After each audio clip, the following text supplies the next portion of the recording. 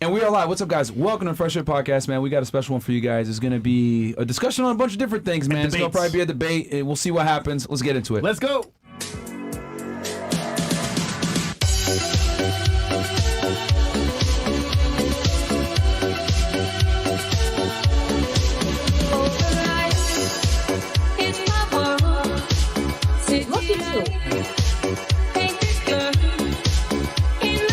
Nobody cares, bro. Get out. Get out.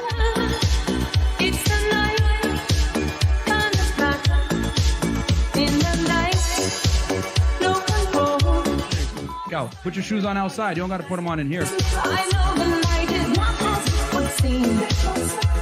I must believe in something, so I'll make myself believe it. This night.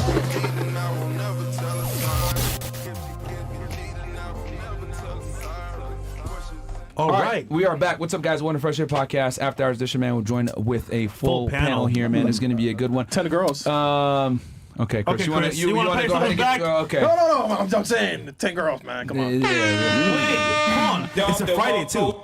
Good job, Chris. Yeah. He couldn't even wait until I did my announcements. He had to go ahead and give himself a pat on the back in the first few seconds, man. All right. I'll tell you guys this. I know we're going 50-0, but if you guys make fun of Chris, I'll do it at 20. What? Because you guys were roasted up last stream. That was hilarious. Anyway, quick announcement for getting to the show. Number one, guys, rumble.com/freshfit. As you guys know, we make a bunch of content that might not necessarily be safe for YouTube. We're kind of like in YouTube jail. So go ahead and check us out over there if anything does happen. And then councilclub.tv. And then also, check me out on Twitter, guys. As you guys know, I made a new Twitter, UnplugFitX. Within 3 days of being on there, I got banned. Really? So, but I'm back. He's back. I just tweeted just now. Take his phone away. Don't refresh the page about the tweet I just recently did. I will not. But yeah, just guys, go check it out. UnplugFitX, man. I'm going crazy on there. I'm posting like damn near 10 tweets a day and shit. I'm pretty much just like giving y'all all kinds of sauce on there. Gonna comment on the Zirkus debacle? I did make a comment on it. Oh, you did? Only on Twitter if you guys want to see There you it. go, bro. UnplugFitX. Go check it out. I'm trying to get it to 100K. And it's already at 21 some, and we just started. So shout out to you guys. Good job. Take his phone away, bro. And then CEO Network. CEO Network, man. Hop into that, man. It's a brotherhood. Always adding value. Give it back as well. And we do memberships and masterminds. We did Colombia recently. It was amazing.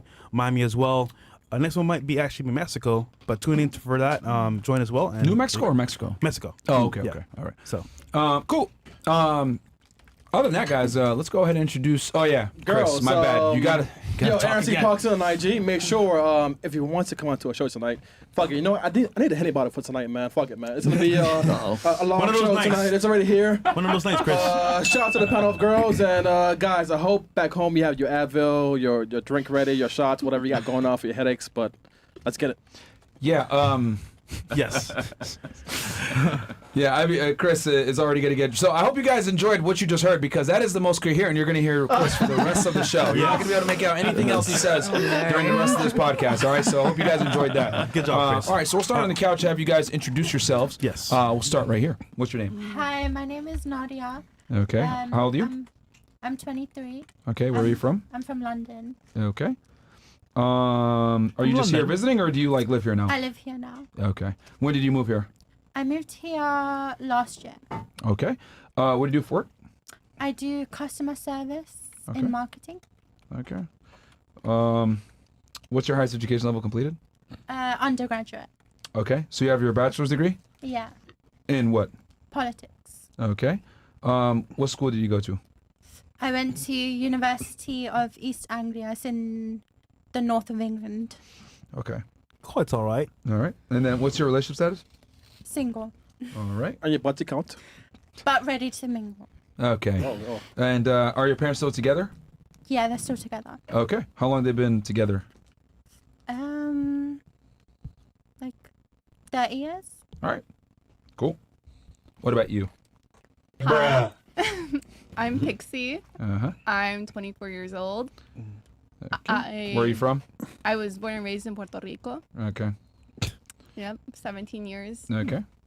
And what do you do for work? I'm a streamer. Okay. And then what's your highest education level completed? Undergraduate degree. Okay. From where and what? University of Florida, and I technically have 3 degrees: philosophy, psychology, and economics. Okay. Okay. And then relationship status? Single, but I have a crush. Okay. Who's your crush? Well, That's it's a you, secret. Fresh. It's, Is he a streamer? No. Okay. All right. well, we brought Rolo here for you. No. Do I count as a stream? And then are your parents still together or are they divorced? They are still together. Okay. For how long? Like, I think 30 years around there. All right. Cool. What about you? Hey y'all! Mm. Hi, my name is Paige. Paige. Okay. With an I in the middle? Yes. Okay. How old are you? 26. All right. Where are you from? Born in Jamaica but raised in New York. What part of New York you from? My family moved to Brooklyn and then I was raised in like Mount Vernon. Okay. Not too far. What do you do for work? I'm a clinical engineer. Okay. And then what's your higher education level completed? A bachelor's of science and Okay. biomedical engineering. Okay. Cool. Relationship status? Single. All right. And then are your parents still together? Yeah, they've been together my whole life. All right. So 26 years to your knowledge, maybe longer. Exactly. All right, cool. Cute. What about you? Hey everyone, my name is Amy Dangerfield. I'm 20. Thanks, Chris. I'm 28 years old. I'm from Australia. Boo. Oh, I'm genuinely curious. Are you guys going to make fun Sterling of the says you're accent not. as much tonight with another fellow Aussie on the panel? I'm really curious. No, they would never. They would never. Fake accent. Me? She's a fake. Me? She's a, Don't do that. There's a big blonde. rumor going on right now. You're fueling Her it. Please accent stop. is completely false. It's fake. Please stop. Wrong. No, It's not I real. lived there my whole life, bro. Oh my god. Domesticated. Sorry, Myron. What's the next question? No way. What part of Australia are you from? Gold Coast, Queensland. Doesn't exist. But I Fake was place. actually, funnily enough, funnily enough, I was actually born in Stirling, Australia, Also named fake. after this Doesn't guy. exist. Oh my gosh. Okay. What do you do for work? I am a Wrestle program crocodiles. and I'm also a program director for Patrick Bet-David at Valuetainment. Oh shit. Okay. All right. Shout out to Recent thing, Nice. yes. All right. That is a real thing. Thank All right. you. And then highest education level completed? Associates in Justice and Legal. All right. Which is the Criminal CJ justice, basically. CJ equivalent in America. Yeah. Okay. Relationship status? Newly in a relationship. Okay. Congratulations. How long have you been Thank you. together? My ex actually just asked me back out on our 4-year anniversary. What would have been our 4-year anniversary, which was just Okay. very recent. Now that you got a job. Okay. Now that I got Yes, you got. You got money now. Okay. And then are your parents still together? my dad passed when I was quite young. Okay. So I'll just put widowed. NA. Yeah. Yeah. NA. NA, not I'll just put applicable. your mom was widowed. Okay. What about you? What's your name? Hi. Sorry. God damn. Hi, my name's Lexi. I was originally born in Florida, but I'm from like the Philly area now. Okay. How old are you? I'm 22. Okay. And you're from Philly, you said originally? Yeah, I'm not a city girl, so like the suburbs of Philly, but I was born in Florida, the Tampa area. Where? Like Drexel Hill? What are we talking? I was born in Dunedin. Okay. Yeah, you weren't kidding. It's middle of nowhere. All right. Okay. But you live in Miami now, you said? No. I still live in the Philly area. I'm here on vacation. Okay. All right then. What do you do for work? So I'm a school bus driver, but I'm also in the Army National Guard. Nice. What's that like, man? Telling kids to sit down and behave and shit. So Because that's a tough job. Fuck them kids. That was my dad's job. actually, my kids are pretty awesome, and I have an aide Okay. because we have some special needs kids. So honestly, like I don't have to hold it down. Like she just holds it together. I just drive. It's Okay. awesome. Nice. What's your MOS? I'm a 15 Quebec. I'm an air traffic controller. Oh wow. Okay. Wait. Oh, okay. You can drive? What the fuck? Yeah, I have my CDL. Okay. Yeah, she directs air traffic too. You said Even scarier. you said you're Army National Guard? Yes. Okay. All right. Do you have a PPL? PPL? Private pilot's license. No. Okay. I would never go to SEER school. Oh God. Just out of curiosity, if your MOS is your air traffic controller, why don't you do that in the civilian world? It's super stressful, and is. the Army sets you up for failure. So they, even though shit. they train you to be an air traffic controller. They don't actually set you up to be able to take it to the civilian side. Yeah. Only the Air Force really gets to because they deal with actual planes. We just deal with like helicopters. Ah. Yeah. Okay. 'cause so Oh, many you're people with are a getting out. cavalry unit. Okay. Like, No, I'm the. I think it's like 18th ID. okay. Okay. Because, yeah, I mean, air traffic controllers, it's a six-figure job, but it's typically always in the top 5 or 10 for most stressful jobs. Yeah, it's blood money. Yeah, it's very difficult. But, you know, yeah, it's a good gig. It's Okay. a backup job. All right. So, highest education level completed? So I'm currently a student pursuing my bachelor's, but completed high school so far. Okay. What are you studying? Psychology, but I would like to get my master's in teaching English as a second language. Okay. And you're obviously on your GI Bill, so it's for free. Yes, sir. Nice. good. Okay. And then relationship status? I am in a relationship with an open relationship with my boyfriend. He's actually watching right now. Okay. All right. Oh, okay. Wait, open on whose end? All right. Both ends. Oh, shit. Stupid. He does OnlyFans, so like. He does OnlyFans? Yes. You don't? No. This will be fun. Let's see. Oh, interesting dynamic. Okay. Gay content. So it's open on both of your ends. Yes. Now, you can see other men and he can see other women. Yes. Okay. Question: do you actually see other men? Not really. Like I can, and sometimes I do, but not really. I don't Okay. have much interest in So it. you do. So you do.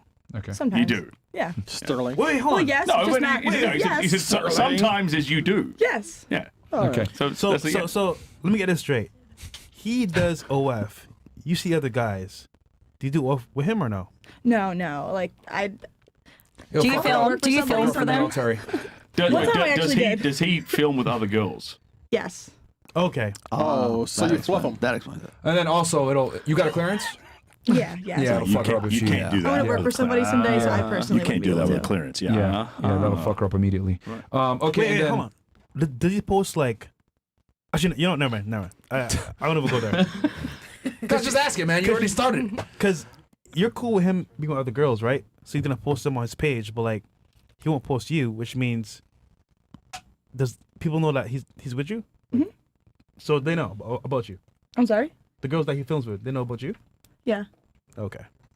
I was wondering because like in that dynamic, he's single, so to speak. Yeah. Yeah. It's very. A lot of people don't agree with it. I understand. Yeah. Okay.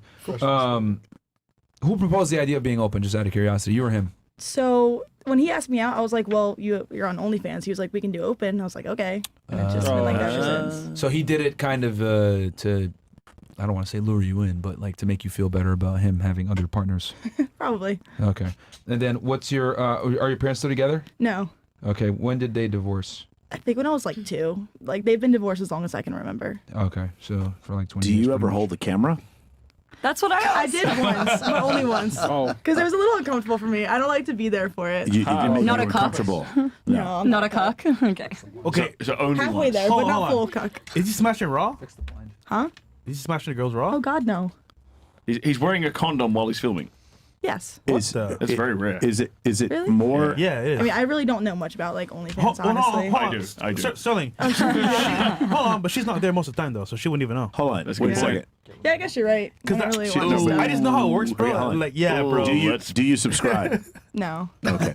I don't personally care does to it make watch. does it make you more uncomfortable if she's more attractive or less attractive? Yeah. More uncomfortable. Yep. If I she's mean, more they're attractive, if usually, she's more like- attractive, then it makes you more uncomfortable. Yes. Okay. Correct. Yes. If I'm gonna be honest. That's, Okay. That's always the answer. Yes. Makes sense. I'm not gonna sit here and lie. I mean, yes. It's still like a little uncomfortable whenever it happens, but like he wants to move away from it eventually, and like it makes him good money, so I don't want to hold him back from that because I see a future with him, hopefully. So I'm willing to deal with it now for the future. Okay. What about you? Most of you guys recognize me, Jasmine Jafar, the 304 lawyer, the lawyer who does OnlyFans. I'm 28. Where are you from? Portland, Oregon. Highest level of education is a Juris Doctor, and my parents are still together. Okay. Cool. And then, relationship status? Single. Okay. Figures. And then you said your parents are still together. How long? Probably like 32 years now. Okay. Yo, chat saying castle right now. I mean, you guys asked me Just back. started. I wasn't planning on talking to you guys again. You guys asked me. Yeah. Well, like I said before, they just didn't want you on last time in the chat. That's what the chat said. What about you? Already putting cats on? Yeah. What the fuck, man? That's an introduction. I'm sorry, Jasmine. I don't know you, but what the fuck is this? They don't like me. Yeah, What did you say last time that pissed him off so I much? said that college-educated women are less likely to get divorced, which is true, and they didn't like that. All right, that's fine. Well, that's not all. No, said that's more than literally that. what happened. You said one thing. I said that, and I said age gaps also increase your likelihood of divorce, and then I said look it up, and he said the chat says it's wrong, and then I said why instead of listening to your illiterate chat, why don't we look it up? And they said I had to go. That's actually like you guys can check. She's leaving out a lot, but that's fine. I feel like this is coming anyway, so let's just maybe So I move checked on. before I came back. I said, "Are you guys okay?" They said, "Yeah, we won't kick you off." Okay, but you know. Sorry for being curious. Let's Yeah, go for it. let's move on. No. You guys are fine. It's gonna come up anyway. So. By the way, we got a big super chat. Oh, shout out to Wayne. He goes, "Welcome to the Avenger Damn, son. Brain. What shit? Brain Trust? Trust on FNF. Let's have a great show tonight. Shout out to you, Wayne. To the Avenger Brain. Trust on FNF. Shout out to Wayne, man. Yo, man. Yeah, well, glad to have you back, bro. It's been a while. Okay. Oh, he's still been active? Yeah. Okay, just under a different name, probably. No. He just be commenting in the chat. He's modding stuff. Oh, okay. Thank Shout you, out to you, Wayne. Wayne. Thank you, Wayne. What about you? What's your name? Hi, I'm Gabby. Okay. How old are you, Gabby? I'm 21. Okay. Where are you from originally? Miami. Okay. Red flag. Are you Caucasian? No, my dad is Cuban, Oh, so okay. I'm Hispanic. Yeah. All right. I was about to say. We don't have this in Texas. There's Yeah. all these blonde women from Cuba. Like, we don't. In Texas, we just have Mexican women who look Mexican. Yeah. We don't. Here, there's no Mexicans. It's just Cuban women who look blonde, and it's Yeah. very confusing. Gabby, your cross is not showing properly. Thank you. There we go. What do you do for work? I'm a full-time student. Okay. What are you studying? Psychology. Okay. You can drop if you want. Where at?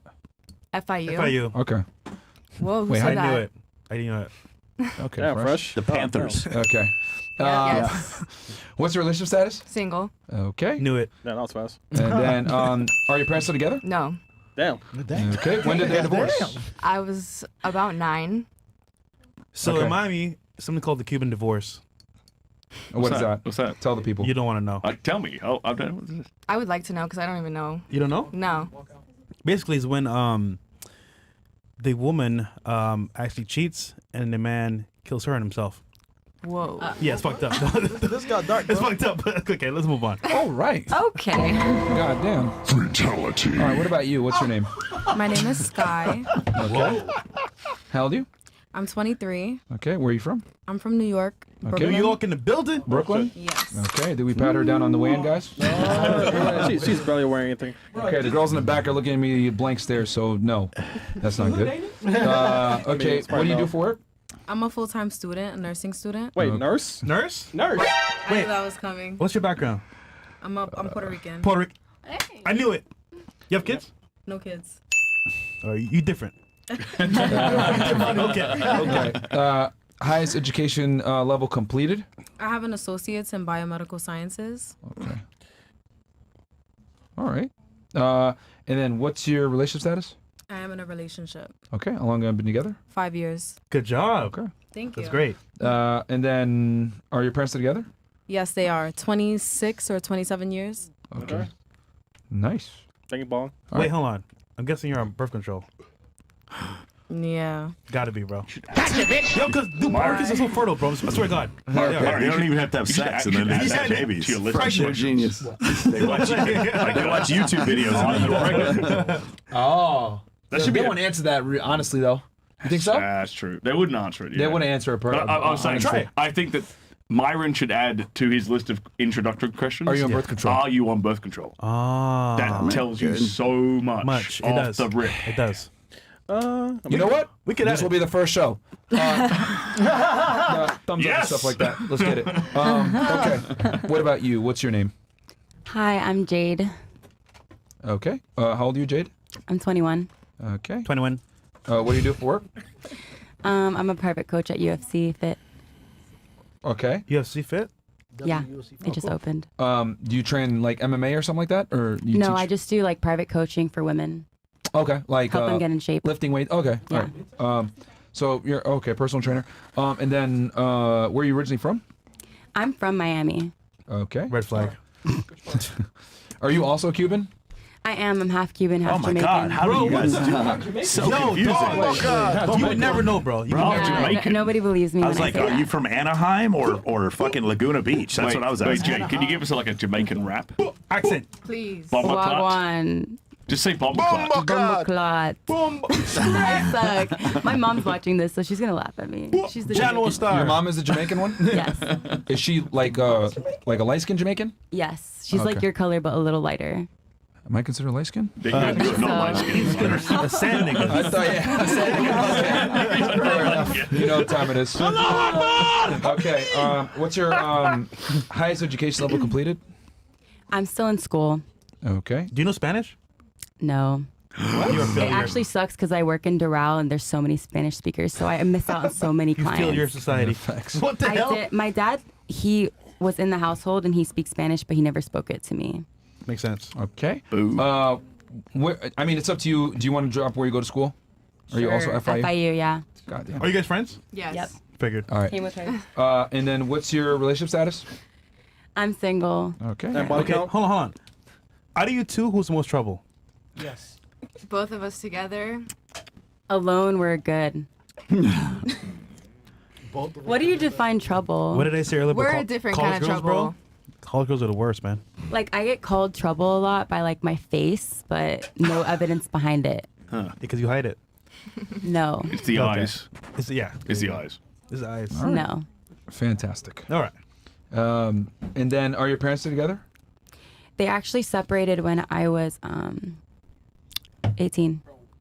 So 3 years Okay, ago. so literally 3 years ago. Okay, but your childhood was with both of them. Mhm. Did you already were you in college or did you or was it before you went to college that I they was divorced? transitioning into college, yeah. Do you think they waited until you were transitioning for them to divorce? I don't think so. It wasn't like that. It was a series of events that happened because we moved around a lot, and it just was like Okay. financial stuff. They So you didn't saw want it me. coming. Oh yeah, I was trying to get my mom to leave him. Wow. You were trying proactively. Yeah, because I was just very defensive for my mom because I knew she was in the right as a kid. What did he do? He was just very like, Machismo? no, he was just very Bomba clot. loud and verbally, Abusive? he would just curse a lot and make like a big deal out of small things. Tell me, did he hit her or cheat on her? He cheated on her, I think, once when I was when I was in the belly. Okay. She stayed. Definitely Did he hit her? I think there was like a time, but Okay. it wasn't. Hey, man, he's Abusive Jamaican, man. That's what it is, man. Definitely Jamaican. Suck it up. Well, the mom's the Jamaican one. Yeah, my dad is the Cuban. Yeah. Oh, shit. Got it wrong. Cuban It's usually the other way around, but divorce. in this case, this is a rare case where yeah. Luckily, there's no Cuban divorce. Luckily. Yo, they don't play, bro. I'm telling you. Oh my God. Dude, they don't What play, the bro. fuck, man? I've never heard It's of a real that. thing. It's a real thing. Okay. Okay. What about you? Welcome back. Thank you. Hi, I'm Candace. I'm 26. I'm from Texas. I do OnlyFans. Oh boy, here you go, Mike. She belongs to the streets. Nah, hook 'em horns, man. What's your highest education level completed? Some college, Okay. Which so, but What you college? Oklahoma State. God damn it. Oh, you lose. Oh shit. Okay. And then relationship status? It's complicated. She belongs to the streets. No, actually, I had two guys last night. A guy last night and a guy today asked me to be their girl, so I just got to choose. Oh, wow. Are you sleeping with either or both? Well, one of them no, and then one of them is a guy I was dating, and then we took like a month break. Well, I left him. A And I guy was- who you haven't slept with is asking you to be his Yeah. girl? Yeah. Wow. Pussy. That's interesting. I mean, interesting in that it's probably not very smart, but it's interesting. That is scary. Okay. Anyway, hook 'em. So high school highest completed because you didn't get to finish college, right? Yeah. Stupid. Well, there's a funny No. story behind that one. You mean the face? Yeah, I don't know if she wants to tell that Yeah, story. they're already saying it in the thing. Oh, they know who you are? Yeah. Oh shit. Wait, who? Okay, real quick before you tell that story. And then are your parents still together? No. Okay. When did they divorce? When I was 10. All right, so for 16 years. All right. Go ahead, tell them the story. I just got kicked out for accidentally doing blackface. Oh yeah. Wait, you got kicked out Yeah. How do you accidentally do blackface? I didn't First off, how do you get kicked out of anywhere in Oklahoma for doing blackface? That's what I She's said. back. No, I just like had a black beauty mask on, and I put it on Snapchat when he says he only likes black girls, and somebody screenshotted it, put it on Twitter, it went viral, and yeah, I lost my scholarship, so I had like a 4.0 and a full ride, like. Wow. Yeah. Yeah. So now OnlyFans. It's like, fuck it, I'll do It's OnlyFans. evil, bro. I'm telling you, bro. That's rough, though. Yeah, it's crazy, man. Careful, Myron. Careful. Well, they already locked my account after a day. Can I ask one please. brief follow-up question? Did you apologize or not apologize? I gave the lamest apology. Like, I gave so many apologies. Stop. That's it. You apologized. Yeah. That's the error you made. Right. Yeah. Don't apologize. Yeah. Ever. When the public comes after you for some random bullshit, just hold your ground. The woke mob. Yeah. Because they're gonna call you a bigot. They're gonna call you a racist. They're gonna call you all these things. Just hold your ground. No, it was funny. Am I correct? Well, not apparently, no. Okay, well, whatever. But still, holding your ground is always better than apologizing. Because the moment you apologize, you admit that you were doing something wrong. Yeah. Even though you weren't. You didn't intend to do something wrong. You did not have the intention of offending people. So you didn't actually do anything wrong. Yeah. And by apologizing, you're only validating their side of the argument. So never apologize. Ever.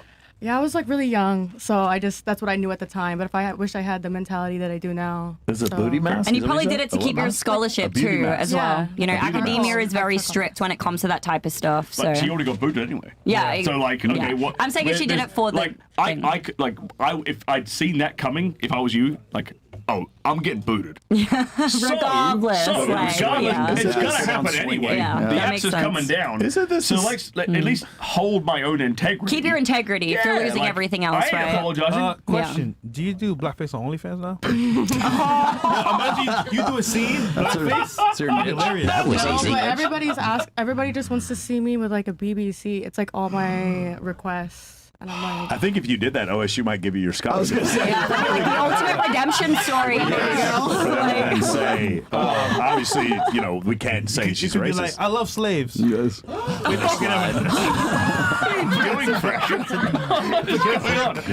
right, I like this. worse. I like where this is Don't going. make it worse. Should I go get my costume? No. Okay, guess You the will honor. lose your Twitter. Was it OSU the same school that let Tyreek Hill beat the crap out of his baby's mama and they didn't kick him out, but they might kicked be you? OU. Was that No, OU? That was Tyreek Hill, I think, went to OSU, didn't he? Oh, Most damn. I'm Yes, he pretty did. sure he did. Yeah. Yes, he did. Without further ado, though, guest of honor. Please tell us who you are. Hi, my name is Michael Sartain. I host a very offensive podcast in Dallas, and I'm Zerka's personal trainer. Yes. I was waiting for it. Okay. I'm Raul Tomasi. I'm Zerka's personal athletic psychologist. Gotta get him back. Gotta We're get still doing his this, head okay. right in the the author of The Irrational Male, all 5 of them. I am Stirling Cooper. I am a sex coach primarily for men, but also these days lately I've been educating women on how to please and be better in bedroom in general. And apparently I am Zerka's celebrity nutritionist. Yes. There we go. Oh, wow. There you go. Okay. We miss you, brother. And retired porn star. Retired and repenting. We have lots of work to do. Okay. You're repenting. R&R. Do you like when people bring that up or no? Say what? Like, for example, let's say they say X P star, right? Come on. Do you like them bringing it up? Speak English. Ah, nigga. Do you like them bringing it up or no? I don't know. Fresh, of course. I mean, Chris. Nigga, you the host. Is that good or no? Say it again.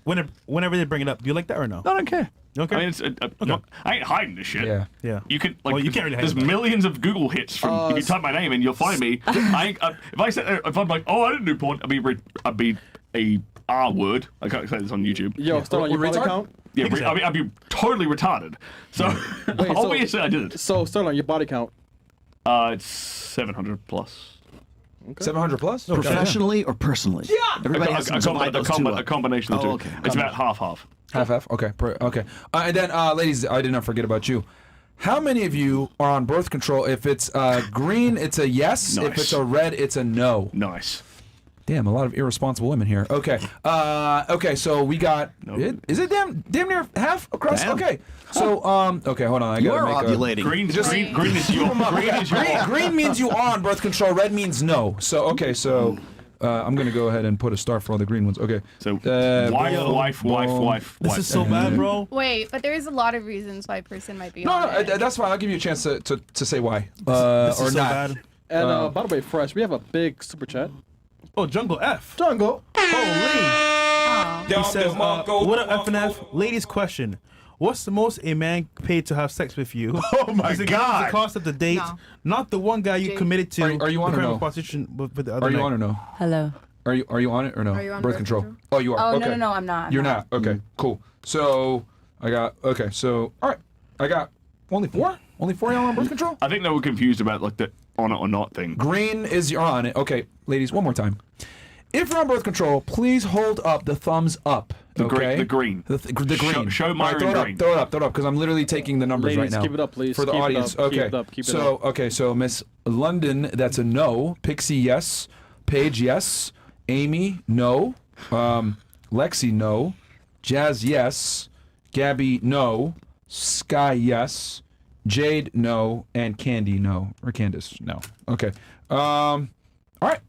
Did anyone want to say something about? Yeah, the about it? super chat. Oh, okay. Raise it up again. Okay, okay, go ahead. I just wanted to say, like, there's a lot of reasons why somebody might be on birth control. Like, personally for me, like, my cycle was going crazy. I was having really strong periods. It was getting in the way of me functioning, going to work, going to school, doing anything once a week, every month. Like, so it helped regulate it. It helped take away a lot of the problems I had. And honestly, I'm as successful and has gone as far as I have today because of that. Can I respond, Chris? Go for Sorry. it. I would say, like, all the issues you were having, the problems you might have been having, totally legitimate. Yeah. But there are more natural ways to combat that than getting on hormone birth control. Like, in America, they have a problem where they will prescribe you drugs, like doctors in particular. And this is not your fault, by the way, not your fault. But the medical system in the USA has a habit of prescribing drugs that are prescription drugs that are continuously taking to try to fix a problem you have because they make a profit on it. Yeah. And I think you would have been able to fix the whatever the problems, issues, whatever you have naturally, very naturally through diet, nutrition, and in a long-term context, rather than I take a pill right now and it feels better, versus I adjust these things in my lifestyle and nutrition over the next 3 to 6 months, and I see the same result, but I see that result forever, right? And I'm not dependent on a pharmaceutical drug. Yeah. So that's all I would say.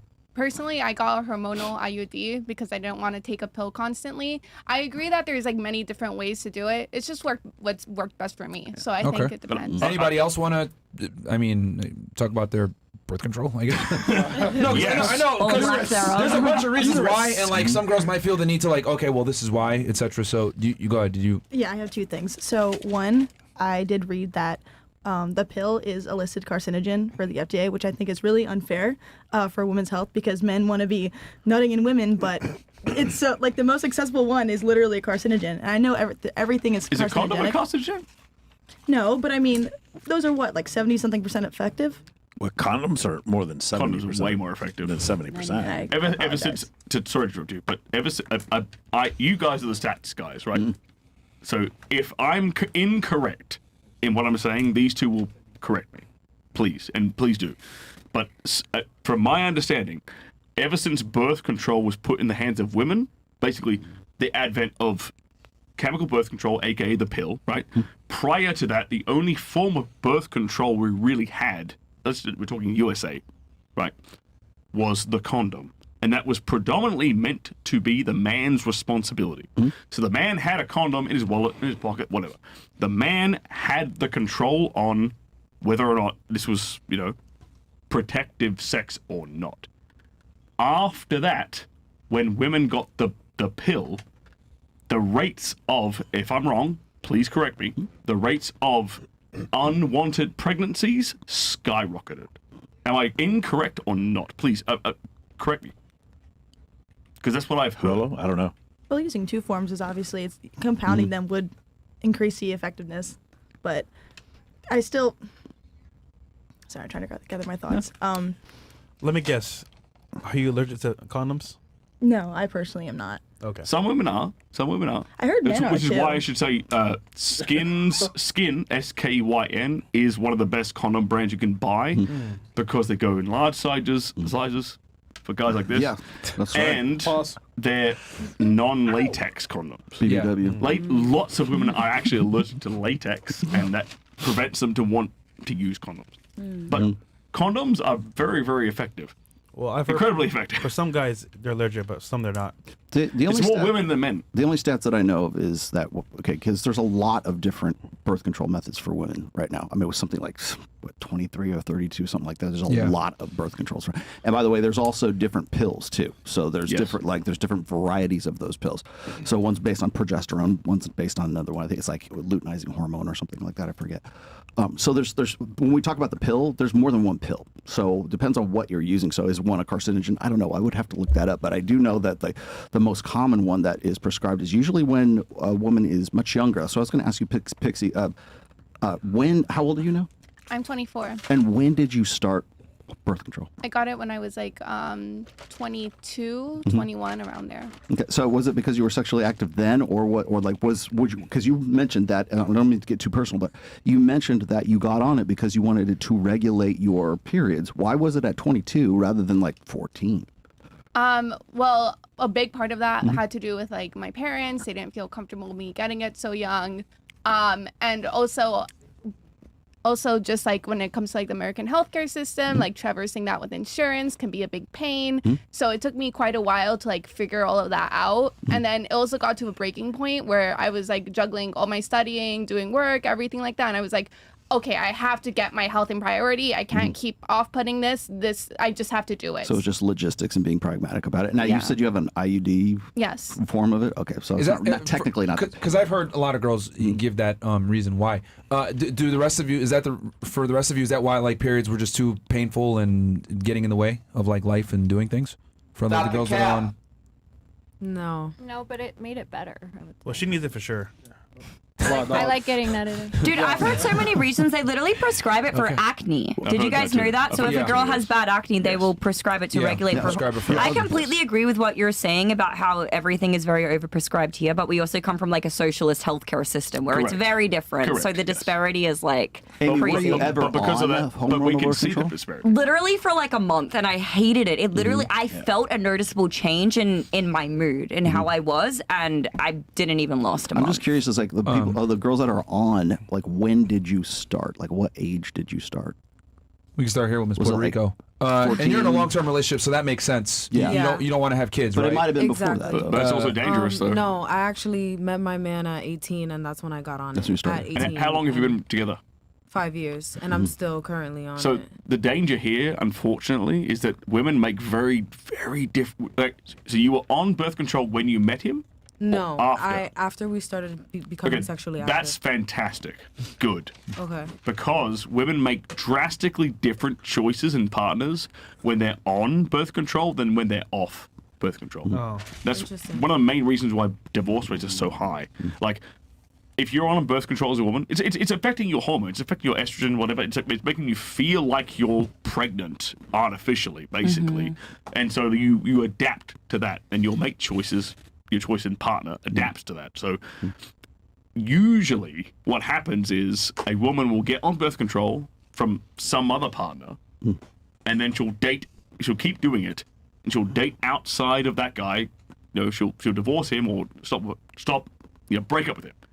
And she'll keep going around, and then she'll get with a guy, decide to have kids with him, and when she gets off birth control, she will break up with him because she no longer finds him attractive. Because birth control will drastically change how you perceive guys.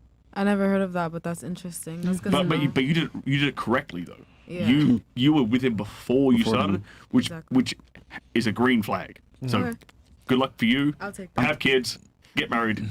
I wish you the best of luck. Thank you so much. And then for you, you said you just want to get nut in, right? I was on it since Professional 19. decision. You said professional decision? Speak into the mic. Yeah, I got on it when I was like 19. Okay. And then what about you? Was it for professional reasons or? So I actually got on it when I was with my very first boyfriend. So, okay. Yeah. And I just stayed on it because I didn't want to have to go back to having the cramps. Sorry. Gotcha. Yeah. Okay. Wait, so you're not fucking? No. I figured. Cross cap, bro. Well, actually, no. I don't believe it, man. What? Makes sense. All right. Fantastic. I'll read the chats and then We had Jungle. What? He was first. Jungle? Yeah. Yeah. That was $500. Oh, shout out to you, Jungle. What up, FNF ladies? Question: what's the most a man paid to have sex with you? That the cost of the date, not the one guy you committed the crime or prostitution with the other night. Okay, so what's the most a guy has ever spent to take you on a date? So we'll go with that. What about we'll start? Actually, yeah, we can start here. We start here. Go ahead. What's the most a guy's ever spent to go on a date with you? Like spending on a date. Yeah. Or even like before. a first date or like. Or even like before, like you said, yo, pay 20, 10 just to go on a date. I think first date's better. Yeah, he's saying paid to have sex with you, but I mean, well, has anyone here ever like charged a guy to fuck them? They want to admit it. No. I don't want to admit it. Yeah. Nobody would admit Yeah, it. they ain't gonna admit that. Don't admit that shit. Come on, man. Come on. So we'll just go ahead and say, On a date. yeah, to have sex. The most they spent to have sex with you, like how much you made them spend, like on multiple dates, etc. To get at it. Yeah, to get at it. There we go. I think that's the better way to put it. I It don't could have like- been 3 dates. He spent $1,000 or whatever before you hooked up with him. I don't like watch what they're spending on me, Yeah, but I makes mean, sense. people have spent like thousands of dollars. Like I don't know, either like buying a section or buying a.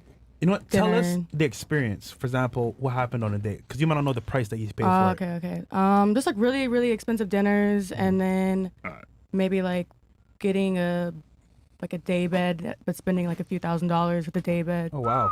And stuff like that. So. What? A day Like bed? a day bed at the, like a Like a hotel?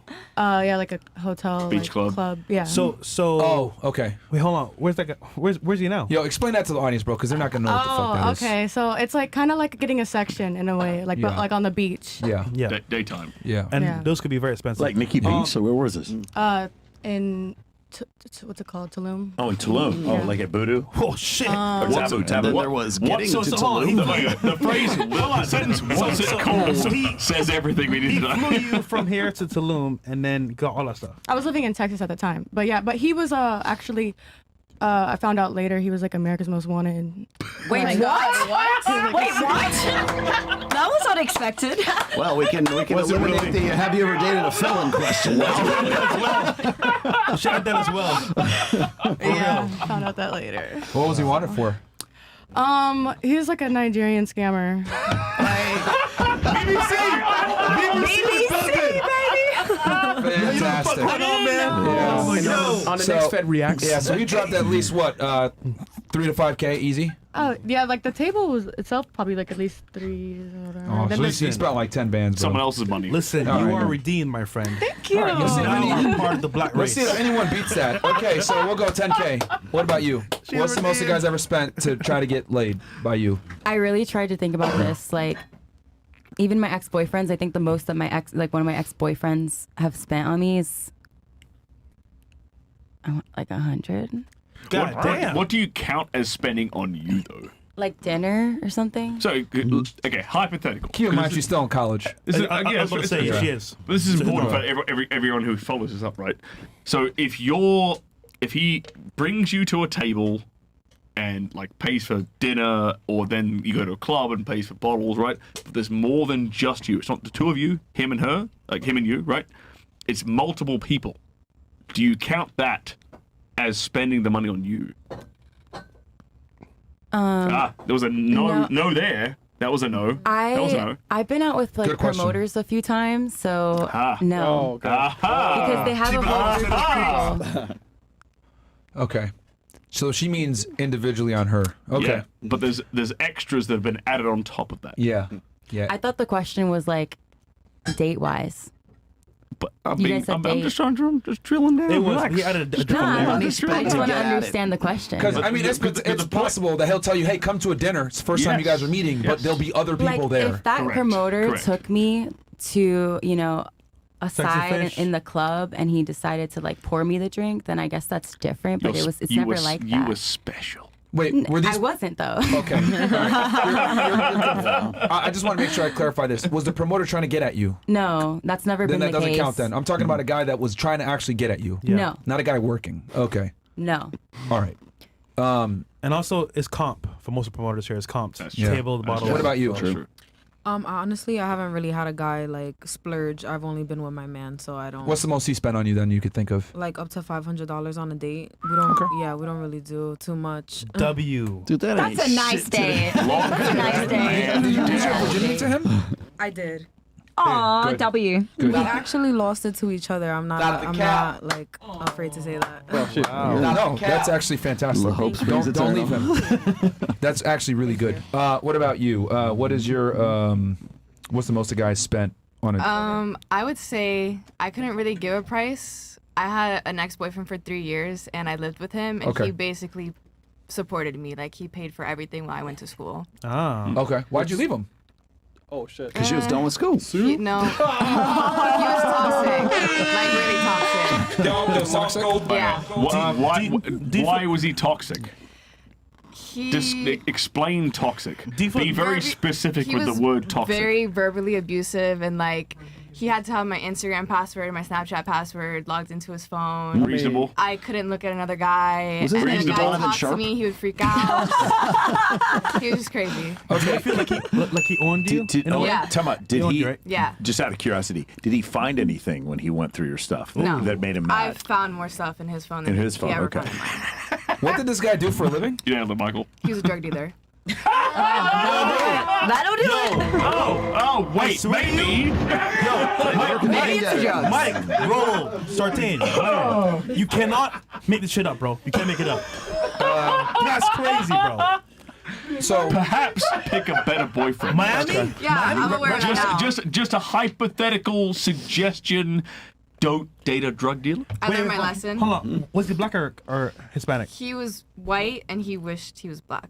One of those kind of things. So he's what do you call that? A wigger? Yeah. Wigger. Okay. Fantastic. So We don't really have those in He- Australia. what would you say roughly he spent on you in the 3 years that you guys were together? 50K? 100K? A lot. A lot. Yeah. Did he buy you gifts and shit? Blood All money. the time. What was the most expensive gift he bought you that you can remember? Maybe it was a bag, jewelry. Did he buy I you a don't lot know. of jewelry? He would just buy me, like, if I wanted clothes, he would buy okay. me clothes. Mm. But anything we ate, he would pay for it. Just literally everything. I mean, he can't put it in a bank, so yeah. All cash. Full of Rolexes. What about you? What's the most the guy spent on you to get laid? Honestly, not much. Money isn't super impressive to me, so not Okay. much. So can you give us a number at least? I mean, I've gotten a lot of offers, but no, I mean, I've always grown up privileged. I was always rich either through my parents and now through me, so I never really. What would be like the most expensive dinner you think you've ever gone to? Most expensive what? Dinner. Maybe a couple hundred to 300, maybe. Your whole life? Yeah. Like that a guy took me to, or Yeah. that I've been Yeah. maybe like 400. I don't know. All right. Yeah, I told you I grew up so like money. Like the other day, I thought a banana cost $3. That's how out of touch I am. How much does I'm it being cost? honest. I don't know. I guess you could get a lot. Yeah. I mean, I couldn't answer that question either. How much is a banana? I don't know. I don't eat fruit, so. Okay, so I'm not crazy. Okay, because I didn't know. Yeah, easy mode. Okay. All right, easy mode. What about All right. What about you? Kind of similar, except I didn't grow up privileged. I used to smash for free, so I didn't really have to go on dates. Like, if I'm gonna be honest. What's the most they spent? I don't know. I'm like Little Miss Girl Boss. I always go halfsies, like with my boyfriend or anybody else. Yo, like people don't really pay for honesty. me. Hey, Smash for free. Why pay for it? You're I like it. you're like an E3, an E4. What are Yeah, you? E4. You're an E4. Have you ever had your testosterone levels checked?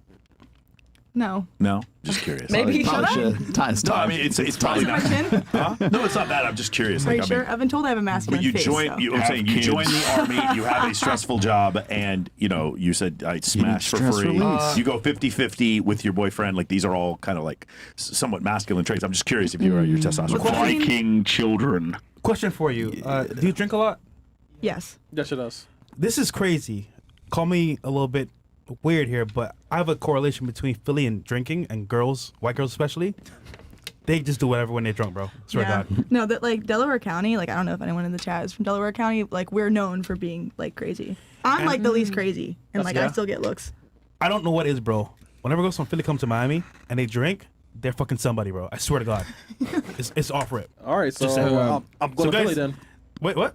I'm going to Philly then. Fuck Chris, it. don't It's fuck like a you, bro. PA thing, I think. Like most of like Yeah, the drug and that's alcohol Scottsdale. arrests happen at college. All right, so that you can recall, what's the most that they spent that you could think of? Max like 200, 250. Okay, maybe a nice dinner. All right, what about you, Amy?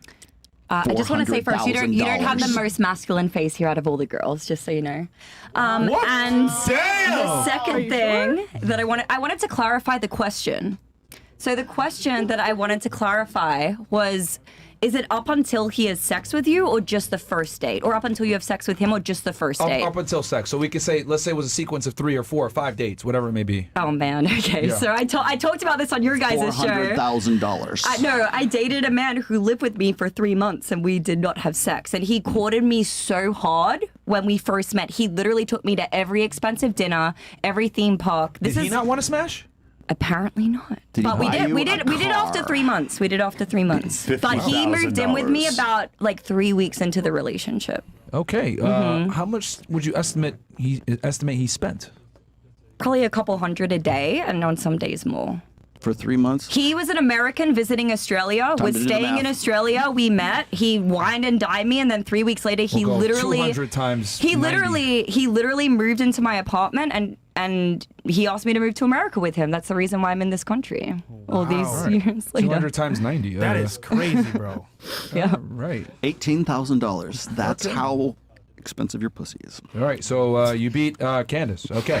What about you? Unless Candace, you could think of something one up it. All right. I What mean, about I you? do. I mean, I do have a guy that didn't have sex with. That was also, I think he was in the Russian See, mafia. now it's a though. competition. Oh, yeah. Wait a minute, I just remembered one guy. Well, the question was confusing. It was like a month. It wasn't 3 months, but it was like a month that we did the same thing. Like we spent every day together going to flying me out to places. and Right. All right. That's dinners different and versus stuff. one date. So the girls may be confused and may have not answered correctly on the basis of that. It's not one date, but up until I did sex. clarify it in the beginning, like up Okay. until. It could have been a sequence. It could have been 3 dates, whatever. But yeah, how much did your guys spend then, Candace? I don't know, but Russian it guy. was only 1 month, so it was Only 1 probably. month. Oh. It's always only when they don't pay for it. Okay, what about you? What's the most you guys ever spent? $18,000. So similarly, if a guy spends a lot of money, that I'm not necessarily having sex with him because of that. So the most somebody has spent has been a boyfriend, and we took a trip to Miami actually. How much did that cost? I paid for my plane ticket, and he pretty much paid for the rest. Like he got me a pair Wait, of he made you pay for a sneakers. ticket? I mean, I paid for my ticket. Like he wasn't. Hell, boyfriend, man. He wasn't that like man, he's rich or anything. I Okay. appreciate the fact that he wanted to even. How much do you estimate? Probably a couple thousand, or what'd y'all do? Did y'all do crazy shit? No, I would say a couple hundred. We went out to dinner, and he got me a pair of sneakers, some Hirachis. All right. Yeah. So It I'll wasn't put anything crazy. 700. That was or some nice. shit. All right. At least. Love Hirachis. What about you? Yeezys. I would say same. I had an 700? Huh? 700 or? Around there. I had an ex-boyfriend basically who lived in DC, so like he would pay for my ticket so I could go see him and go to restaurants and stuff like that. Okay. He wanted to see you? Yeah, he was my boyfriend. Yeah, fresh. I got fed up, bro. Okay. What about you, Miss UK? $4. How much? I'm joking. Oh. So the most a guy has spent on me, In the pursuit of getting laid. It could have been Get over after 1 it. date, 2 dates, 5 dates, 10 dates. one day, but it didn't like really go to me. So Okay. it was like 4,000. But we went to a strip club and like Okay. he spent it on the strippers in front of me. So Did that make you say, no, I'm good? I went home. So Hold on. Question. Did that turn you on at all? no. How did it make you feel? I mean, like I let him have his fun. Like the stripper was like, "Do you mind?" I was like, "I don't care." And then they went to do a private dance, and then he fingered her. And then I was like, He fingered her. How'd you Yeah. find out that he fingered her? He I told saw you? him. Oh, you saw it? Yeah. So. Wait, how'd they go to a private room and you saw it? Oh, you went with them? Yeah, I went with them. Oh, okay. I guess it wasn't that private. Yeah, it wasn't. Okay. Okay. And what I'm felony pretty was? sure there's some details that are being left out of this story. Yeah, she went to That nigga's wildin', bro. You probably smashed. Did you smash the stripper? Come on, man. I don't know. But I left early. He smashed. He smashed. She was like, she gonna try. Fuck that shit. I'm not gonna get involved. Yo, All right. follow me. My date or stripper? Yeah. Okay. it's Fair enough. Hey. What do we got here? And we're yeah. Okay. Should we? Okay. We got here. Port boiled duck confit goes. The Saint in the center. Marquette absolutely obliterated Jasmine Jafar. He destroyed John Zerka. Dismantled. You have anything you want to say back to that? Go watch it, guys. See what you think. I think it was not how he described it, but All right. We got here the lawyer and Miss Pen Pal on the couch. I swear, bro, the caucasity? No. Yeah, the caucasity of these 3 or 4 kills brain cells. Somebody hit the Jacko pose to get on ISTG. SMH. Oh, Chris. riveting commentary. I swear to God. Love y'all. Y'all save lives. You saved mine. $500,000 a year, gang. Unban me. That's from Cobalt Strike. I don't What'd think you you're do to banned, get bro. banned? Clearly you're here. We got here. Angel Munoz goes, to the OF lawyer girl, this is your last chance to redeem yourself. F&F thanks to all your staff and much respect. Okay. We got here. Myron's subconscious goes, what reason would you or did you use to validate the last time you cheated in a relationship? And if the roles were reversed, would you have accepted your man giving you that reason? And fellas, please translate to womanese. Okay. So did anyone cheat at all? And then what was the reason behind it? How about this? No. Okay, I know what it is. All right. How many of you have cheated before? Let's go ahead and just use the thumbs up first so that we have a body of work here. Green if you have cheated before. If you have ever cheated before. Green if you have ever cheated before. They're never going to admit this shit. Why Only one, man. you lying? Never admit. Why you always lying? Oh my God. Stop your fucking lying. Okay, you know what? Because they're using the male metric. They're thinking cheating like with actual sex. Physically. No. All right, let me go ahead and clarify this. When cheating, just so I, qualify this, it's talking to another guy, entertaining, potentially talking to another guy, going out on girls' nights out, putting yourself in situations to meet other men. All of that constitutes cheating, ladies. Okay. Green. I know some of y'all are like, that's not true, but it's insecure. For the purposes of this podcast, just so that we're on the same, footing here, it means even going out when you have a guy would be constituted as cheating. It's just that most guys don't have the balls to tell you that.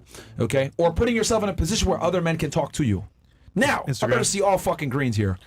Have you ever done that while in a relationship? Any of these things? Bro, I swear to God, man. I will check Instagram right now. I will pull up your IG right now. Okay. Guys, come on.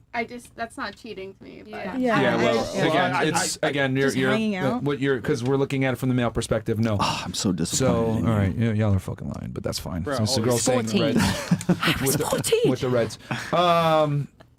Okay, and then look, we'll go back to it, Chris. So now that we know, and hold them up real quick, ladies. Hold them up again, one more time. Hold them up. Oh, God. Remember, have you ever cheated on your guy? And it's with the rules I gave, right? With even talking to another man, etc. Now, if the roles were reversed, would you accept him talking to other women and doing the things that you did and put himself in positions to meet other women? Now, give me a red if you would not accept it. It would be really stupid if I turned this around right now. Someone's catching. Yeah.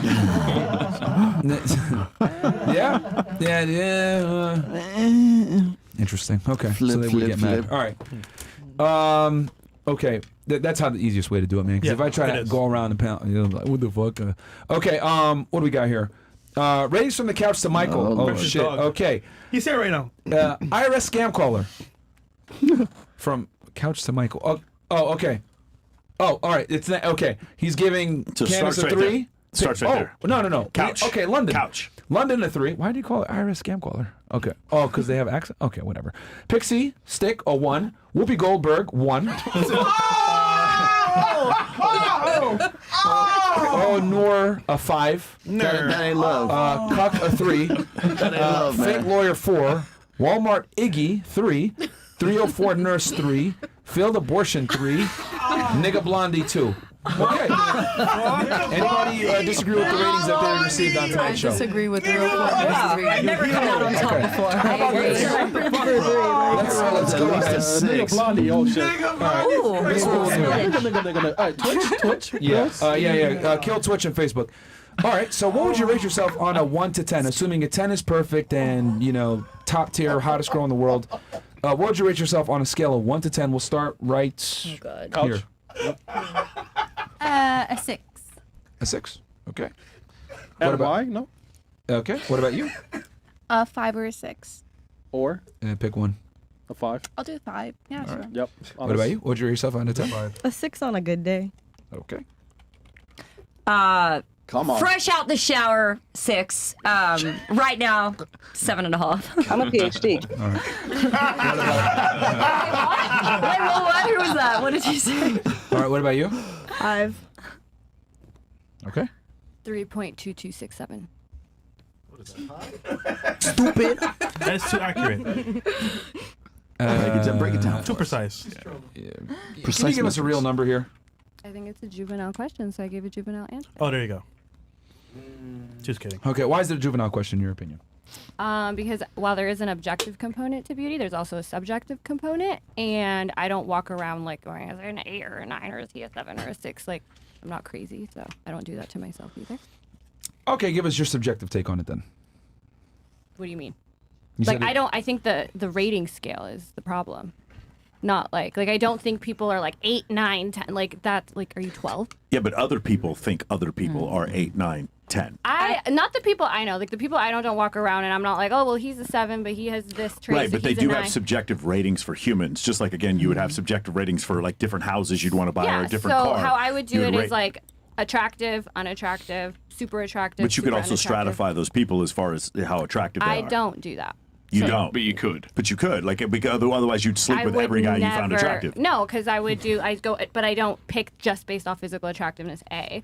And B, I don't go, oh, okay, he's 2 inches taller, so that's 0.274 more, and this is like, I think the No, scale is... correct, but the you would scale is- stratify them. The scale is whimsical and arbitrary to me.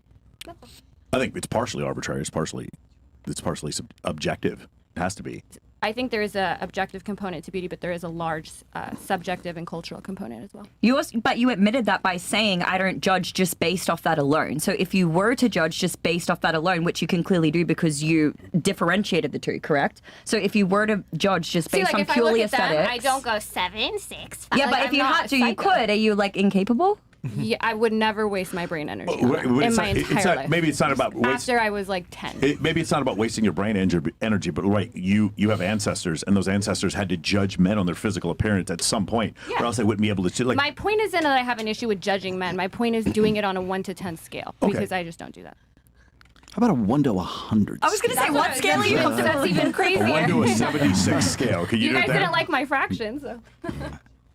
All right. Stupid. All right. Now you see- Now I'll see why 13? they kicked her off last Yeah. time. Like, just being difficult for no fucking reason. Yeah, for no reason, man. You know what I'm saying? That's I'm why. just giving you my honest opinion. No, you kicked me off last time for the stats. Look, I didn't. Let me make this extremely clear.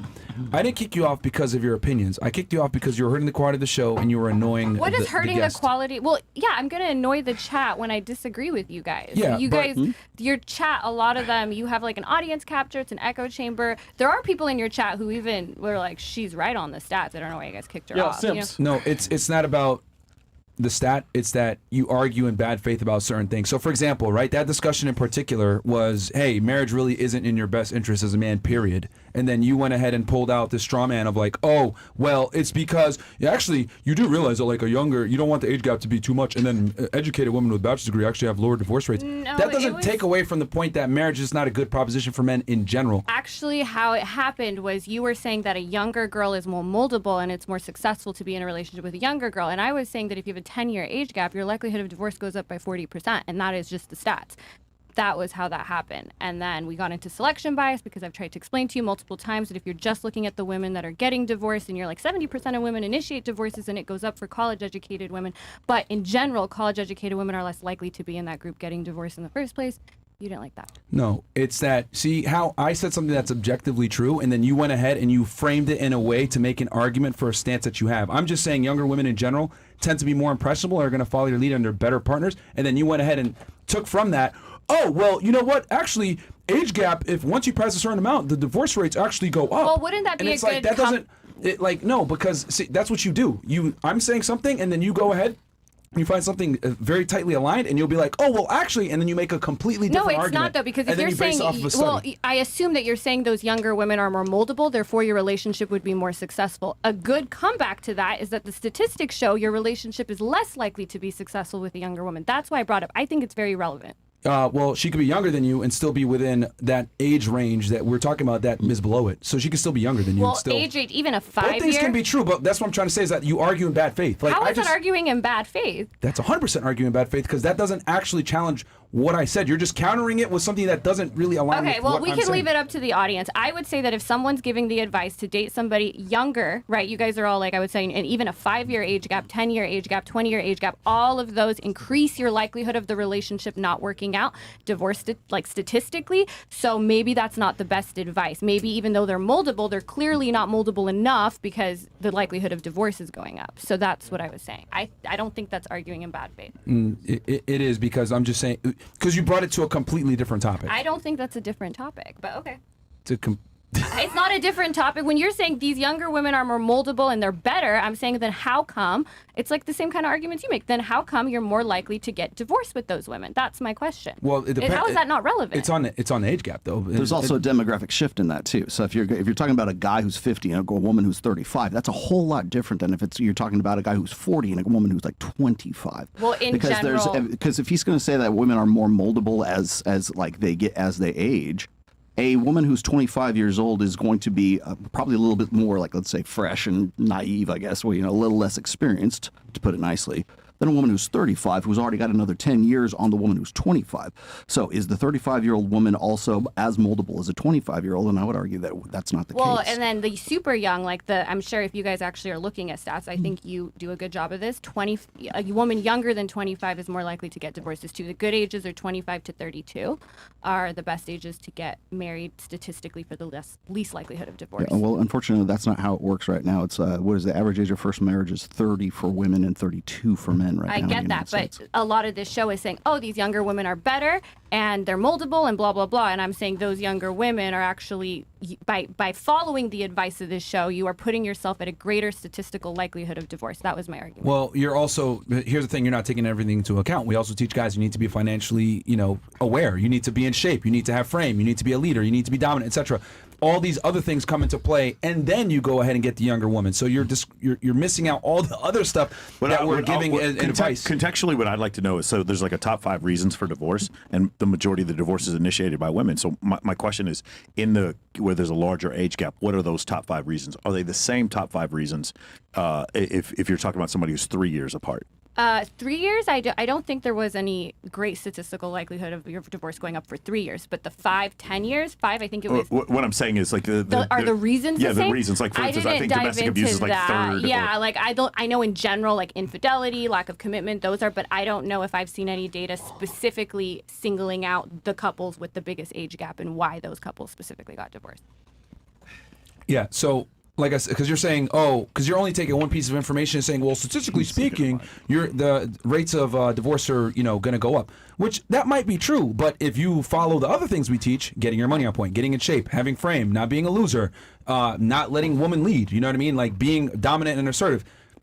That's going to make you way more attractive. I mean, maybe, but I wouldn't. I haven't seen any data on that either. That if you're this and you're that and you're richer, then the woman that's 10 years likely is less likely, 10 years younger than you is less likely to divorce you. I think the money, because there is a lot of evidence that the more money you make up to a certain around point. 300K. Yeah, and then it goes to like 600 and then it goes up and it's like a whole thing. But other than that, I haven't seen that fit men are less likely to get divorced or any of those other things you're saying. The money one is the only one that has statistical significance. I'm curious how you'd measure fit men getting divorced. I don't know. Yeah, that's why I'm asking. No, you never would. But and there's probably never going to be a way to measure that. But what I am saying is that when you look at guys that get divorced or whatever, what happens? They don't see it coming. Why don't they see it coming? because they don't understand female nature. They don't understand frame. They don't understand being I see attractive. what you're saying, yeah. So that's what I would use to measure it. I think what he's saying is, what you're saying is relevant, but the thing is, these are men who are just dating women because they're younger and they're still not prepared to date women at all. And so the difference in age gap is a problem. But you're saying if you're financially successful and you're able to lead, that this would not be an issue. Yeah, because the thing is, when most guys get divorced, they don't see it coming a lot of the times. So when they don't see it coming, well, that tells me you don't know what the fuck is going on. You're unaware. You don't realize that you already lost a relationship years ago, months ago, whatever, and it's because you don't have frame. I'd be curious as to, I think one of the main reasons why a woman who's like 15, 10, even 20 years younger than someone is marrying them, I think they would be financially stable, but maybe they're not. Well, yeah, that's of course that's a component, but that's the problem because he relies on that too much. With all due respect, all speculation. Wait, I want to say something quickly. I think with all due respect, even if you have all those great things going for you, when it comes to people getting young and people getting married young in general, they're much more likely to divorce. And I think a big part of that is that your brain is fully not developed. You're still not, your long-term decision-making skills are not fully developed. So I think like even if you're like this amazing guy, if you're getting married with a woman who's like too young, as she like matures and grows older and that part of her brain changes, she might start making different decisions. So I think that's another reason to keep in mind that like, hey, maybe waiting like a little bit later is a better choice because she's more emotionally and mentally mature and can make stable decisions. Yeah, and 25, I think that's literally 25, 26 is when the prefrontal cortex fully develops. Right. So that's funny you should say that. Couples who marry before age 32 experience lower divorce rates. Well, look at between 25. There's a sweet spot in terms of marital age for those looking for the least risk of divorce. That's because couples who marry at 25 are 50% less likely to divorce compared with couples who marry at 20. But those who marry after age 32, divorce rates increase by 5% per year until the age they are wed. Yeah, that's why I said 25 to 32. So that so lines, younger. with exactly. Well, the 25 is the sweet spot, right? Yeah, 25 to 32. People, when they say, oh no, get a woman as like young as possible, 18, that's when you start running into the fact that her brain's not fully developed. So you might, even you can be this amazing person, she's still not fully emotionally, mentally matured. Between 18 and 28 is when women are in their party or their whole phase, as it is anyways. That's when they're at their peak agency. What's better, for her to be molded by society or be molded by you? Yeah, she's impressionable at that point and she isn't like fully developed, as you guys would say, but why not develop her under your frame where she understands through your lens how to operate, how to move, how to behave, etc. I think it's better for me to take her when she's still impressionable and mold her into the woman that I want versus society doing it for me. Let's be honest, society's going to turn her into a promiscuous whore that thinks that it's okay to sleep around and do a bunch of stupid shit and have indiscriminate sex with the highest status guys that she can get, and then she's going to be fucked up when I get her. Well, I think the point is that even if you try to mold her, just because like mentally she's not fully developed, she might be making these choices with you that once her prefrontal cortex is fully developed, she'd be making different choices. So it's like, okay, like you can still find a partner that has your same values aligned, that you don't risk the whole idea of like, oh no, now you have the mental maturity, things have changed, the brain chemistry has changed, and now you have that risk. So I think it's a little bit less riskier to find. Could the risk be because, men find her the most attractive in that time period between, let's just say, 18 and 23, that also her relative attractiveness, she's aware of it because of, let's say, social media, that makes it more likely for her to want to divorce. You saying that? No, I think the risk is literally just the fact that since the prefrontal cortex isn't like fully developed and hasn't slowed down yet, like if people find her attractive, don't find her attractive, it's just not the same level of decision making, a 23-year-old making a decision as like a 25-year-old. Right, but that's what I'm saying. Like so for instance, her ability to determine this is wrong, I'm in a relationship and I shouldn't be doing this, is not fully formed before the age of 25. So even though she's more attractive to most men, her ability to stay in the relationship is going to be harder for her because she's under the age of 25. So do you think they're all divorcing under the age of 25 too? Because I think the average amount of years people are married is like 7 years. So are you saying that 5 to 9, so 7. Yeah. So are these people that are marrying at like 19? You're saying they're getting divorced? I don't know. That's what I'm asking. I'm saying the proposition of, is that one of the reasons why you think that the divorce rate would be higher with a greater difference in age? Why do you think? Is that why you think? I don't know. It could be. I mean, because like we want them more, but that means they have more options. So in that case, they would need to be divorcing while they're still in their peak ages. So that could be. So I mean, so 5 to 7 years, 18 to 25 is 7 years. Yeah, Yeah, maybe, but I don't know. If And that's also keep in mind, women are fairly delusional as to like where their sexual market value peak actually is. Women tend to think it's 5 to 10 years actually what it really is. So then that would be going kind of against it, wouldn't it? No, but you're saying they'll like you said women will divorce at like what 25 to 32? No, I said 25 to 32 is the best ages where they'll be least likely to divorce. Under 25 has a higher likelihood, and over 32 has a higher likelihood. Sorry, Hero. Well, the other thing too is that I would say the internet, right? The grass is that's the whole. When I'm looking at the study right there, it's comparative to where we were like in the 20th century versus the 21st century. So if you look at divorce rates, they tend to be going down because fewer and fewer people are actually getting married in the first place. So we're at the lowest rate of marriage in like recorded history, like 5.1 per 1,000 or 6. I think we might have come up to 6 recently, but it was at 5.1. And has gone steadily down since 1965 when hormonal birth control was introduced. Do you know the one group of women where it's not going down for though? It is highly educated women and women of high socioeconomic. Yes, because we're because they have more resources to lose. That's why. But still, so there's validity in what you're saying, but also the ones who do get divorced are the ones who are college educated. So the stats reflect in both ways. No. So the ones who are least likely to get divorced are the ones who are college educated, but then the ones who get divorced, the majority of them are the college educated ones. That doesn't make sense. No. So two different stats. Think about it. Separate your brain. The ones who, so you're saying that there are women who are college educated, they are the least likely to get divorced, but of the ones who do get divorced, the majority of those women who do get divorced are college educated. You get it now? I would say that those women that are, yes, I think if you're college educated, you have resources, you're going to be less likely to stay in a shitty situation for money. I agree with you there. Okay, but you see how they're saying that the stats play out from that perspective as well. And another thing that I want to mention is I think the disparity when we're talking about these stats is like, when you're talking about people breaking up at these ages, most of them aren't being taught this information about how to be a high-value man, how to exemplify these various different characteristics. So what they're talking about comes from a totally different frame versus the statistics that we're looking at for most divorces or separations or whatever it may be. I'm just saying, like, if you want to lower your likelihood of divorce, the 3 things you should be doing is a woman who's between 25 and 32, it's her first marriage, and she's college educated. If you can get someone with my level of education, the divorce rate cuts in half. Highly educated people, one, we're getting married more than everyone else is going down, we're going up. This is the best thing you can do. If you want to have a long marriage, go get college educated, marry between 25 and 32. What about a woman's previous sexual partners before she's married? So there's that. Are you talking about the Institute of Family Studies? So I guess in that case, after 9 or 10, it goes up, but 2 is apparently the worst. So if you have 2 partners, you should have sex with a few more, and then you'll be in the sweet spot, I guess. What I meant before was the concept of, I don't know if you can pull up that study, but the new one, right? Yeah. So when they surveyed women, they surveyed 7,000 women, and they asked them, the ones who said that they cheated and the ones who said they didn't cheat. The ones who did cheat said that they had had sex with about 9 partners, and the ones who didn't cheat, it was about 3.8.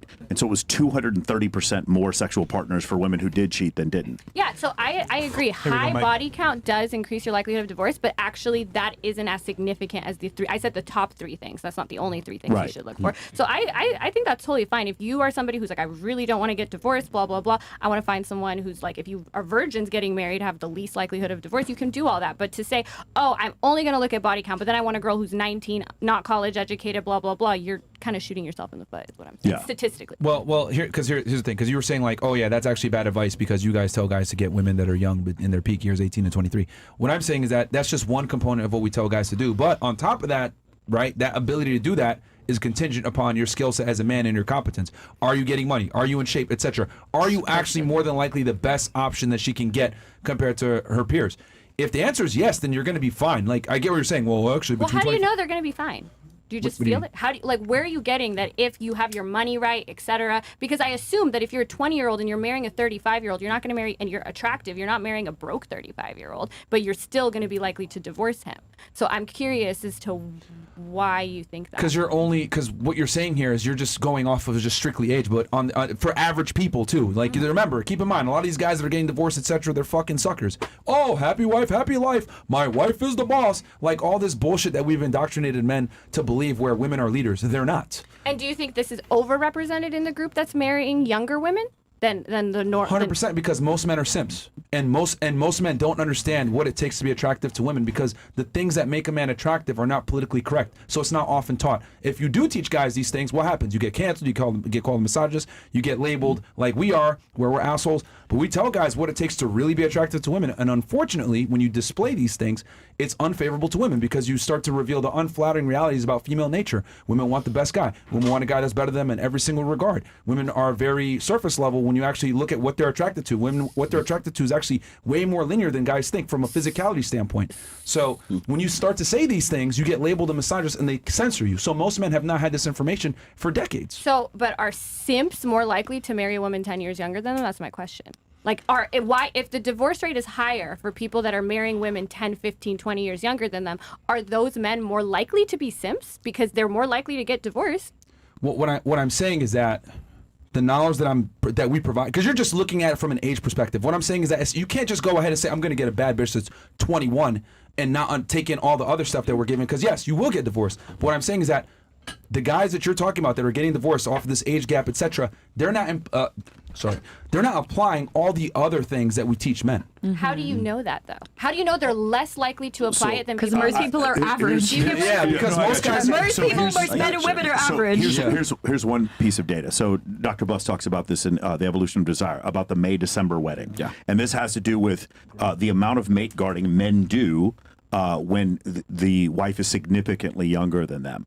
And so what he's saying is, like, these are behaviors that generally we would consider, like, can we say simpy behaviors? Yeah, we're on Twitch. We're on YouTube and it's just like being like overly reactive in the situation and not having boundaries to the point where they get like digging through their phone. If I had to dig through my girl's phone, I would just break up with her. Do you understand? And so the point is, this is essentially what Dr. Buss talks about. In these relationships, there's exceptional mate guarding, which comes off as like, kind of beta behavior. And so I think that kind of leads to what he's saying. So then you would say that you are more likely to exhibit that beta behavior if you're marrying a woman that's way younger than you? Well, the reason why is because she is so much... I just want to know... Right. So the point I'm trying to make is because she is more attractive to more men, like the point at which she'd get more right swipes, this is just one data point, that's the reason why he would be more covetous of her. Does that make sense? Yeah. Okay, now, if he had boundaries and had a fundamental understanding of his value and had the ability to understand, hey, I could move on, this won't, enforce those boundaries. Exactly. He had the ability to enforce those boundaries, he would be less likely to get divorced. So, I mean, sure, that's speculative, but so you are saying then that, yeah, those men that are marrying women younger than them, you're speculating that maybe a reason for that could be what you're saying. Well, that they act more simpy? Yeah, I mean, that's what Dr. Buss would say, yeah. Okay. I mean, a majority of men are pussies. I mean, let's just be, but those men are also marrying women within their age range. My question is, I want to isolate the variable of age and then ask you guys why you think. So he gave one reason, maybe it's because of whatever you said. Mate guarding. Yeah, mate guarding. And we don't have any actual data, as far as I know, actually linking those two things. And not likely to get it in this current environment. So that's one reason. So I was just asking what your opinion was as to why, and maybe you have a similar opinion. Yeah, hold on. This is all a big umbrella. You understand that mate guarding is a symptom of not understanding female nature appropriately. It's all the problem is not So okay, he gets money, marries a younger girl. Look at Al Pacino right now, right? Even though she's out of the range. I'm using it as an example, right? A woman that's significantly younger than him, getting divorced.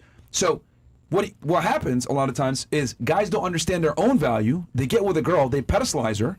She thinks she's better than him, and then ends up leaving. I could do better. So that's what I mean. The speculation. And then she wears the pants in a relationship. A lot of marriages, you ask the guy, why do you think the whole phrase "happy wife, happy life" is a thing? Yeah, so I would say, like, that's one reason you guys are putting forth. That's one thing you're positing. I would agree with Pixie because we have a lot of other data that people don't make the best decisions and they change their mind when their prefrontal cortex isn't as developed. So I would say that's, if it was up to me, just because we know that affects their decision making and that they're more likely to regret things they do under 25, that would probably be a good reason for why they probably are getting divorced. But what if that makes sense to what Myron's saying? Because if you're saying that women are more likely to get divorced because their prefrontal cortex is not developed, they're not able to make rational decisions, aren't they more likely to fuck that up by being led by outsider influences such as their young girlfriends, Instagram, these various things? And what we're talking about is it's not just on the basis of the stats that are out there. If you have a man who's actually going to lead you and guide you in the right direction, that's very, very different than the average age gap or disparity that we're seeing. Especially a man with means and is older and has better judge of character. But also cares about you and cares about your personal development as well. A woman at 25 who's been socialized by society is less likely to get divorced, though. So I don't understand. Yeah, but let's. There's one other thing, because there's the Washington Post article that talks about May-December weddings and the difficulties of it, and that is the concept of, like, if, say, she's 25 and I'm 50, that's a 25-year difference. When the kids are in college, I'm going to be 68 years old, and she's however old she is, and there's a difference. And one thing that I think makes a difference is that 46 and being in shape is very different than the average 46-year-old man who's got a BMI of 50, whatever. So I think that's another issue in this case. And so that's the issue. Like, what I'm saying is, you get to a point where I can't play football with my son because I'm too old. But if you keep yourself in shape, then I don't think that would be as much of an issue. Yeah, I'm sure if you keep yourself in shape and you stay attractive to your partner, your likelihood of divorce is lowered. I agree with that. But we don't know what to isolate here. All we know is that men who get married to women that are significantly younger than them, and the more younger they are, the higher your likelihood of divorce. Now, you guys are saying if you have enough money and blah, blah, blah, although I would speculate that these women that are marrying the 25-year-old who's marrying the 40-year-old is probably doing so because he's at least well off somewhat, because he's, so She just thought I was funny. High value man. She thought you, yeah. She just thought it was funny. I mean, sometimes our attractiveness comes with that as a byproduct as well. Don't you agree that when you see a man who's like confident, assertive, the attractiveness also comes as a byproduct of that, and may not necessarily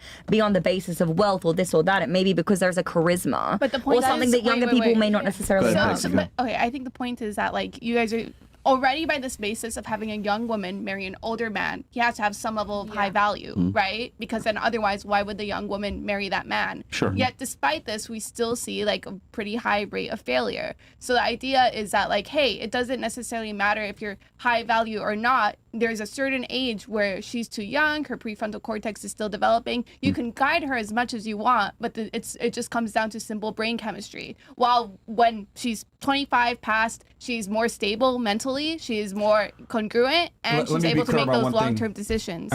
So here's the thing. Amy having still high value and having game are two different things. There's plenty of guys, and I don't want to make this very clear for the ladies too, just so we understand.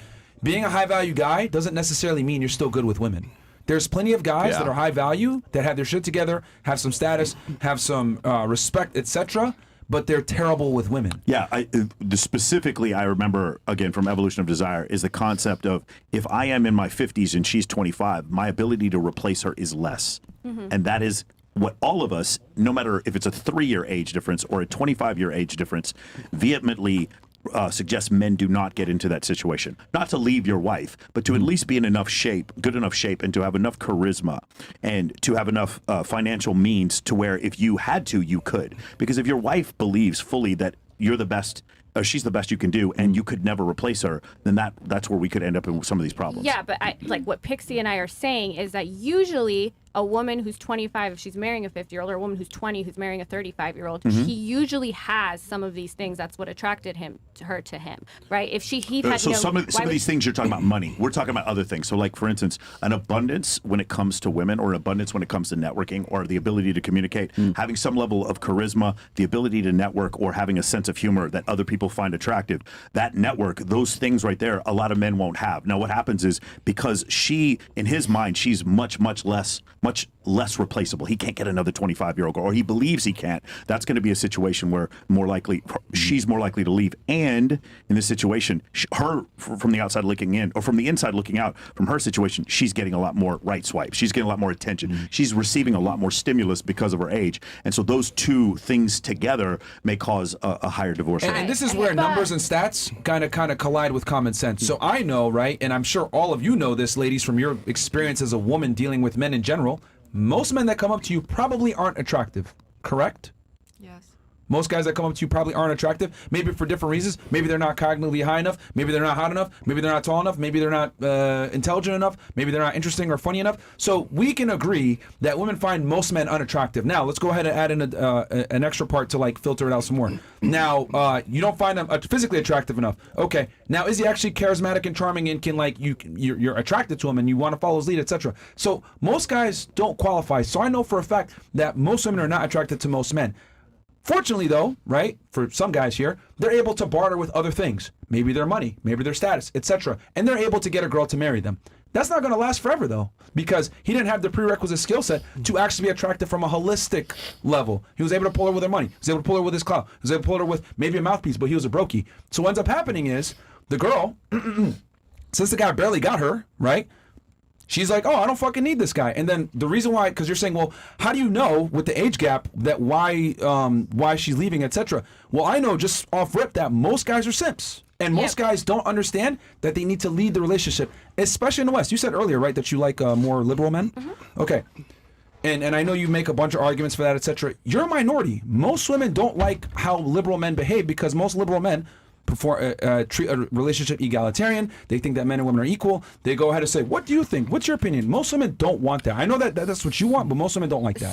So you're saying most men are whatever, all this, you're true, Yeah. but how you would have to explain my stat is by saying that those men are overrepresented in the group that are marrying younger women. Otherwise, it wouldn't make sense because that would, if most men are simps, then most men who marry the women in the same age range are simps too. But for some reason, there's something. That is true. Yes. Yeah, they are, but the divorce, you have to explain that by saying that the men who marry women younger than them are overrepresented in simpness. Yes, because they're average. Hold on. And the reason why I can say that, the reason why I can say that so conclusively is because I know that most men don't understand female nature. So the men that are polled, that are getting married to these younger women that are getting divorced, right? But that with this age gap that you're describing, what I'm saying is that they might have pulled her with one skill set, maybe two skill sets. Maybe they had money, but they were charming, but they're ugly or whatever. Who knows? The point I'm trying to make is that this age gap doesn't account for their ability to be a leader and be attractive in other facets because women have a multivariate analysis of what they like. But what I'm saying is those men that are marrying women younger to them have to be less likely than people who are marrying people in the same age for it to make sense why they're getting divorced at higher rates. They're average guys. Yeah, but the average guys are also marrying women in their age range. Are they more average if they're marrying someone younger than them? That's what I'm... No. There's a baseline here, and most guys are average. So by default, just because he's marrying a lower age woman, doesn't mean we're talking about average as far as like being attractive and understanding female. I'm not talking about socioeconomics. I'm talking like they have certain preconceived thoughts where they just don't have attractive traits in their behavior. That's what I'm saying. And are those men to be more likely to marry women younger than them than men who don't have the men who have charm? That's my question. They think marrying a woman that's younger is gonna be better for them, but by default, they're still a simp. They still don't understand women naturally. Are men who marry women younger than them more likely to exhibit simp traits than a man who marries a woman 25 and older and generally in the same age range that has a less statistical likelihood? I want to know what the age differential we're talking about here because we really need to clarify that. So it's like I said, it's one thing if a guy's basically. like, okay, so 10 years. 10 years increases 35? Your likelihood of divorce by 40%. Because statistically speaking, women tend to they desire anyways, guys who are anywhere between 3 to 7 years older than they are. So it comes out to around about 5 years as the difference. Are we talking if the guy's 5 years difference? Are we now in a different category? So you are, but the likelihood of divorce is still higher than if you marry someone within 3 years. But 10 years is when 10 years it goes up by 40%. That's quite a big difference. So I would say a lot of you guys are in your 30s, and you guys, at least some of the stuff I've heard, I want a woman who's 20, 21, 22. That woman is more likely to divorce you than a woman at 25 is. That's what I'm saying. If you're a regular guy. Yeah. But key. If you're a regular guy, you're excluding all the other advice we give. Yeah. You're excluding. You're saying, okay, statistically speaking, if you're a regular guy and you get with a girl 10 years or above, you have a higher chance of getting divorced. Yeah. True. However, if you implement all the other things we teach on this podcast, with understanding frame, understanding what arouses women versus what attracts them, the difference between that, getting your money on point, getting in the gym, being attractive, understanding how tonality, how to speak to a woman properly, right? Speaking to her in a certain type of way versus speaking to a woman versus speaking to a man. If you understand all these things, that's going to significantly reduce. Wouldn't that reduce it for everybody? So my question is, no. You get what I'm saying. Okay, thank you. Here's the thing. The difference is, I forget if it's called attractiveness differential or attractiveness quotient or attractiveness quotient differential, something like that. They talk about in evolutionary psychology. The difference, it's not just his simpiness versus her attractiveness. It is the delta between the two that then makes him more simpy. Do you understand what I'm saying? I get it. So I agree with you because relationships last longer when you marry somebody or you're with somebody of kind of equal attractiveness. For sure, because there's a leverage point. I do have a question though for you, kind of on the same line. you would agree, I mean, obviously what we're talking about here, that women would just in general be able to get more attention from guys than the other way around, right? That's a leverage point in a relationship. Meaning, like, if she wanted casual sex, she could get it faster than like a celebrity, right? Okay, in that instance, do you believe that a more successful relationship would be for a woman to be more into her man than the other way around? I would say that personally, I think it should be a partnership. But if it is a partnership and she has the leverage point of being able to get so much more attention, like we talked about in this May-December wedding, do you see how that's a problem? Like, she has this leverage point that he doesn't have. And more access, a lot more access versus the opposite. It depends on the person. Like, I don't think that just having leverage or access to other people means that now that needs to be leveled out by you liking this guy more than... Right, but he doesn't have this leverage point that she does have. Do you understand? Okay, I guess another question would be, do you think a successful relationship or a relationship would be more likely to be successful if a man leads in a relationship? I don't think so. You don't think a relationship would be more successful if a man leads? No. There you go. I don't think there's any. It is impossible. So again, I don't necessarily think it's less successful. So a lot of times, like leading, I mean, I don't know what that really looks like or means, but like a lot of traditional conservatives, they do have marriages that last longer. But that has been attributed, at least from the research, to going to church. These kinds of things make you more likely. I haven't seen anything. But what's the bottom line of church and religion? In the church, that would be the thing, is that the man leads. Yeah, that's what I was going to say. Three major religions on the planet. I would say that you also think you take marriage more seriously. You think it's a celestial bond from God. Sure. Like those things are going to make you take marriage. And, but it's not just let's not forget, Hindus have the lowest divorce rate. Well, they're arranged marriages. Shout out to our Hindu brothers. I mean, in the Middle East, I'm Middle Eastern. My parents were both immigrants from Iran. They just don't get divorced. Okay, so you don't believe that a man should lead in a relationship? I think it depends on the people in the relationship. Some women, they like that, and I think those relationships can be just as happy and work out. And I think in other relationships, they want it to be more egalitarian. Would you agree that it's a majority, like a staggering majority of women that prefer the man to lead? I don't think it's a staggering majority. I don't think so. I'm sorry. I'm confused of what you guys mean by lead. Me too. Right? So I'm just let me go ahead and define it. The man is the primary decision maker. He can go ahead and get his woman's opinion. However, any serious decision is made by the man. Moving, anything like that. He is the predominant breadwinner. The woman works from an elective standpoint, and he's dominant and assertive and a bunch of other, masculine traits that we tend to know. So one of the reasons, and Rollo brings this up sometimes, is that one of the precipitators of divorce would be if she starts making more money than him. He does. Right? So again, now we have two leverage points. She makes more money than him, and she, by default, gets more attention than him, and so now he has lost on two leverage points, and the likelihood of divorce increases. That's why we're bringing this up. Can you see, like, on average, you think most women would want a man to lead? Would you at least say most? It depends what you mean by lead. Like when you say make all the decisions. Not make all the decisions. We're still obviously the going to final consult. decision maker. Yeah, I don't he think can consult with his wife. The authority in the marriage. I have not seen any data to back this up, and definitely anecdotally, which is the only things I can go off of. I haven't seen instances of when the man is more likely to do that. Now, I think where you can make a correlation is that traditional conservative people, they all also more likely to go, because we have that. Yeah. We know that people who go to church more, who are more religious, are more likely to stay married. Yeah. And those relationships may typically take on that traditional provider and homemaker role more. And I have no problem with those kind of relationships. I just don't like a one size fits all, because I don't think people. Can we do of course, not one size fits all, but there's definitely a one size fits most. So where are you getting most? Like what? Okay, look. The thing is that if you look at what women are attracted to, right? The things that women are attracted to all symbolize superiority. So if the guy is going to be superior in every way, from a physicality standpoint, a competence standpoint, etc., it would make sense that he leads. Women find it even if you look at like women, I want a guy that plans a date. I want a guy that pays.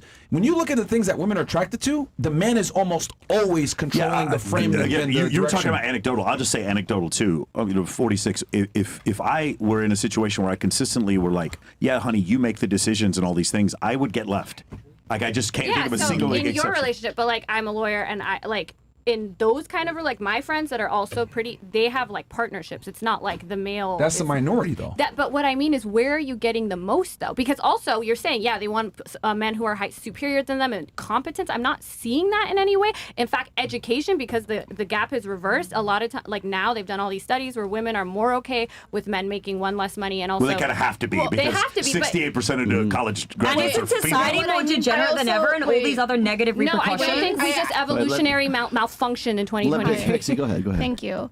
I kind of do want to push back on the income standpoint because like that data point becomes like a lot more varied when you research into it. For example, when you ask women like, oh, are they okay or do they want the man to make more income, or what happens when the woman makes more income? Well, in a lot of cases, she's making more income, but she's expected to do the same amount of household labor as before. So now she's being the breadwinner and she's doing all the household chores. So then in those cases, a woman feels dissatisfied in the relationship because she feels like too much of the burden of labor is on just her, out of curiosity, for example. do you feel like say from an evolutionary standpoint, women just have a proclivity to feel more dissatisfied in a relationship than a man? I'm not sure. So the reason why is because there's actual studies on where you can control for men and women, which would be comparing the divorce rate for lesbian couples than you would for homosexual couples. And in those relationships, lesbians get divorced at 200% the rate that homosexual men do. And So they're way more violent as well. They like beat each other. Okay, wait, that's also a really weird stat because it could also be that like lesbian couples are more likely to like, let's say, report on domestic violence while men are that. Yeah, I agree with you with the domestic violence part, I personally think they're not strong enough to knock each other out. That's why they keep fighting each other. But my point is, even when they don't have men to blame, they leave marriages more than men do. Do you see what I'm saying? Yeah, I'm just not sure if that's like I think it's kind of weird when we take into like different sexual orientation because I don't know if like necessarily like, the dynamics of interest changes there. Like lesbians are attracted to other women, so they're attracted to other feminine qualities. Like I'd rather focus on straight relationships, although I understand where you're coming from. Well, in lesbian relationships, there's typically a dominant. There's still a masculine and a feminine. In a lot of there's a stud. So like from a role standpoint, it's still there. There's still a masculine and feminine. It's just that everything so many studies show this. Women just tend to get bored in relationships faster than men, significantly faster. But hold on. The thing is, we're not blaming you. We're saying, do you understand from an evolutionary standpoint what that would have to be? We lived in the 15th century where Kublai Khan and Genghis Khan killed 10% of the human population. They would murder the men and then they would take new wives. Those women had a choice. I'm either going to take a new husband or I'm going to die. There are different points to our evolutionary history where women had to monkey branch from one man to another. No, I understand what you're saying. Yeah. You're saying, oh, women get dissatisfied faster. But regardless of that, we can still acknowledge that, hey, if a woman is gaining a greater income and is also still doing a greater majority of the household chores, that's going to contribute to her dissatisfaction because she just feels like the scales are so uneven. But when it comes to the cases of like, oh no, men doing the same or more amount of household chores and she's maybe making less or same income, there's variables that you can play here where the woman doesn't feel as dissatisfied. That's what I'm trying to convey. I think because I see what you're saying. She's making money and she's coming home to do homemaking stuff. Cool. But I think the more important thing here is that her being in the breadwinner position is really the main focal point where the issues arise. Because women don't really do that well when they're in a breadwinner position with a man. And they just don't. And they don't want to be, by the way. You know, and again, I know Jasmine's going to say, well, that's not, etc. Well, and you're going to use your personal It's because both of them have an egalitarian ideal for a relationship or an egalitarian ideal for a marriage. Real quick, because I want to get, hold on. I want to get the girls involved here. It's conservative thing is more hierarchical. Ladies, give me a green or a red here. Give me a green if you prefer your man to be the leader. Give me a red if you want it to be more equal. Give me, I want to be totally, okay. So more equal. So splitting the bills half and half, splitting the chores half and half, splitting financial responsibilities altogether half and half, etc. That's what I mean when I say egalitarian equal. Okay. And that's red. Right. That's yes. If you want to be yes. More green now. Okay. More green now. And again, I know this is like a small sample size, etc. But whatever. But you look, ladies, you can look around here. And I've asked this question to almost every group of girls that comes on. It's overwhelming the amount of women that prefer the man to be the leader. So yeah, there's probably selection bias going in the people that are here. But what I was saying is, yeah, of course it makes sense. If a woman has more resources and a woman is able to take care of herself, she's going to be more likely to leave a shitty situation. Or for never sure. get into a marriage in the first place. Well, even an equal situation. Or an equal situation. And you know, they're not like women when they fare off worse financially after divorce and all of that. So if a woman loves a man, she's going to stay with him. She's not going to leave him just because she got a raise. If she's leaving you because she's making more money than you, she never fucking liked you. That's what I think.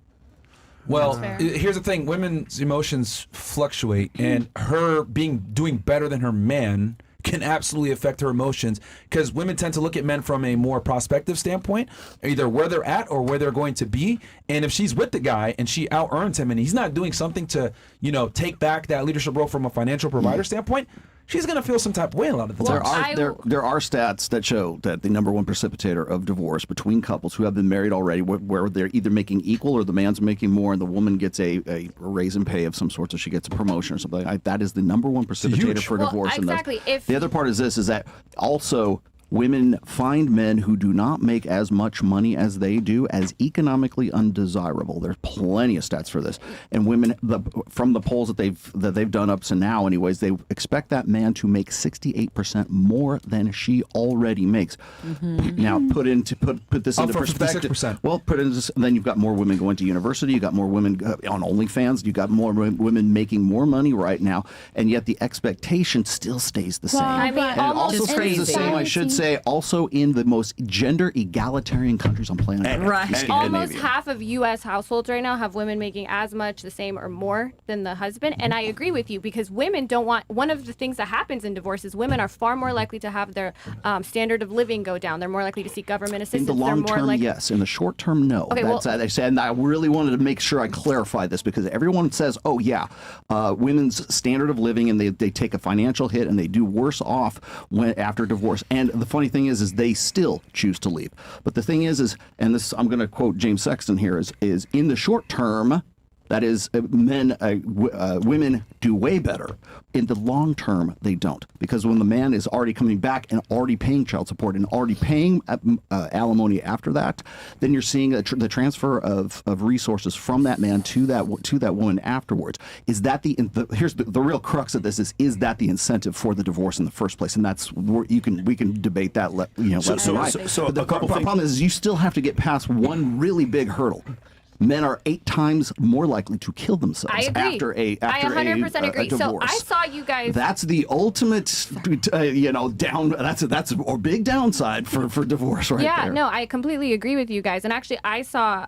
I love Richard Reeves. I think Richard Reeves Of Boys and Men is a great book. I think everyone should read it. Like, I like a lot of the stuff he talks about there, but I just feel like, yes, a woman who is resources, who's able to take care of herself, is going to not be as likely to stay in a shitty situation. I think that's really clear. But also that women want these men that are better than them in all these ways. This is changing as society's changing. And I would argue that it is not, because the machine hasn't changed in 200,000 years. Yeah, I find it hard to believe that, like, you're talking about cultural changes, but our evolution isn't going to change. Like, when women, when they're surveyed about when they make more money, they want men who make even more money than them. And this is the argument made about hypergamy going down. As the scale keeps going up, it's not like, well, I make $1 million a year, so I need a boyfriend who only makes $50,000. It actually goes up even higher. Escalation.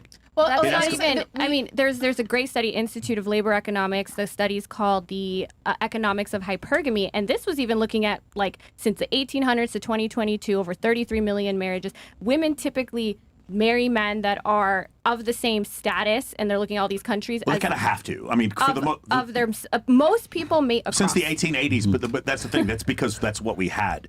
Right, so if you lived in Des Moines, Iowa, in 1910, then the only people sexual marketplace was completely your sexual marketplace is only going to be the people in Des Moines, Iowa, in 1910, who are about the same socioeconomic class as you are. So hypergamy is only recent, but you're saying it's like no. What I'm saying is hypergamy, like, your ability to get to Drake, has only been since Instagram came around. So hypergamy, so women in all these since the 1800s, they wanted those better men, but they just couldn't get them always. They didn't have access to them. They're just like we didn't have access to pornography. They didn't have access to celebrities. Well, I think everyone wants, if they have access to something better than them, even men or women, they're gonna want it. Like, I don't think, but in general, people tend to mate across IQ, across socioeconomic status, and people tended to marry even across the environment in which hypergamy was allowed to be expressed. So if you go and you look at things prior to the sexual revolution, we had the church, we had family stigmas. Again, I'll give you a quick for instance. Single mothers prior to the sexual revolution was a cultural, social stigma. It was a shame. They had to put that woman away so she could have the baby and give it to the grandparents or whatever else.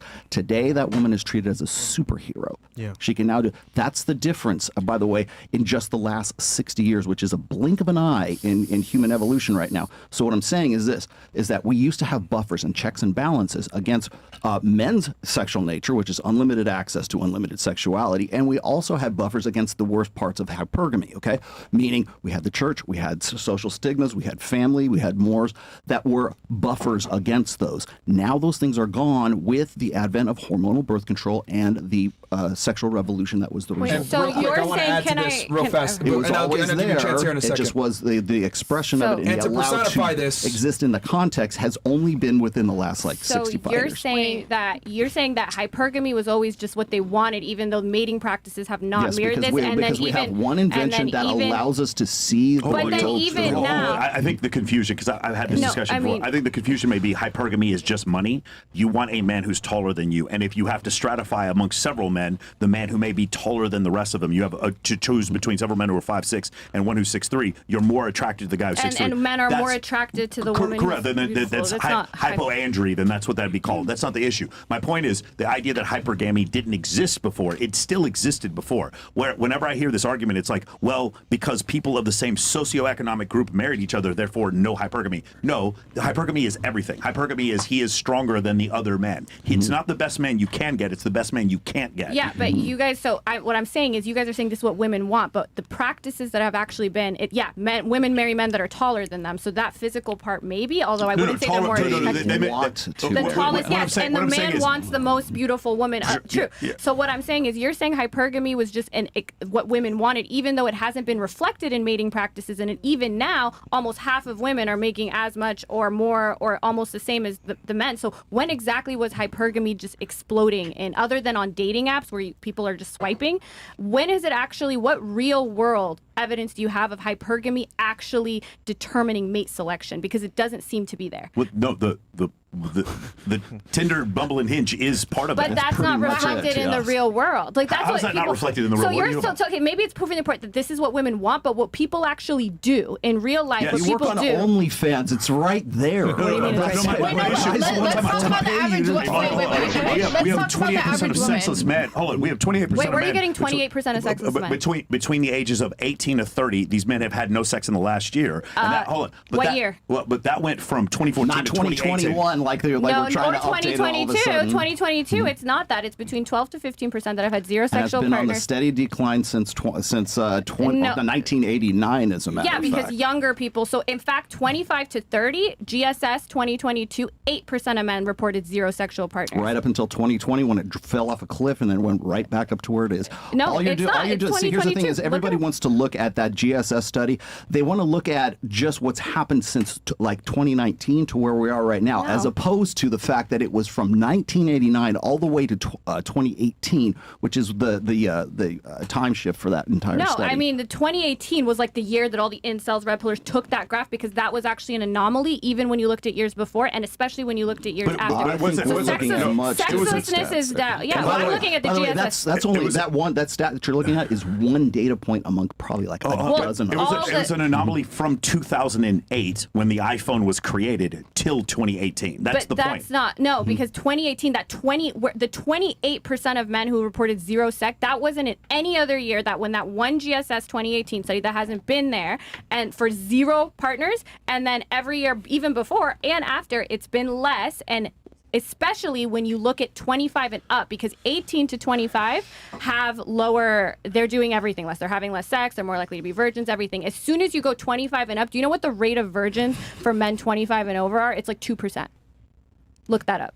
For 25 and over, the rate of virgin males are like less than 2%. I don't necessarily think a man not being a virgin means that he's doing well sexually. It just means that he's had sex even if we looked at the most recent data we have between 18 and 30, it's 12 to 15% of men. And if you look at 25 and up, it goes way down. And 25 to 30, it's 8% of men. But it has to progressively go down. Like once I have sex, then I can't go back to not having sex. But I'm saying those people have one sexual, like, if we look at just in the past year, in 2022, and you look at 25 to 30, 8% of men reported zero sexual partners. Sure. So what's the contention? God damn. What? God damn, what the fuck? All right, chat.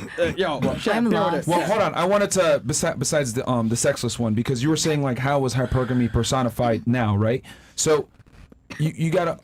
Okay, so more and more women are meeting men online, right? I think somewhere between 20 to 50% of new marriages, they met online, right? Less than half of women are online, though. Like, less than half of women use dating apps. I understand that, but it's growing exponentially. It used to be, we go back 10 years, right? It used to be kind of taboo to be on a dating app. Do you know what the number one dating app on planet Earth is? Yeah, Instagram. Yeah, and they don't keep data for that. So, so what I was gonna say was like with the conventional dating apps, it's growing in the popularity of people meeting, and then on top of that, you add in Instagram, right? Because a lot of girls are meeting guys on Instagram as well. So you're saying, well, okay, how is hypergamy personified? If you look at the dating apps, women swipe right on Tinder, like on only 5% of the guys. On Bumble, most guys are virtually invisible. I think like 88% of men are invisible because women screen for 6 feet tall. That's a component of hypergamy. And here's the other thing too. You got to understand that hypergamy is a multivariate situation. What that means is women screen for a multitude of different things: height, income, competence, aesthetics, teeth, physicality. All these different things come into it. So whether it's not just for money, because you're looking at it like from a money perspective. But what I am saying is that women, right, even though they say, oh, I want egalitarian equal partnership, they don't necessarily they're not attracted to that, or they're not aroused by that. So I agree with you about dating apps, but dating apps, we've seen time and time again, that data is not reflected into real life. This idea that this percent of men is having sex with all these women isn't borne out by the data. There seems to be a percentage of sociosexual women, and there seems to be a percentage of promiscuous men, and they seem to be fucking each other. That seems to be what's going on with that. Yeah, but and then also what you're saying that about percentage being of guys that are height. promiscuous is a minority of men. Yeah, and it's also a minority of women. And what I'm saying, it's not this minority of men that's having sex with all the women. There seems to be 10% of women around that are high in sociosexuality. They're more likely to have casual sex, and those women and the men that are also high in that are kind of sleeping with each other. Most people, if you look at all the GSS data from the past few years, over 80% of people are having sex with one person that year. They seem to be having sex in relationships. Also, when you talk about height, you're right. On dating apps, because we have no choice. Every time I've used them, I go 6 feet up too. Otherwise, I'm going to get way too many men. So that's but hypergamy. no, but when you That is hypergamy. when you actually look at what's happening in real life, ResearchGate did a big thing on this. It was like over 60,000 men, and they looked at BMI, they looked at height, Yeah, and that they does have an effect. No, it doesn't, because Yes, absolutely well, does. In pull fact, up- I can pull show up- you divorce wait, stats pull from up- people who are overweight. Pull up that I do that have. the research, at least when it comes to number of sexual partners, lifetime sexual partners, extremely short, and then there was extremely short, whatever, and then extremely tall. Between extremely short and extremely tall, there was a difference of 3. You have 3 more partners. Yeah, but when they looked at BMI too, it was the same. It's not like it makes. And then here's the other thing too, because I want to because you're talking about this hypergamy, how is it personified, and then like again, we talked about this before, like in the 1800s, whatever that you were talking about before, marrying across social status, etc. Cool. But you got to remember, they were limited to their own geographic area. So a girl, right, she was only limited to the people in her neighborhood that her family knew, etc., in her town at best, right? But now, thanks to the internet, thanks to Instagram, etc., that has completely changed the game. And who's it changed the game for is women, because it's given women more options. It's created this aura of their grass is always greener on the other side. And here's the other thing too. I can't tell you, and hell, you do this as well. Women always say, oh, I have so many guys in my DMs. I have so many men that approach me, etc. You are absolutely lying if you're not going to tell me that does not influence your mating strategies. Because when you know that you have a bunch of guys in the pipeline, you can go ahead and afford to be way more picky and way more nitpicky on certain things that aren't that really big. But that's why women are so selective nowadays, where most guys don't qualify, because they have a huge arsenal of men that are willing to date them. So what's effectively happened thanks to technology is it's actually made hypergamy stronger. But what I mean is, why is that then not borne out? Because even now, people tend to marry across socioeconomic status, across IQ, even across physical attractiveness. So why are we not seeing, with the advent of dating apps, that now all these like Starbucks women are marrying lawyers? It's not happening. Well, here's the thing. You're going to see it in the next 5 to 10 years once we actually have a good amount of time elapsed where social media, right, has been used. Yeah. Because I'll tell you exactly why that is because women hold on. Even in the past 5 years alone, there's been a drastic change in social media and usage and dating apps, etc. So we don't have the data yet. We're probably not going to see the data on the effects of what's going on now for another 5 to 10 years. There was a 2022 study that looked at sorry, I know. They looked at well, you told me that I would come here for a debate. The 2022 study looked at I didn't say words that says like they looked at fraternities, and they looked at these so-called chads that get all these swipes, and they had like a 4-point-something% increase in partners. It wasn't like Tinder going into these colleges were actually like, yes, I really don't mean to be rude, but can we like allow other people to speak? Yeah. Thank you. Like, I just, if you got something to say, like, just go ahead. This one will know. Yeah. So to your point, right? Oh, okay. Regarding dating apps, dating apps itself is manifesting women's true nature. Again, women that magically say, "Oh, 6 feet tall, good looking," is naturally in them. So dating apps that came about On the internet. I'm just saying before it was always there. But with dating apps, we have nothing. Like if I go on a dating app, I don't care if a guy's 6 feet tall, but I have to select for something. But you can't otherwise. But what I'm trying to say is I have no choice but to screen for those superficial things. That's why a lot of women don't use them. That's why men are outnumbering women 3 to 1, 5 to 1 on these dating apps. Women don't like it. But they're outnumbering men 5 to 1 and 3 to 1 because they're not getting sex. That is the thing. They're playing. That is the reason. Why don't more women use them? Why do less than like 40% of women use them? Honestly, because women. Because you have Instagram. Because women in every culture are less interested in casual sex than men, and these dating apps are for casual sex. But the point wasn't whether or not you have sex on there. The point was, did you find these other people attractive? If the top 20% of men are getting 83% of the right swipes, but the top 43% of women are getting 63% of the right swipes, that means in general, the distribution for men is equal, and the distribution for women is shifted to the left. I understand that, but in real life, that's the thing. Like if I go on a dating app, all I'm gonna screen for, because I can only talk to 10 people, are the most attractive. But in real life, I don't give a fuck about that. So that's why I don't have was bored too. So listen real quick. Dating apps, right? Even before dating apps, didn't you worry about men's height or, for example, their looks off rip without dating apps? Yeah. Yeah? For you? What was the question? I'm sorry. So the question is, right? Before dating apps, right? Before you rebond. You could do this with a yes or no. Yeah. All right, ladies, get your things ready. Before dating apps. Go ahead. Go ask your question. How did you select for men? Was it height? Was it looks? For example, did dating apps actually change your opinion of how you look for men? The dating apps right? change? No. So from the very beginning, it was in you to want. Hold on. Men. If it's a no, give me a thumbs down. If dating apps did not change your preferences in men, okay. All right, mostly girls are saying it did not change their preferences. So okay, hypergamy was always there from the very beginning. Okay. But what I mean is, you may say, okay, if your argument is women want this, women all want men that are 6 feet tall, fine. But what I'm saying is that the men that are 6 feet tall versus the men that are 5'5", 5'6", they're not having less. Those shorter men are not having less partners. They're having different partners, and that goes along with it's a sort of mating. It's similarity attraction hypothesis that people typically, even if they want this, what's happening in real life is people are still kind of falling, and then there seems to be a percentage of men and a percentage of women that are higher in sociosexuality. They're more promiscuous, and they seem to be hooking up with each other. The majority of people have had one partner. I'd be very reluctant to believe studies that deal with female promiscuity and them being honest and forthcoming about it. But you want to say something? Go ahead. Oh, I was just gonna say you're very smart, but I think that you talk too much. Well, no, that's, you know what, totally fair. In my defense, when I got asked to be here, they told me there would be a switch. Jasmine, will you just go on his show and just talk to him for stats? In my defense, they told me that they would bring on they would have women like you on, and then women like me on separately.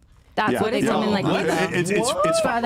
I want to know. I'm not even coming at you. Like, what is women like me? Because we don't know each other. No, what I mean is like women who are. I haven't heard you. Maybe you're super equipped to have this conversation, but I'm actually very not. But I would just like to let other people speak. Go ahead, speak. No one's on your mic. Yeah, no. To be fair, she thought this was going to be more of a debate. I think this is great. I think what they should do is just the two of them should square off. I agree. That's what I thought this was. Also, the chat is finding this kind of like. Yeah, exactly. I'm with you. I disagree with you. Real quick. It's losing me a little bit. I'm not gonna lie. Like that's why I say I'm not equipped to have this conversation. So it's like right. Can we just I disagree with you about the hypergamy thing. I absolutely. We can have our own conversation later, which I thought this was. I'm just saying. Like anecdotally, I'm confused that you don't see it either. If you go out on a regular basis, saying the women fighting for the same, 6 women fighting for the same dude. I see it constantly, all the time. Dr. Scott Galloway, he agrees with me.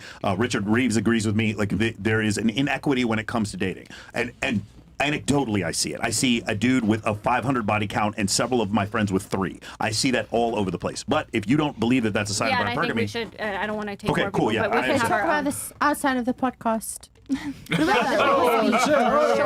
still want to hear other people's ratings of themselves. Yeah, there's just that's what I was gonna say. Is that we never finished that. We stopped at her. Yeah, let's do it. Don't worry, I have it still here written. Okay, I just want to say something quickly when it comes to the whole hypergamy thing, and basically like this huge disparity that you guys are claiming. Mm-hmm. I think the fact is that when it comes to similar socioeconomic classes, similar IQ, similar things like that, you can talk about there's less of a social stigma in place now. But how many guys do we know actually going after single mothers? It seems like that's still you can be the single mother's now empowered or whatever, but most single mothers are gonna have a harder time in the dating market than non-single mothers. Of course. Yeah, and then I also want to like bring up an interesting study that I remember reading that was basically women do select for higher money, higher salary, but men also select for like higher education when it comes to women, interestingly enough.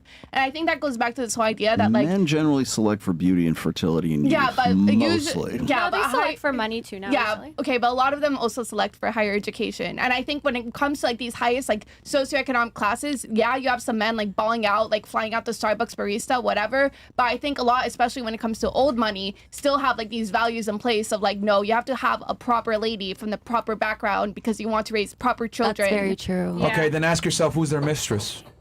Let me ask you this. Let me ask both of you. And let me ask you, if that's the case, if you honest to God think that, why is the marriage rate at 5.1 per 1,000? Why aren't guys just lining up around the fucking block to People get give up on married each other right now? too fast. Why is it? Why, if it's going to make you happier and healthier and all this great stuff that comes after, we're all selecting for, well, we just want the best and we're vetting for intelligence and IQ and education level and everything. Why is it at the lowest recorded level in history? And don't say it's because of the last 5 years of the red pill. Because people I was going to say that like I was going to say there was this whole like, you know, historical like or, you know, throughout society, this very strong idea that that's what you have to do. That's what you have to get. You have to get married to be happy. And I think a lot of people that were not in financially stable situations, that were in all sorts of different situations, got married when they weren't stable. And when, guess what, the opportunity to divorce came up, they took it. I think when you look at higher... I can speak to that right now. And this was more to your point, Liv. First, somebody asked me this later on, like what, like in the 60s, and hormonal birth control. One stat that tracks almost identically with the rise of use of hormonal birth control is the divorce rate, right from 1965 through 1975.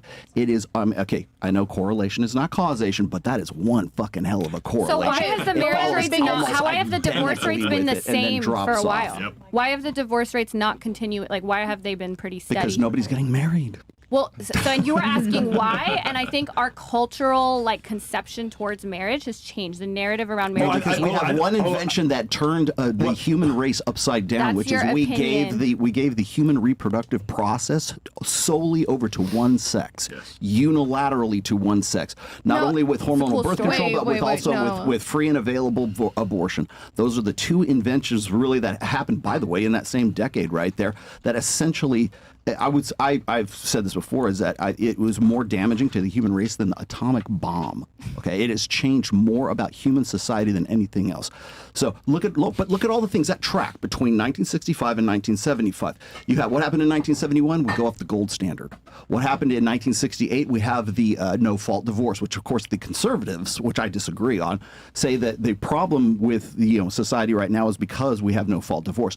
No-fault divorce was meant to facilitate all of the divorces that have been happening as a result of hormonal birth control. So now you've got to have societal changes, legal changes, political changes. Now women have to get back into the workforce. Why? Because now they're single and they don't have to marry and they don't have to fuck beta males to make sure that they've got the beta buck side of hypergamy settled, which is provisioning, protection, and parental investment.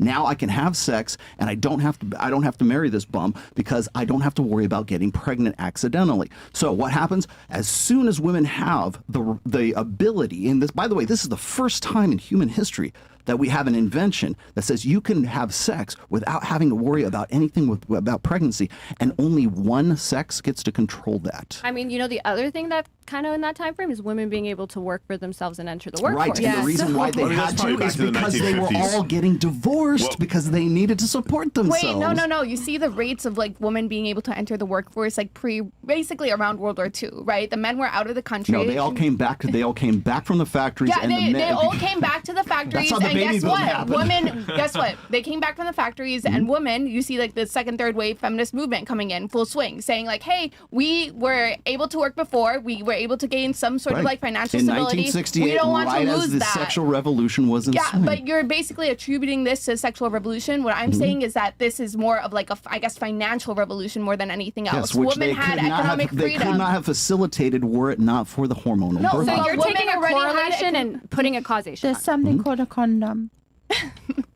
Women had Thank you. economic freedom Thank you. before Bless your soul. birth control. That's what I'm trying to say. The push for women's economic freedom happened prior to birth control. It seemed like the second that women were able to start bringing like finances into the household and started to gain a bigger salary, this was already a But none of motion it, put in place. I can show you stats right now where the GDP or the real income for families stays the same, but productivity goes through the fucking roof right around 1971. Why is that? Because we have more women in the workforce. We have no-fault divorce. We have the going off the gold standard. Oh, and then by the way, women who weren't allowed to have credit cards up until about 1974, that wasn't as a result of feminism like coming in there. It was because we didn't have to worry about it anymore because we have fiat currency now.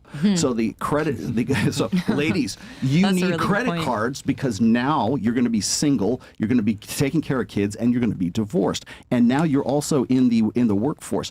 As a result, you see real wages flatline, but you see productivity go through the roof. Because what we've done is we put women into the workforce, but we haven't really seen that translate to real wages. We see it translate crazy in productivity. Wait, so you're saying women? So men have been, you guys have flatlined, but we're No, going up. women and men have flatlined. That's- Productivity goes up because if you go and you look at, I'm working on this, like, it's almost a small book on 1971 right now. So if you look at the societal changes from in the post-sexual revolution society, which by the way we're still in right now.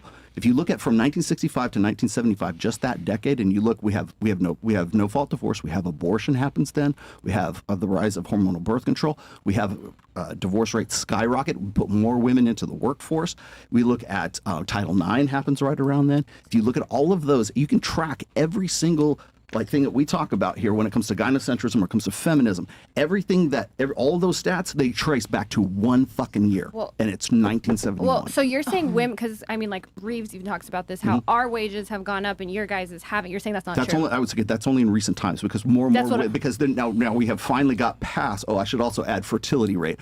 Fertility rate has been below replacement level since the mid 70s as a result of this as well. So all these people banging a gong about fertility rate, you should have been talking about that in the mid 70s. But as far as wages, you're saying so women's wages you have more women in law, you have more women in psychology, you have more women in enrollment, but also far more women graduating because men are tending to drop out because they don't see any point. There's no incentive for them to do it anymore. Because prior to the sexual revolution, men's means to getting sex was to be a good provider, to have a good job, to have provisioning, protection, and parental investment. That's what they could rely on. Now, women don't need a man, but they want a man. Yeah, I agree with you, and that's why, like, if you like with Reeves and stuff, he talks about this too. We need to flip the education. It's a really bad thing that men are not getting educated, that men are dropping out. This is no and that fun. She's women's- agreeing with us, dude. Yeah. Like, we should just move on. But So here's the difference between my take and Reeves' take is this: is he sees this as some sort of social construction problem. It's not. It's a naturalistic problem. It's the machine hasn't changed since 200,000 years. Okay, so to say, oh, we need to flip. We need women to be more attracted to guys who are these weesh beta male, douchebags because they need more love. 80% of guys are deemed unattractive. How can we get more women to lower their standards so they can get with these 80%ers? That's not going to happen because of the way that the machine is built for men and women. Do you believe in evolutionary psychology? Can we clarify that right now? Yes. Like, I mean, I wouldn't say it's the strongest because it's top-down reasoning. What would you say is stronger? I mean, like if you're looking at a study like observational, when there's like actually a control group, all that, you can't do that with evolutionary biology or psychology, which is why there's a lot of disagreement, even when it comes to human mate. Like serial monogamy seems to be the most successful mating strategy for us, but there is disagreement. Like there is. Go ahead, you guys need to get in. I feel bad for chime in. Yeah. I'm curious, do you think there is a crisis in dating? Do you think there's an inequity?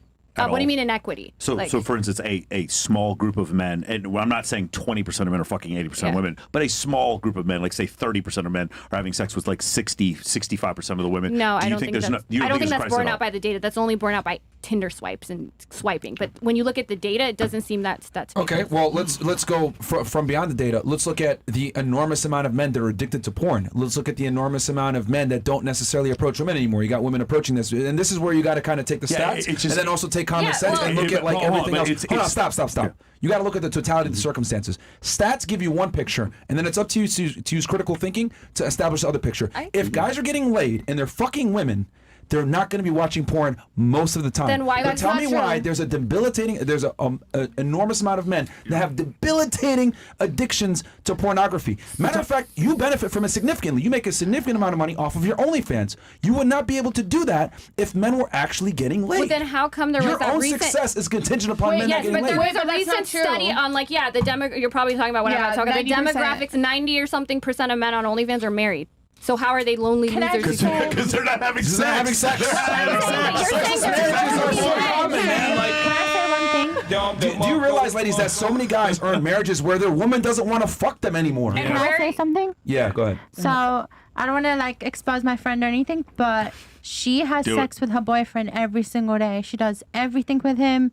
Yeah. Like I don't want to be like specific, but he We still probably won't know who they are. He It's still fine. jerks off to porn 3 times a day, regardless of having sex. Yes. He's 18 years old. But that's yeah. that's an incredible sociological survey right He's there. 26. He's 6 No, years I guess older than my her. issue is the Can, lonely. can I argue for something very again- quickly? Like, I think the idea of like, oh, you know, porn addiction comes from a lack of sex is not necessarily true or congruent. And the reason why I would argue this is because porn addiction is basically just like sexual gratification on the constant, right? You could be having constant. It's basically another form of sex addiction, in my opinion. Because when you're having a sex addiction, you want to constantly get off, and it's the same thing with a porn addiction. You're constantly looking Yeah, but for way that more people short-term have a porn gratification. addiction than a sex addiction. That's fair. I mean, it's that's like fair. 100 to 1. Like, it's not even close. But the point that I'm trying to get across is that you could still be having sex with other people and still have a porn addiction. You could be, but the issue is Yeah. we have all these. You guys are fantastic at like isolating certain things versus again looking at the totality of the circumstances.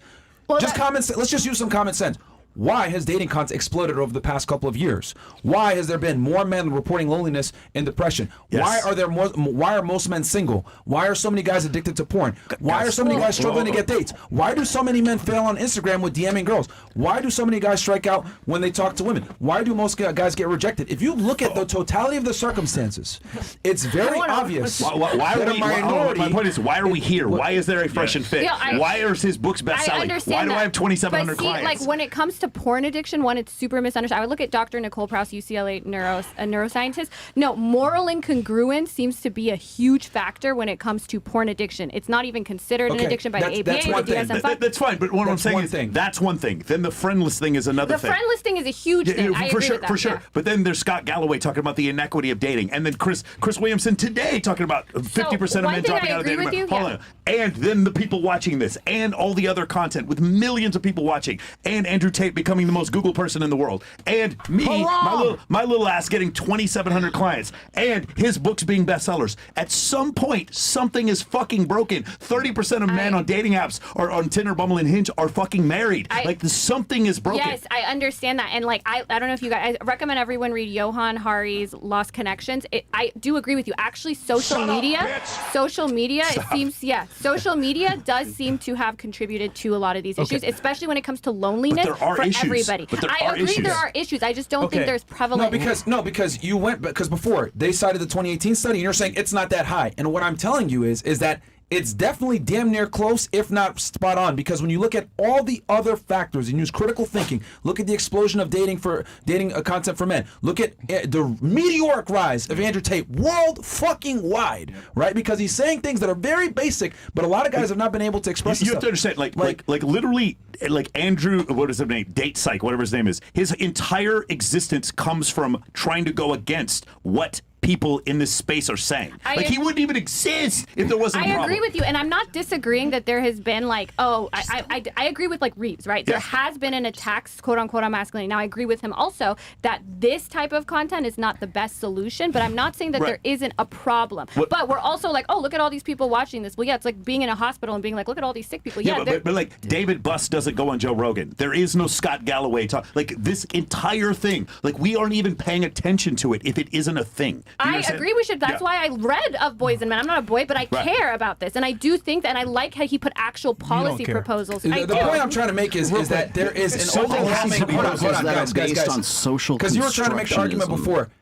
You're not going to necessarily have stats for everything. What I'm trying to say is there's absolutely an overwhelming amount of men that are fucking clueless and not getting laid. That's a fucking fact. That's true, but I don't think that's a fact. Okay, so you're arguing to argue. Real quick, you had a question, but before you said a question, by the way, your friend's pussy's trash. That's why. Go ahead. All right, so Goddamn. what I really wanted to say was the dating pool. The bottom line is the dating pool is in shambles right now, and I feel as though women are trying to be men. The men they wanted to marry. So now the men are no longer wanting to play their role. Long story short, just They're not keep it a buck. incentivized to play How their do you role. feel And about to it? add on to that, I agree with her. I think female promiscuity added to that and made more simps. Question for you for dating. What do you think is the problem? They just mentioned women trying to be men, but what do you think?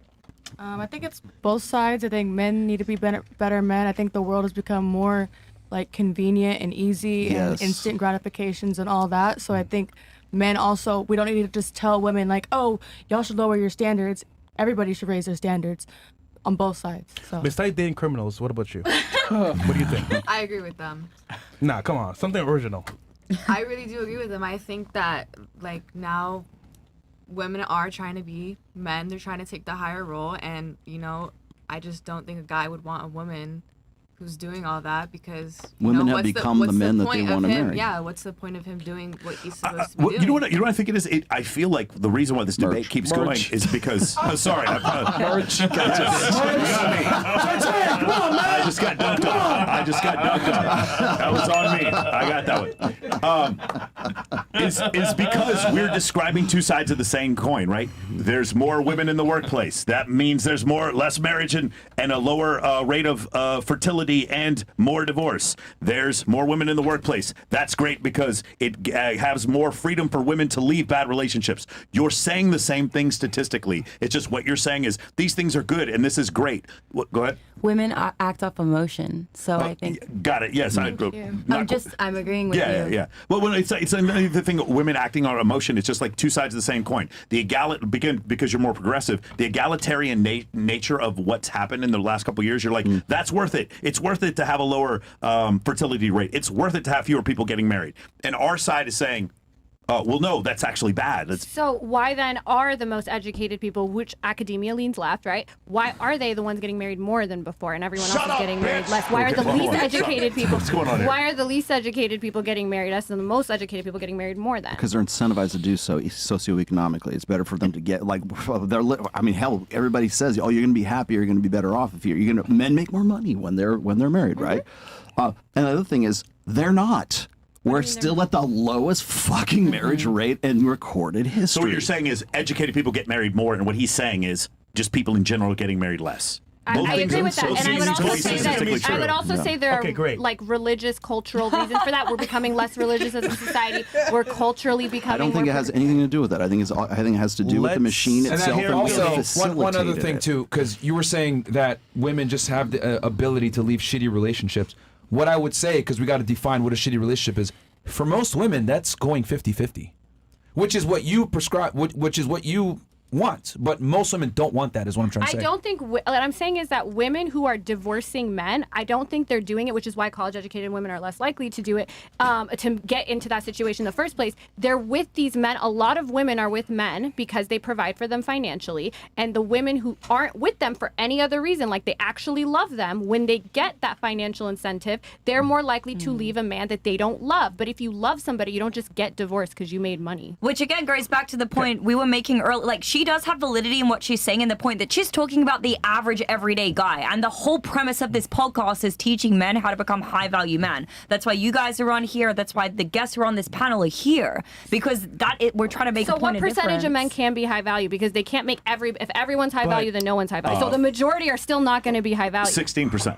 No, 1.5 standard deviation. It's not even just being high value. It's about, because not everyone's going to be high value, but everyone can understand female nature. Let me see if I can and put be this attractive. Let's see if I can put this in. 1.5 standard deviation. She will not stop. Hold on, real quick. 60%. Philly, I want to hear your take on this. So you said that higher educated people and people that make more money get married more often, correct? No, they're getting more. They're the only ones whose marriage rates are going up, and everyone else's is going down. That's what I'm saying. I don't actually think So that's pretty much what I said. So Kind of. let's be honest here. Most people in the United States don't have even $1,000 to set aside. Let's be real. People who are middle class or lower poor, they can't get married. So I feel like you're basing your facts and figures off of people who can afford to get married to condense their finances, who aren't at risk for financial ruin because of any sort of like medical issue or anything like that.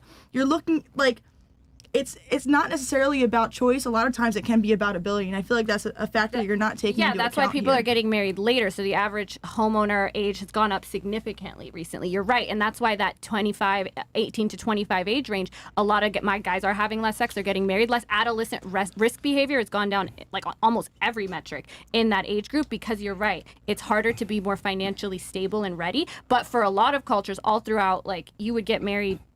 Just getting married was part of the norm, And especially in a certain age. Also, on the show, we recommend men not to get married in the state. So it means, for example, By the state. church, By the sorry, state, you're by the saying. state. Yeah, by the so state. by church, Legally, great, but legally, you don't want to be married legally. Real quick, what's your stance on this as well for dating? So I think that. Sorry, there's just been a lot. I know. Just You to can bring it untangle back it to the and- whole prefrontal cortex thing. Yes. Okay. Sorry, it's just to bring it back to the prefrontal cortex thing.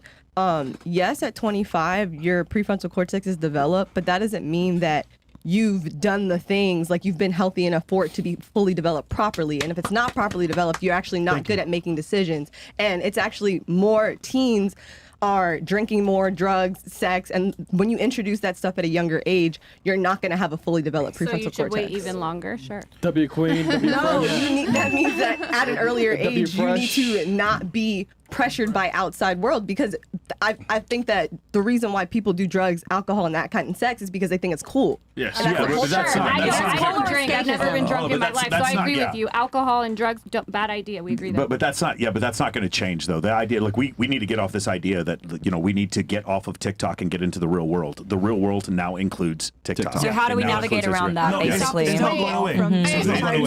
So what we need to do is express we understand we are living in a time of an evolutionary mismatch, and we have been since the advent of fucking Genetic gap. antibiotics and nuclear warfare. We've been in an evolutionary mismatch. The only thing you can really do is identify the problem and adapt off of the identified problem. Yes. And what I would say here, controversial take, I think feminism is a big part of the problem for a lot of things. I think there's a strong argument that inflation is directly tied to feminism, and the reason for that is because you used to be able to sustain a family on one income when men work. Then once women enter the workforce, you effectively double the workforce. Well, guess what? Employers can now pay half as much as they did before because now they have twice as many employees. Well, as So- Reese said on your show, we've ahead. also brought in trillions of dollars to the economy since the 1970s just because women entered the workforce. And it's also raised the standard of pockets now. Well, here's the thing. Women don't really do productive. Here's the thing. Women don't really do. If I'm going to be honest here, women don't really do jobs that contribute to society and infrastructure. Okay, so you just disagree with that step then? Yeah, I mean, women dominate a lot of useless jobs. You know what I mean? Would you call teachers and healthcare providers? They ruined useless? education. That's one of the few components that I feel like they that's like- dominate. That's like helpful for society. But in general, Facts, men facts. run all the jobs that keep society going. So lawyers and are almost infrastructure. 50-50. Doctors are almost 50-50 Wrong. now. Lawyers are almost like 85 No, right look it now. up. Look it up. Look it up. I just Nope. saw it. a It's couple like days 60 to ago. 70. It's Way 60 to more. 70, something like that, Psychology right? and law are just being it has been this way for the last 15 years. There are Right. far more women in Oh, law you're saying and more in women. Okay, psychology. I thought you were saying it the Even other in way. banking Okay. and finances, it's actually more skewed towards Far women more. nowadays. Okay. Like there are so many industries that are more skewed So you're towards saying women. lawyers don't contribute to society? No, I know, but I'll happily say that. Lawyers are useless. I'll happily Well, here's the other thing too. You got to remember. Shout if out you to look James Sexton. It's not just okay. Someone being a lawyer and then a practicing attorney are two different things. Because there's a lot of people that I passed the bar. I'm a lawyer, but they're not actually employed. yeah, so And a lot of them are females. Yeah, I'm one of those. But in general, still, but even practicing attorneys, it's almost 50-50. And so those women, or even doctors, are getting really close to 50-50. Practicing physicians, you're saying those women. Most of the population isn't a doctor or a lawyer, though. I understand, but you were saying that women are doing jobs that don't contribute, and I'm saying that some of these top professions that are doing a lot of contributing are almost half women. That's cool. That's cool, but that's a minority. I'm talking about infrastructure, keeping the world going. Yes. I mean, okay. all these. Okay. Real quick, we're gonna do girls ask questions because they have not Yeah. have a turn to speak at all. Yeah, bro. But let's do some chats real quick because they've been waiting as well too. Hey, W Fresh, man. And it's 1:40 in the morning, by the way. Yeah, I know. I gotta Yeah, get bro. Oh wow. It's almost time to go. I mean, Oh my gosh. Where did Okay. the time Yeah. go? Jasmine, will you take Rollo to the airport? Will you drive him to the airport for it? I don't live here. I mean, Well, you know, I think she should come on your show. I think so. We will nerd out for 4.5 hours. I don't want to rush this one. Who's got to go to the club or some shit? Who's got to go? If you got to go, I get I'm it. gonna roll in a minute. Okay. It's not that, bro. Yeah, it's It's a big- whole it's- stand up, bro. We spoke about it. Yo, Rollo got a God roll. fucking damn it, Okay. man. Okay. Yeah, no. What do we got here? Get on your knees. 1304 lawyer's breast looks like an open wound on baby. What the fuck? Okay, Chris, my bro. Call in the stupid 3X panel's body count. Don't cap. Okay. What do we got here? Ivan goes, it's not about brain development. It's about the values your parents instilled in you and showed you through example. Okay. It's about your genetics.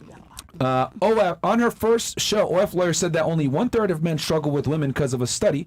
Studies have an extrovert bias. They like new experiences and meeting new people, so they show up. Introverts would rather stay home, 1 of 2.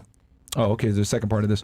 John May goes again. This means that 1 of 3 extroverts struggle with women. Since they are the men that women prefer, that means that the majority of introverts are invisible to women. These are incels, the virgins of your OF subscribers. You can interpret studies 2 of 2. Yeah, you can't interpret studies. And that's what I mean. Like, you got to look at the totality of the circumstances. And I didn't even think about that. But when you look at everything, dude, guys are absolutely struggling with women. Yeah, just from everything I've seen, the majority of men are invisible to women. The vast majority of men are invisible to women. It's just one of these things where I just see tons of evidence to show this. And whenever I hear Scott Galloway talk about it, or if I hear Chris Williamson talk about it, or if I hear Richard Reeves talk about it, and I understand that there's some study that shows, well, this guy at 25 had 1 sexual partner. That doesn't quite like quell the problem. So I agree that men are, if you have to define struggling, if you're defining struggling as they're not having as much sexual success that they like, I'd say it's 100% of men that are struggling. That's one sign, though. That's one sign. It's a loneliness and sex as an allegory to, or as one data point explaining they're getting fewer dates. And a woman left swiping 6,000 times to go on 1 date on Tinder, Bumble, or Hinge, or just several of these different situations. Or Ashley Madison being 98% men, or 6 times as many men on dating apps as women. Those type of situations are an indication to me that there is a bunch of men not doing very well with women. Yeah, and also don't forget, just because a man has a woman doesn't mean he's getting intimacy. So where does he go? Sure. Porn or OnlyFans? Man, I am so lucky. I wish I had time to watch porn. I have a 21-year-old girlfriend. Honest ratings starting from the couch. Oh shit. Here we go. Pussy O 2, Dixie 1, Marina gained 3, Miss Euro, Yeah, you got up 3, there. Lex Luger 1, Blow Up Doll 0.5, Gapped 2, Sky Bree 0, Leave My Nigga Nick Alone. Okay, Bob Fish. Actually, they broke up, by the way. Yeah, they did. I fucking called it, bro. Yeah, you did call it. God damn. Bob Fish 1.5, Black and Face 2. Tell these weasels to take off the makeup. All right. Fresher Shamuta. No God damn, bro. I think you do great on a curve. You guys are doing great. I really do. I've seen the ratings they usually give. Said Sartain and Rolo, holy shit, look at the standard deviation of the body count of both cohorts, LMAO. The data says, wow, I think it was statistically significant too, L lawyer for derailing. Yeah, this had to do, there was one study where it was like the top 5% of men had 150 sexual partners, the top 5% of women, it was like 35. So I think that's what he's referring to there. These girls have been ran through more times than the yellow light. Ladies, these days expect to be treated like a queen, but have been taking more loads than a washing machine. Whoa. God damn. Well done. Holy. Silly lawyer go. Oh, okay. The Hyman Slayer goes. Why is it that women hit their growth spurt Saving that. first? It's not the Hyman Slayer. Why is it that when women hit their growth spurt first, that we are taught that women mature earlier than men, obviously for relationships, but when they become old CVM dumpster, Twinkie whores, they argue that women are not fully developed yet. Interesting. Well done. 707 goes, punching bag lawyer is Dululu, kick the podcast 304s so the other girls can talk. Okay, we'll give the girls a chance right now. Sterling, you seem to only date traditional women. What would you do if their family disapprove of your union because of your porn star past? I'd like Rollo to chime in as well since he argues with the girl's father must approve. What about you, Sartain? Oh, bro, I don't know if we have enough time for that one. Yeah. But Sterling, does that fuck you up? No, like, I convince him. That's the answer. There you go. Yeah, like I'm a charming. Convince the dad? I'm a charming guy. That's number one. And you don't do it anymore. I think that's a big one. And your new car. I'm retired repenting. Right. Number two. Car. Forget the car. Got my vote. Forget my car. No, but to be fair, Sterling, you're a man's man, so you understand from a father's standpoint what he wants for his daughter. Precisely. I'm gonna communicate to him the same way I would want to communicate. Thank you. Exactly. This is a good thing. Kylie's dad is a U.S. federal marshal. this is a good thing. I want to live up to the standard that he want. I don't have any problem with this. I'm glad that he has high standards. That's why he raised such an awesome daughter. Bingo. Amazing. I was really curious what you guys think about men doing porn and OnlyFans versus women, because obviously you have your opinion about women doing it. So her boyfriend, for example, who is sorry to single you out. Like, how do you think that influences the relationship between a man and a woman versus the opposite, where the woman is the one who's doing it? I mean, I can chime in real quickly. Yeah, you're the one, right? Like, it has had zero impact on my dating life. Precisely zero. Like, I've dated girls who are super religious. My last 3 girlfriends were all extremely. Actually, that is Would true. you guys agree? Would you guys agree? Well, again, the data would show that women are far less interested in a man's body count than the other way around. Again, this is again 37 culture study that they show that pretty much exclusively. Also, women are far more interested in a man's ability to acquire resources, about 100% more than the other way around. But aren't men now more likely to, I think even Bust in like 2021, Corinne Lowe, the one that Richard Reeves mentioned, that men now are rating women as more attractive when they make more money than in the past.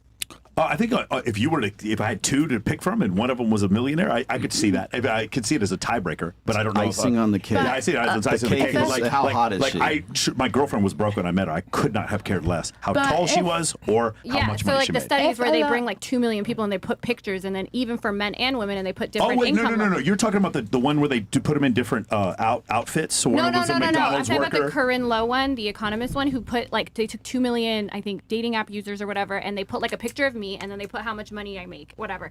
And when I made more money, I was rated as more attractive by men. Well, I think there's no way you wouldn't be rated more attractive by men if it's the same physical form and we have 2 people to choose from. Right.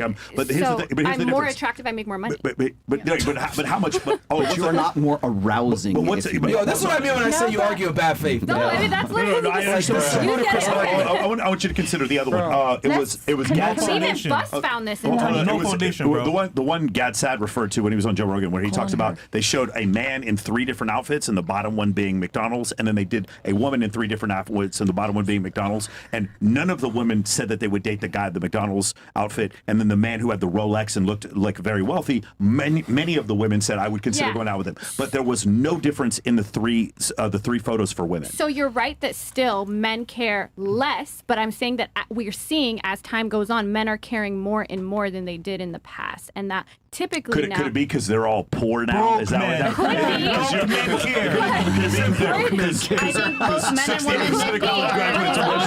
they're all making so much money now. And here's the other thing too. We're like broken, starving. Please feed us. Who is it that cares? It's the men that you're not attracted to. The men that care about a woman's income a lot of the times are the guys that women inherently aren't attracted to anyway. And here's the other thing too. You just said it yourself. You answered your own question. Oh, well, it's the same picture. One says 100,000, another one says 50. Well, yeah, the guy's going to go with the girl that makes 100K because he's like, okay, she makes more money. No, but it wasn't just the same. What I'm saying is they put a bunch, and they found overall men were rating women as more attractive. Do you know what the correlation was? Again, you're missing the biggest thing. Looks come first. Everything like finances is like a distant 7th place. But it's becoming more and more like men. This idea that men don't care. Men are finding women more attractive when they make more money. Yeah, and that should be raising the marriage rate, but it fucking isn't. So it is for us. It is for the women making a lot of money and are most educated. It's raising it for us. They're not getting any. I can't get a college education. I can't get a job in education. I can't get a job in fucking in psychology. Speak real quick. Can I talk? Or hold on, wait, hold on. She was first. All right, Okay, and then so we'll go to you two. I just have one thing to say to Stirling. So my boyfriend does OnlyFans, so you guys are in you formerly same career field. Retired repenting. But that's what he says. He says a lot of porn stars, former porn stars, they'll go into the business, make a shit ton of money, and then try to turn it around and try to leave it in the dust. And it's but you still not a lot. No, unless he's doing gay stuff. But only the big ones. That's the thing. Even Mia Khalifa, they're he knows. No, there's about 4. There's about 4. Let me give you some perspective. So when I was working in Los Angeles as a male talent, right, I am working with about a roster of about at least 1,000, if not 1,500 women, right, across the country.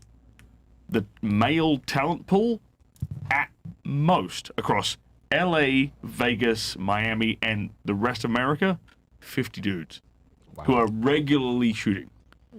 Yeah. So there's a great book on the a movie on this. It's called After Porn Ends. Have you ever seen it? No. You should definitely watch. Just skip to the end. At the very end, they go after what happens. Have you seen this movie? Yeah, I have. Yeah. And at the very end, you just see all the women. They go back into porn. Several of them get back into drug addiction. Yep. It's just horrible. And the guys are playing golf. One of them opened a law firm. Like absolutely, they had families. It just doesn't seem to have the same effect being sexually promiscuous for men as women. It doesn't.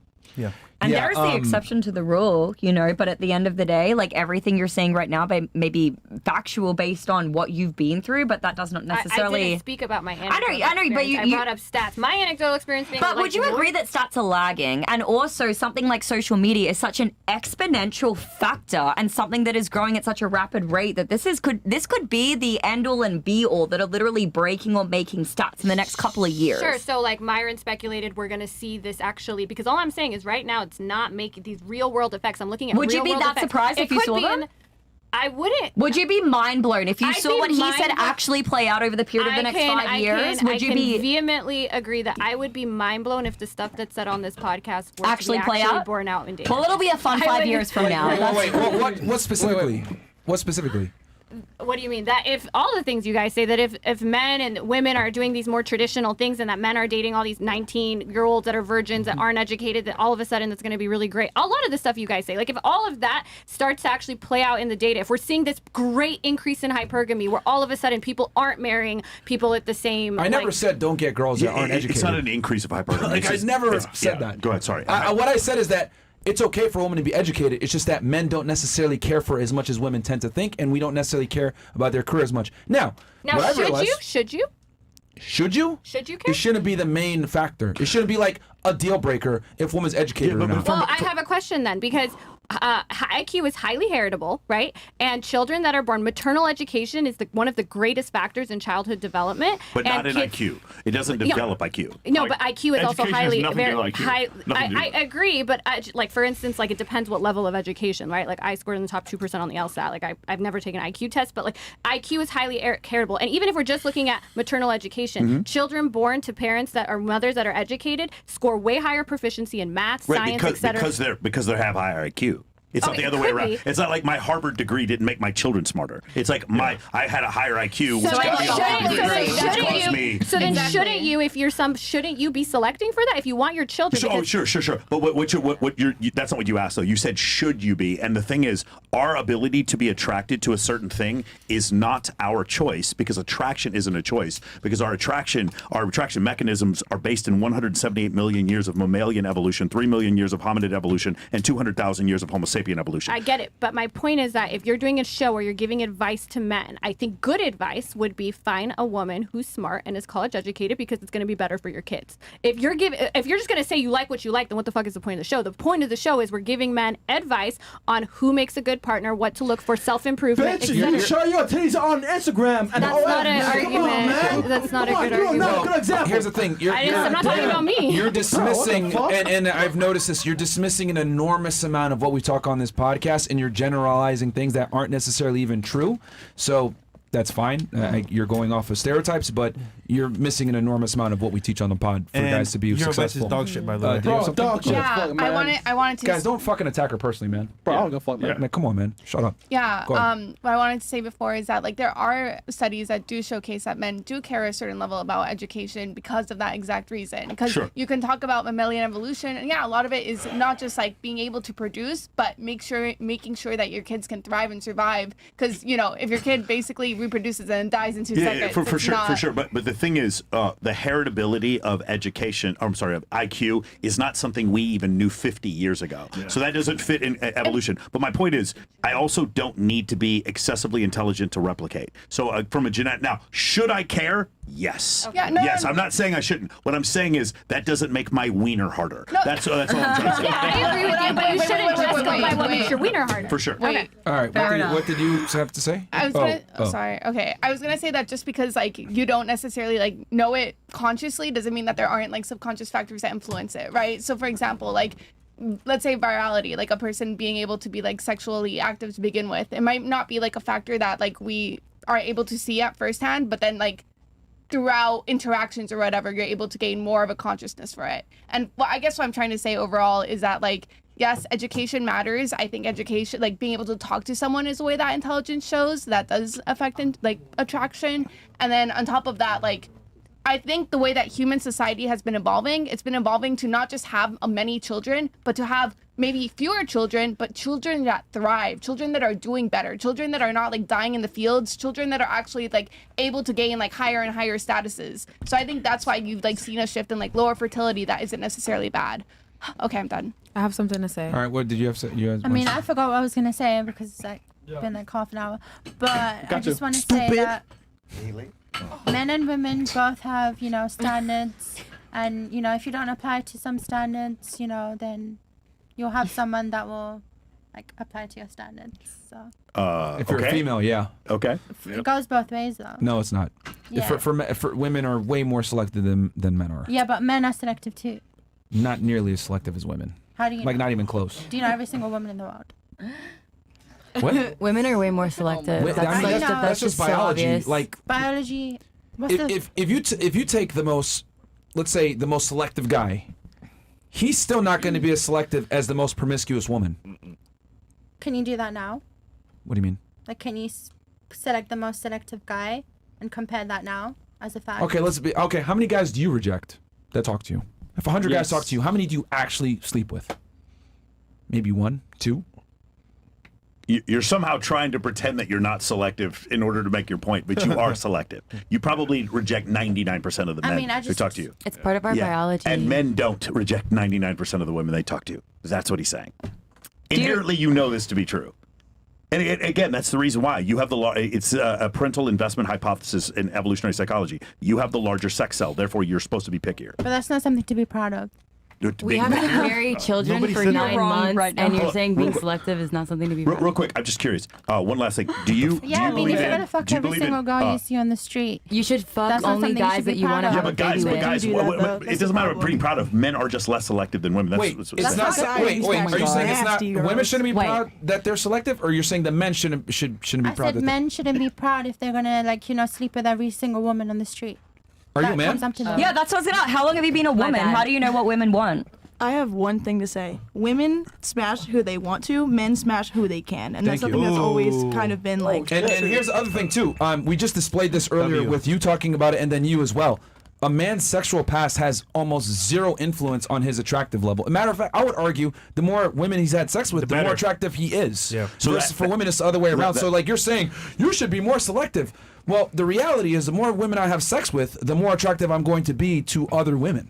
Hold on, you had which is kind of part of hypergamy. Yeah. Yes. I wanted to say more so touching on the education of women. Like, from what I remember, respectfully speaking, in history, just as an example, like in textbooks, you read that the husband is out working and doing what he has to do while the woman stays home and is watching the kids or doing whatever. I feel as though having an education is probably a plus, but it's not a deal breaker. So that's where, in my opinion, like, women don't have to have a career or education. Like, if you find someone and you're lucky enough to be taken care of, then you don't have to do what the men are required to do. The surveys that show with working women, 83% of them say that they would rather have spent more time in the home raising a child than working. Right. Oh, I have a question real quick for you. I don't want to disrupt the whole thing here. Yeah. But Sexy Son's hypothesis and mate choice copying. Do you believe in that? Can you explain? Sexy Son's hypothesis is the concept where women see men with attractive traits and want their children to have those attractive traits, so they choose those men with attractive traits: broad shoulders, hip to shoulder to waist ratio, signs of masculinity. Do you So understand? yeah, what I I'm saying? think women are attracted to those, but I think the number one predictor of who you're going to end up with tends to be who you're around. Who's Yeah, more, no, for sure, yeah, for sure. So, But yeah. then also mate choice copying. As women see men, or as women see men that other women choose, they find those men more attractive. I don't know about that one. Yeah. I can't. You like- should just look that up. Okay, sure. Yeah. So the idea is they show this amongst several vertebrates, where if you take, and especially amongst Homo sapiens, other primates too, even rats, when you put women around the male, other women find that male to be They attractive. did this with chimpanzees. Yes. They literally, and chimpanzees are the closest to human beings. They had a male chimpanzee go to try to talk to some female, try to mate. They didn't want him, but when he had a female chimpanzee with him, the other female chimpanzees came around them. I understand that. So I agree that could definitely be the case, but chimps aren't doing sperm competition. We're not. So I wouldn't say it's a one-to-one thing, but I agree. Yes, people like usually other people liking something does. Okay, I would so say but the thing is, it's one way. So I'm not more attracted to a woman because more men want her, but I will tell you that more women are attracted to me because women want me. I would have to look into that. Now, I don't think that's completely absurd. I don't think that's completely absurd. Why would I just take that? No, it's fine. It's fine. It's fine. The term is called mate choice copying. Okay, Anyway, yeah. the I point could is, believe it. if I'd mate have to choice look into copying exists, then that must mean inherently there is a group of men that get more women than other men. Does that make sense? There is difference. No. We can answer this simply. You want to know why that's just a ludicrous? I got to look into the data. Let's look at common sense.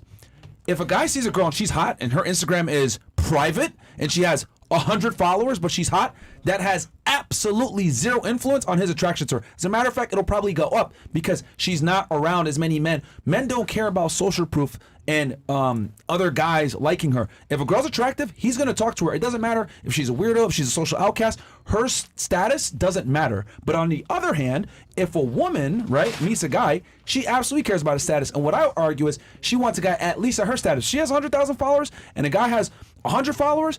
That will make her look at him negatively. He's going to have to do some work to build attraction with her. Depend on the woman. Like for me, it wouldn't work that way. So Wait, no, it doesn't depend on the woman. This doesn't depend on. I would just say that straight up. That might be your anecdotal experience, but like we know like how consumer behavior works with like everything. The more something looks attractive, men or women, the more they want I can it. say for my OnlyFans, the more popular I get, the more other men want to subscribe to my OnlyFans because other men are subscribing to my OnlyFans. I don't know if that's true. I think they're probably subscribing to their OnlyFans because they're attracted to you, not because other men are attracted to you. As you get more popular, you grow like it's because people say, "Oh, she's a top OnlyFans subscriber." That's also two things. That has to do with the algorithm, number one, and it also has to do with collabs that you do with other girls who already have followers. The point I'm trying to make is a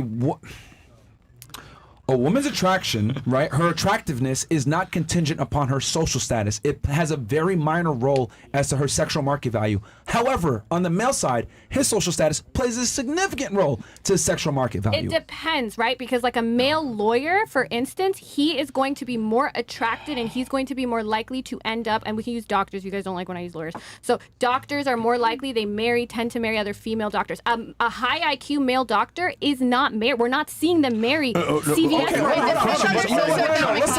let's take that argument. Let's say his wife loses her job. Is he leaving?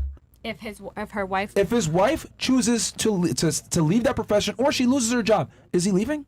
Probably not. Why? Okay, now let's reverse it. Let's say the man loses his job and loses that status. Is she leaving? Maybe. She's gone. It depends on the thing. And a lot of times in these, so a lot of lawyers, for instance, do that this. proves my point, Jasmine, that social status absolutely matters. No, this is typically what happens in like my field is two people, both of them are lawyers, they get married, and then the woman lawyer stays home with the kids. They typically get married. You know what I'm talking about. The woman typically stays home. But if you want to marry a lawyer, for instance, the best thing you could do as a woman is not be hot on Instagram and work at CVS or be a virgin. It is to be at similar social status to the guy. You just proved my point.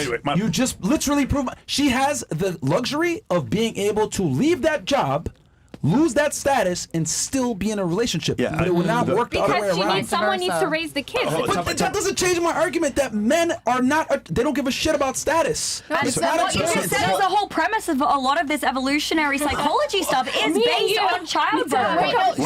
The point is she already gained that status. Yeah, exactly. By getting Just speak. Just talk. Just go into the mic and talk. Hold on. But then if she loses it, it does not affect her sexual market value. But if the dude loses his status, it does change your sexual market value. The argument is that that's my point. I understand your point, but the argument is that they already gained like a level of status that puts them above everyone else. But then they lost it, and they still keep the guy. But if the guy loses his status, the girl leaves. She doesn't lose her status by choosing to stay home if she's already a lawyer. Like she already went through all that. She got the money. Her job. But wouldn't a guy if it was the other way around? Wouldn't a guy if it was the other way around? They're choosing. She's not gonna leave him immediately because he lost a job. If she leaves him, it's because he hasn't been employed for a long. Okay. I think it's one example. The whole thing we're talking talking about is just attraction. In the case of attraction, when women see other women being attracted to a man, they're more attracted to the man. Now you're using the thing of like products and consumerism, but it doesn't work the concept of mate choice copying. Just look it up right now. It's on Wikipedia, whatever you want to look it up. When you look at mate choice copying, it only goes in one direction. It does not go in the other direction.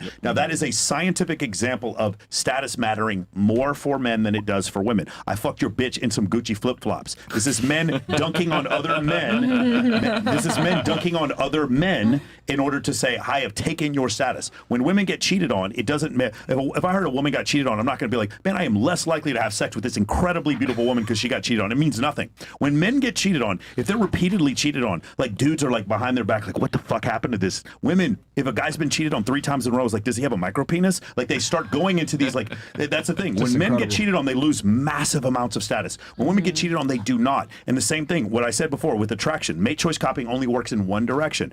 And so if it works in one direction, what that means is there's this attraction cue that a small group of men have where they're surrounded by women, or they have more women. And because of that, again, ladies, you're offered infinite dick and you're still trying to steal each other's man. It's just a perfect example. Mate choice copying is a real thing. And because of that, there's only one way that can exist. And that is if a few men have sex with a lot of women and a large group of men have sex with very few. I'm very, very, very, very skeptical of the claim that when it comes to like consumer behavior and the way that we basically act in day-to-day life, it applies to everything but mate selection. No. What I'm saying is there is a consumer behavior thing where it's I forgot what it's called, but I know what you're talking about. Mate choice copying the only goes in one direction. Yeah, that's why I would be skeptical. I think it's Robert Trivers who came up with the back in the 1970s. What's 80% of the consumer base? Females. What do women typically do and buy? They follow other women. Women are far more to be amenable to fashion trends. They're far more likely to be followers. They consume most of everything. They contribute to the economy. Women are the ones that follow everything because women need social proof. No, but I mean, like, when we just look at, like, one-on-one, like, studies or, like, data, just, like, looking at, like, individual behavior, consumption-based, yeah, people in general, like, this is a whole basis of, like, supply and demand or, like, of, like, price shifting. It's like, okay, the more valuable something is seen, the higher price it has. So I think the same would apply for women. The more men want this woman that they can't obtain, let's say, the more valuable the woman seems. It seems to be, but you're missing the point that it's not required. Oh no, Do you understand? Like, and this is where you guys like you like. I don't know why. Like, again, arguing in bad faith. What I'm trying to say is that cool, a girl's desired by a bunch of guys, but is that required for her to be attractive? No. Absolutely not. But for a man, let's say he has like not attractive, he's fat, whatever, but he has a lot of social status. He can absolutely pull women. Myron. So what I'm saying is that social status matters. And here's the other thing too. It's crazy to me that we're even having this argument. This is shown in primates. This is shown in fucking lions. This is shown in birds, etc. In almost a bunch of different animal species. Men that have other women end up having more women. Yeah, this is how it is. What is you it? go into a nightclub where all the women concentrated in the fucking section with 2 guys, 20, 30 girls. Facts. Like, you guys cannot argue. It's irrefutable that women absolutely select for social proof and social status. Yeah, I don't disagree that people like look at status. I think both men and women look at status. I was confused because earlier was stated that like, oh no, it has absolutely no impact on men's attraction, and that's where I disagree. Very little impact. Yeah, I just take all of our words for it, and if any guy here disagrees with me, we don't find women more attractive because more men find them attractive. And again, we you find guys them want to go attractive ahead because of facial symmetry, signs of youth, and a hip to waist ratio. And here's the other thing, 'cause I know simple. Jasmine's making the argument like, oh well, they acquired the status of lawyer, and then like they get the guy because of the status of lawyer. Okay, cool. That's fantastic. a great tiebreaker. But then here's my thing: if she loses that status, is the guy leaving? The answer is no. But if on the other way, if the guy loses his status, is she leaving? Probably yes. I don't think so. I don't think like if a lawyer couple, I have a lot of lawyer couple friends, and if a guy lost his job, I don't think like my female friend would be like, okay, bye. By own example, they have the luxury to do what? Leave the lawyer position, lose that status. Okay, because even though they're a lawyer, blah, blah, blah, no one's going to respect them as a lawyer. Let's keep it 1,000. They have the luxury to leave and go home and be a homemaker, and they don't have to maintain that status. The man does. That proves my point. No, the argument is that they already gained the status by the education. They already signaled to their partner that they are of this level IQ, this level of competency by just being able to get into the to begin with. And then if a man was to do the same thing and say, you know what, I want to be a homemaker, it doesn't work the other way around. It would be disproved. That completely disproves it. I think what you're saying was true, that most lawyers would marry most lawyers. And while lawyers marry other lawyers more than any other profession, over 50% of lawyers lawyers are not married to lawyers. That's not the case. But they're married to people of like similar But socioeconomic again, class. when we keep going to that, most people live in a group of people that are in the same socioeconomic level as them. And the middle class is called the middle class because it's in the one middle standard deviation, which is 68.27% of people. So when you say most people marry people, it's like if he and I are friends and we happen to be within a couple inches of each other, it's because most human beings are within a couple inches of each other. I just don't think that necessarily makes this. Very few people are extremely rich. And so the idea that a poor person doesn't marry a rich person is not because there isn't hypergamy. It's because there's just very few rich people. Do you understand what I'm saying? No, I understand what you're saying. Tend to marry like people of they're not marrying super like that's what I mean. This idea that super high status. I don't know if doctors and But there's lawyers just are high not very status many people that are high status. That's the reason why you're not seeing that huge age gap. And not only that, marrying and dating and having an opportunity are two different things. Yeah, of course. Women are going to have more opportunity than men always. But what I'm saying is that if the woman was the one in that money position, that status position, she's not dating a regular guy. And so in professors, you're seeing this a lot now, where a lot of men are staying home and like they're staying home, and the woman continues to be a But they're professor. also exceptionally progressively liberal. That's and true. liberal. That's true. And I just. But those women aren't leaving them, even though they're liberal. Yeah, because then the women are saying, let's have a polyamorous relationship where I can fuck They're doing weird shit. Like the thing is because the thing is this. These super liberal women that are with these super liberal guys, those guys are fucking pussies and not able to arouse them. So what ends up happening is they do weird things on the side, whether it's an open relationship and they're fucking other guys, they're doing pornography, whatever it may be. Something is dysfunctional in the relationship. No offense to you, Jasmine. that's okay. But that's the reality when you deal with liberal men, because they're not able to arouse and really lock you in and attract you from all different facets. Because they treat you as an equal, and women cannot be aroused by an equal. Sure, but then they have the lowest divorce rates too. Sorry, they're outsourcing that arousal. They are to somebody fucking else. other dudes. They're outsourcing. I'm very that hesitant. stimulus to somebody else. I would want to see, and maybe we can search this up for that next time, like studies specifically, because to my understanding, like the vast majority of people in the United States are monogamous. They're not interested in open relationships. No. Interested in Two different poly. things. They are monogamous, but that does not mean they're not interested in having multiple sexual partners. But they're not. Two different They're not things. following through with that. They're saying that their I agree with you relationship is that more they're not following important. through with that because they're going to have to get a divorce. But the idea that most men would not prefer multiple sexual partners is not true. That is just not true. And most men can't execute that. Yes, correct. Most men, and by the way, most men would never even dream of admitting that they would do that in front of their wife who would fucking leave them. But apparently professors are able to have sex with a bunch of people that are. No. What I'm saying, listen. I personally love Joffrey Wilson. Rolo does not like him, but he's an evolutionary psychologist Yeah, I'm who started familiar with promoting fucking polyamory, and it's just ridiculous. There is nothing evolutionarily noble about me watching my wife get fucked by some other dude. I'm sorry, that does not make sense from an evolutionary standpoint. The only time a man typically will agree to allow a woman to fuck other guys is when his value is low and he has no leverage. Yes. Or maybe they're liberal. That's what you just said. Yeah, but their value is low and they have no leverage. It's the same thing. There is no difference. Professors and these highly educated liberals, they're all low value. Okay. No. That was a generalization. I was being mean. None of them are low value. Most of them. The typical man, the typical woman is going to be like, I love the fact that my man lets me fuck other dudes and doesn't give a shit about it. I just think that might be problematic for most women. But I think in this case, what's happened is like she's lost respect for. We're speculating here. We're getting super anecdotal. But the thing is, whenever I hear of a polyamorous relationship where it's open on both sides, she has lost respect for his penis.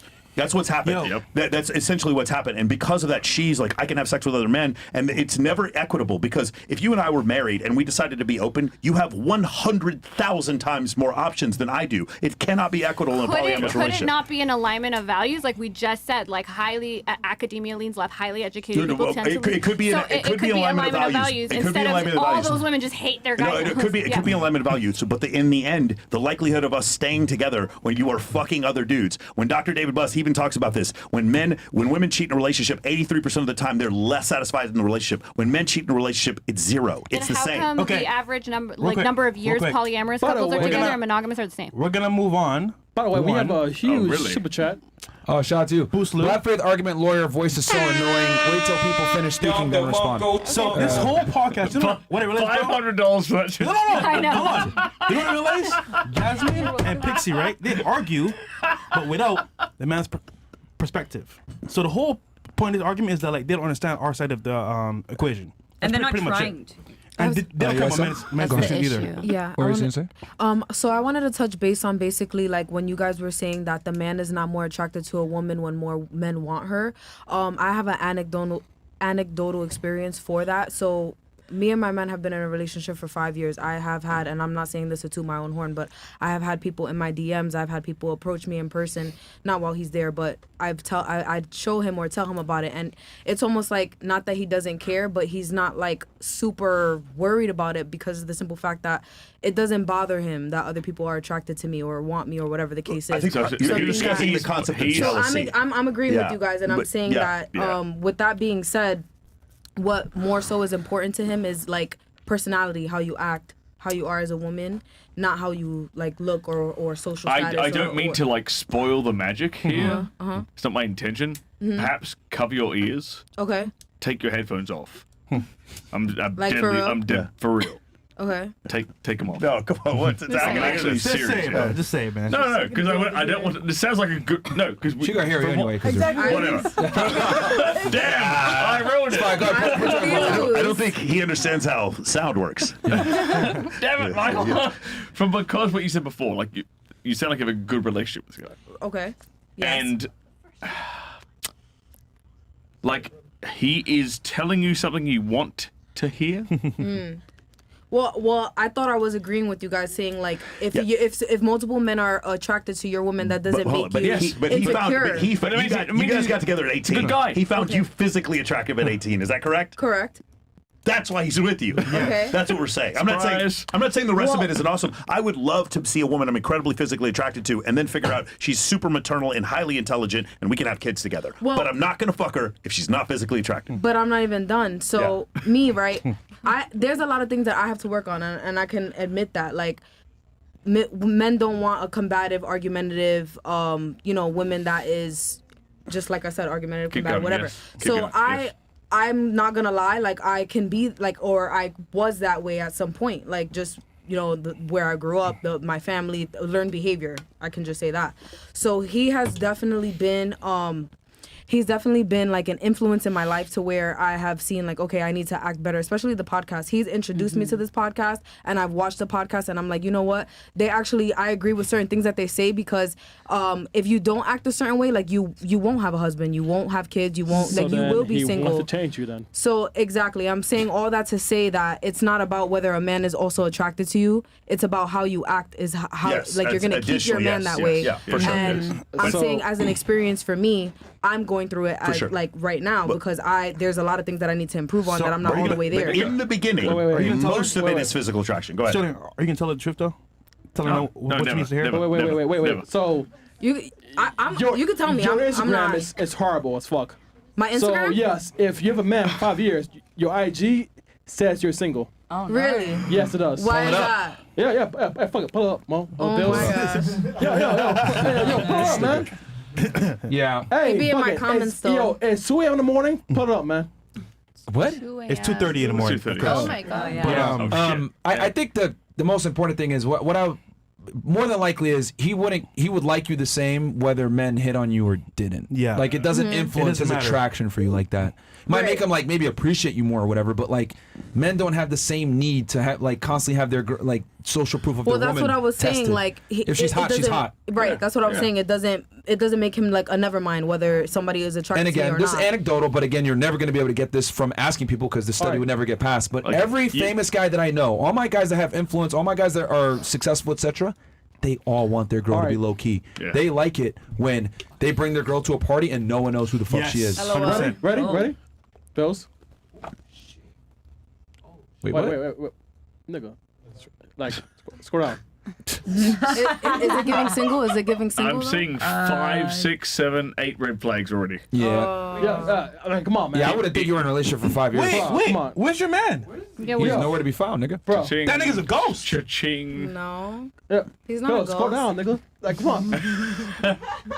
Yo, he's not there. That nigga's a ghost. Come on, man. Wait, no, yeah, got me. I'm not. That nigga is a ghost, bro. Camera on her face. Camera on her face. Wait, but I'm not on his page. There is not a man in sight, which Bro. tells me you're single. No, I'm not There you go. single. Bro. Oh, you're So single. wait, you see my highlight? You see my highlight with the black mark? yeah. That's all the Highlights. flowers he buys Oh, it's a highlight. Make sure that everybody sees that. Yo, When niggas go to your page, all they see is this. They don't Yes, see the highlights, by correct. the way. So you're single. Women This look at highlights. is my girlfriend's Women page. You see, it's a picture of me and my girlfriend. You see that? So people know that she's not in a relation. See that? That's a Okay. picture of me and my girlfriend. That's not every picture, but it's very clear this is who she's with. Yes. Yeah. Well, now explains why you get so many DMs. Okay. I mean, that profile gives off single vibes. That's my girlfriend's IG. That's my girlfriend's Instagram. That's not my Instagram. That's my girlfriend's Instagram. Yes, See sir? it? Two things. I actually think that it is more likely to repulse a guy if you continue to tell him how much interest you're getting, because why are you Someone's smart. even why do you care? Someone's smart. Like, why are you sharing that with your man? Like, what does he gain from that information? And then the Nothing. second thing, I do think that you guys are arguing in bad faith, because when it comes to the most lawyers date other lawyers, it's like, duh, they're in the same social circles. How many people are you around that aren't lawyers? Like, I know a lot of engineers because I do engineering. I agree with you. So that's why proximity is also a big thing. But I'm saying with the onset of dating apps and all this opportunity, we're still seeing that lawyers typically. Yeah, but even with that point, I also think that brings back the point of women can be a little delusional about their sexual marketplace value, because even though we have more options, that doesn't mean that those options are real ones. That doesn't mean that those men are and so actually gonna your marry real us. options are determined by Black people queen. that are in your status level, generally in your IQ. Now, men are more likely to go down on some of those, but in general, your options are still, at least for long-term mate prospects, marriage, still reflect where you are. W Whoopi. What the fuck? But my point is that you saying that most lawyers marry other lawyers isn't representative of the fact that men want to date women of the same status. It's just who they are around. So more, it's the same thing. It's the same. Wait, it's the same thing. It's the same thing as like saying most black women are the breadwinners, but it's like, duh, more of us are single. So yeah, we're the breadwinners. What I'm trying that's not a relevant fact. It is a relevant fact. And then I would say the best advice. Hold on. Please let her finish her point, and then Jasmine will get to you. So go ahead. So say that again, that part again with the. It's almost like it's the same thing as saying like most black women are the breadwinners in their relationship. It's like if we're single, duh, you're automatically the breadwinner. So it's like Chill. you're extrapolating If you're a single, fact you're that's not in a relationship.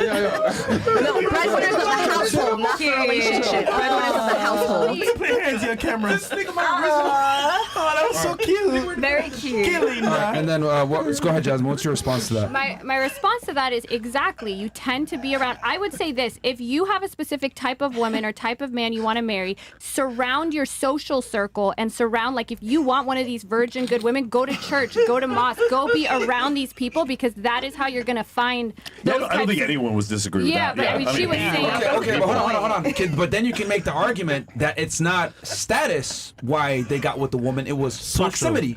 I agree. Proximity is a big thing, but generally people tend to want people that are somewhat of their equal. But they're more likely to marry the lawyer than the paralegal who's around them all the time too. Or the secretary. Yeah, they're not. Lawyers do not marry paralegals more than other lawyers. Okay, again, like the real reality is that it's proximity, not necessarily status. Because, like I said before, based on what I said, if that woman decided to leave and lose her lawyer status, because when she leaves, she's gonna lose that lawyer status. The man ain't going nowhere. But if it was the other way around, the woman is gonna leave. So status matters a lot more for men than it does for women. I agree, but what I'm trying to say is, for instance, a person in law office, he's more likely to marry that receptionist than a random person that's not around him. But he's gonna be still more likely to marry that lawyer but than the receptionist. It's still proximity, though. Oh, you mean? Well, I mean, they probably work together. I mean, that's my point. My point is proximity matters, but even if there's proximity, men will still lawyers instead of they're more likely to be with the other lawyer than the other receptionist. Okay, you know what? Hold on. Where are the stats for that, Jasmine? For the what? That they're more likely to hire to marry the co-lawyer versus the paralegal. You took my phone, but if you literally look up what profession lawyers marry most, it is other lawyers. He even agrees. Yeah, but it's not 50% lawyers. That's what I'm saying. Yeah, I agree with that. But also it tends to be, they also tend to marry people. They're not marrying like virgin CVS workers. That's also not. No, I get that. But what I'm saying is that you're making the argument that status matters for men, and I'm saying it doesn't. But it's and the it argument depends that what you're making saying is literally status. based off of more proximity versus their status. No, what I'm trying to say is proximity matters. In fact, I brought that up the first time I was on here. I brought up the proximity. But what I'm saying is proximity still, because the receptionist is just as close to them. They see them just as much as the lawyer colleague that's across from them, but they're still more likely to marry that lawyer than that receptionist, even though they have the same level of proximity. They see each other every day. They're working in the same firm. I still think that's more proximity because they're probably around more lawyers than receptionists. receptionists. No, I mean our paralegals work hand in hand with us more Who so you than go to law other. school with? You ain't going to law school with paralegals. You're going to law school with other potential lawyers. And I agree, but what I mean is also when people meet in the workforce, they're not proximity matters, but they still tend to marry across. Now, male lawyers are more likely to marry their receptionist than female lawyers are more likely. course. I agree with that, but you're still seeing this general people that like to go across.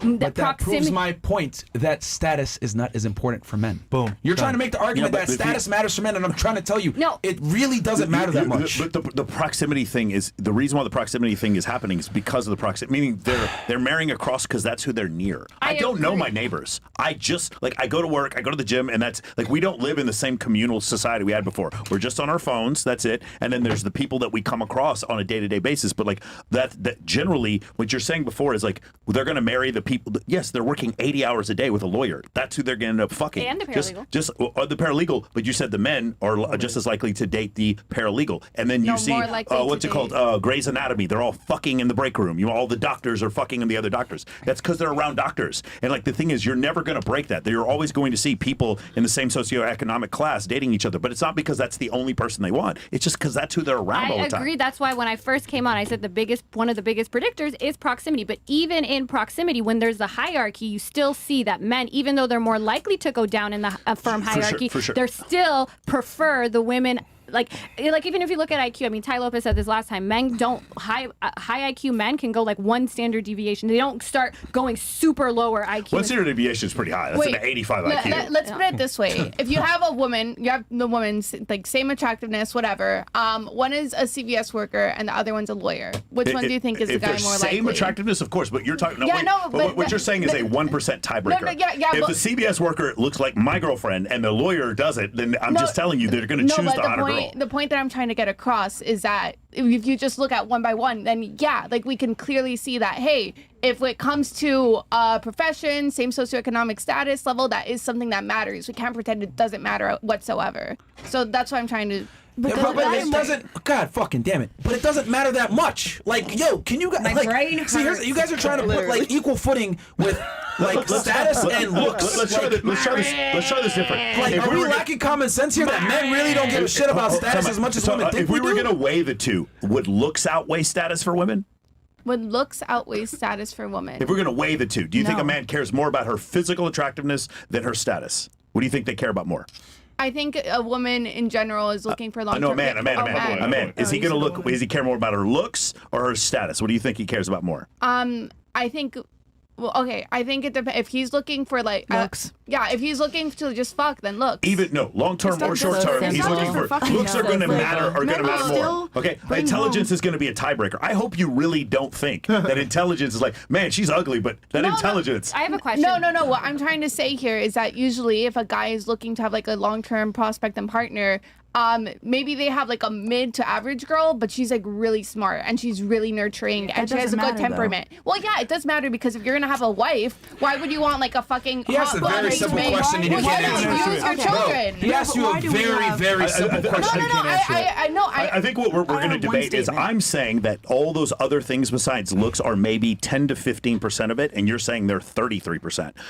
But they're not 50-50. Okay, we cannot possibly agree. We cannot possibly say it's 50-50. And again, there's no evolutionary psychology study that doesn't say that men obviously care more about physical attractiveness than women do. Even gay men do. It's a thing inherent in men. Men look at signs of replication and signs of youth and that's what I want. Looks is number fucking one, man. Yeah, this is incredible that you guys are literally trying to argue with us that looks are comparable to status. Wait. I have a very simple question. Incredible. She has something. No, Pixie, you couldn't even answer a simple question of. Wait, hold on. Just one thing I wanted to say, socially speaking, if status was so important, why are trophy wives so popular? Why are men bringing around these really hot women that have absolutely fucking nothing to add to any sort of conversation? So are you finding that lawyers and doctors have the hottest wives? Because you would be. I'm not saying that at all, but why is it a social phenomenon that trophy husbands aren't popular? I would have answered that question a lot quicker than I would agree that looks matter more, but usually there's a threshold. Because look, what's on the rise? Can I interrupt? Sugar daddies. Is that the real time? So it's been on the rise. Because we have a curfew at 3, and I didn't even realize what time it was. Yeah, that's correct. Yes. It's curfew time. Could we? Oh shit. Kind of. Oh, you guys. Yeah, I'm sorry. We're gonna get home late too. So. Have curfew? Oh, if they're you playing sports at FIU? No. Should we close this thing out, Chris? What do you think? Yeah, sure. Just close it out. Yep. All right, we'll just. It's her parents because we're both going there. Yeah. So. Well, you can tell them you're not out here doing crazy shit. No, you're on TV. My girlfriend's like, "Why didn't you call me?" I was like, "I was on a fucking podcast for 6 hours." They don't know. To be honest, we don't have a curfew. She's just over it. Oh, okay. Yeah. Oh, you was lying? Snitch. W call up. Okay, I'm not gonna lie. I didn't want to seem rude, but yeah, we're just like tired. Well, to be fair, you guys haven't really had a chance to talk, even though you've had a chance to talk. I know, and I've seen All that. right, well, go ahead. What do you have to say? Please engage in the conversation, man. I mean, these girls have been interrupting all over the place. Go ahead. I was saying that I'm tired. I wasn't saying that like, oh, this is boring or anything. You are in a way, but I'm just like, you shouldn't lie. Every time we've given you a chance to talk, like you don't really say much. It's just like, good night. You talk too much, or because the tangents go for like 30 minutes, so like you lose your It's point. just Like, I have been like ever. spiraling around a little bit because I like agree with you guys, but it's just like with all the stats and stuff, like I'm not very familiar with that stuff. So I would like to ask this question in a different way. All right. Every woman in this room, close your eyes, please. Forgive. Indulge me. Every woman, all of you. I'm looking at you all right now. Get your hands up. Get your hands off my butt, Stirling. Get him back to. Oh, yeah, you too. Get him back to life, you too. Stirling. Yes. Stop looking at me. Close your eyes. Right. Stop closing. Stop. Okay. Yeah, you. Yes. I'm using. Let's play the game. So, raise your hands if you think she should talk less. Who is she? Jasmine? That's the question. The question is, shut up. The question is to all the women here. Raise your hands if you think she should talk less. But we don't know who she is. This is Doesn't matter. Doesn't matter. You know who I'm talking about. she is. You know who I'm talking about. If you're a woman in this room, raise your hands if you think she should talk less. And why? I think she has slowed down a lot because in the beginning I was getting a little overwhelmed. Okay, Yeah, I mean, this is the thing. You're smart, girl. You're very smart. And that's the thing. Like, I'm not trying to be rude, but That's what I didn't know. I didn't know when I came here that it would be like us should share mic time because Chris, let her finish. What were you saying? Yeah, I'm sorry. I'm not trying to be rude, but like I was under the impression because like me and Pixie have been on before. We just know more about this that it would be kind of a discussion between not. That's what I was. That was going to be the second half. No, though. The first half was supposed to be there's other different. girls here that need to talk. They're not mute. Yeah, so they can talk, So, but it's really hard for Take me to be the turns, person 'cause that's they like, wanna talk okay, have too. you talked to them? Actually, to be fair, you're the reason that they didn't talk. I mean, well, that's the thing. Like, I didn't come on this podcast. that. But I didn't come on this podcast to be like, did you have enough sex? That was not my You can't intention. pay attention as well. We were. I mean, you guys asked me. That's why I came. And then we don't even have a chance Well, how to about like this? jut in. We'll turn it to you guys. Well, no, and they already defeated, bro. They already defeated. Let's do the chats and then close out. Bro, yeah. Chris is right, And it's man. 3 in the morning. keep Yeah, going. bro. They're 3 in the done, morning, bro. man. No, fuck it, man. Yeah, 3 in She the took morning, up the whole show, bro. God I'm damn. not Whole show, man. I'm Can I just come on tired. next year? Next time in Miami? Yeah. When I she's don't not stay here. up this late like ever. Nigga, you party. It's 4 hours. Yeah, well, exactly. That's You party. I usually go to bed at 10 to wake up at 6 for work. Nigga, you so- party. Don't lie. Man. Okay. You see my chat club? Yeah. Well, no. I think so. Probably been done before. I've been to clubs before. I Been don't done, right? go out every weekend. Bro. Anyhow. She belongs to the street. You lied, so that's fucked up. 3 more hours. That was effed up. No, well, you know what? If you really want to go, you can. It's fine. You can I go. just like I want to contribute to the conversation and I'm falling asleep, so next time I'll bring a Red Bull. No, if you leave, no, we there's have no energy drinks no, here. Yeah, and if you leave now, there is We were no told like. we can't have Let them. me make this very clear. This is a very popular podcast, #1 men's podcast in the world. This is an opportunity for you. If you don't want to seek the opportunity and you want to just get up and leave, totally cool. But just understand that you will not be invited back, and we're going to take your name off the thing, and that's how it goes. If women don't want to appreciate the opportunity, that's totally cool. But That's fine. We'll stay. It's just that I thought it was No, gonna be. no. And I just want to say, the first time I was on, you guys had a point. Jasmine, please be quiet. Okay. What are you saying? I think everyone's on edge. I'm just saying, like, okay, we get it, but don't light us, bro. That's kind of weird. I just didn't want to like make you guys feel like we were just leaving because we're tired. No, you are tired. Well, you're gonna put your friend in a weird spot. But it's you put her okay. in a weird spot, It's okay too. to be tired, though. Yeah. You know what I mean? And then if she leaves with you, then she wasted her time because we take your names off. I mean, it is what it is. I mean, if you want to go, you can go. But it's just like, this is like, bro. Okay, that's fine. Yeah, where are we at here? Okay, where we at here? For the love of God, Myron, this needs to stop. Let someone else talk. We, the chat, can't handle this for much longer. This really lowers the quality of the show. Pay AT&T to the cat. Lots of one. Oh, chat. Lots of ones.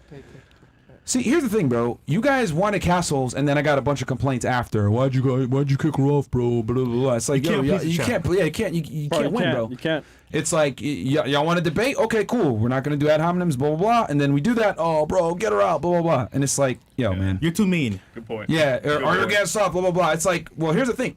Honestly, I didn't really give a shit that we disagreed on last time, and I was like, yo, she can stay, whatever. But y'all wanted her gone, so I was like, all right, the chat wants her gone. That's facts. And then after, I got a bunch of complaints. Why'd you kick her off, bro? Oh, my God. So it's like, you really can't win here. You know what I mean? Chris, smash it back on. What the fuck, man? Yeah, so it is what it is. Benny the Offender. Okay. Panchito, a.k.a. Francisco. W Fresh tonight, MVP. All right, Fresh is the MVP tonight. Whatever. Ladies, be honest.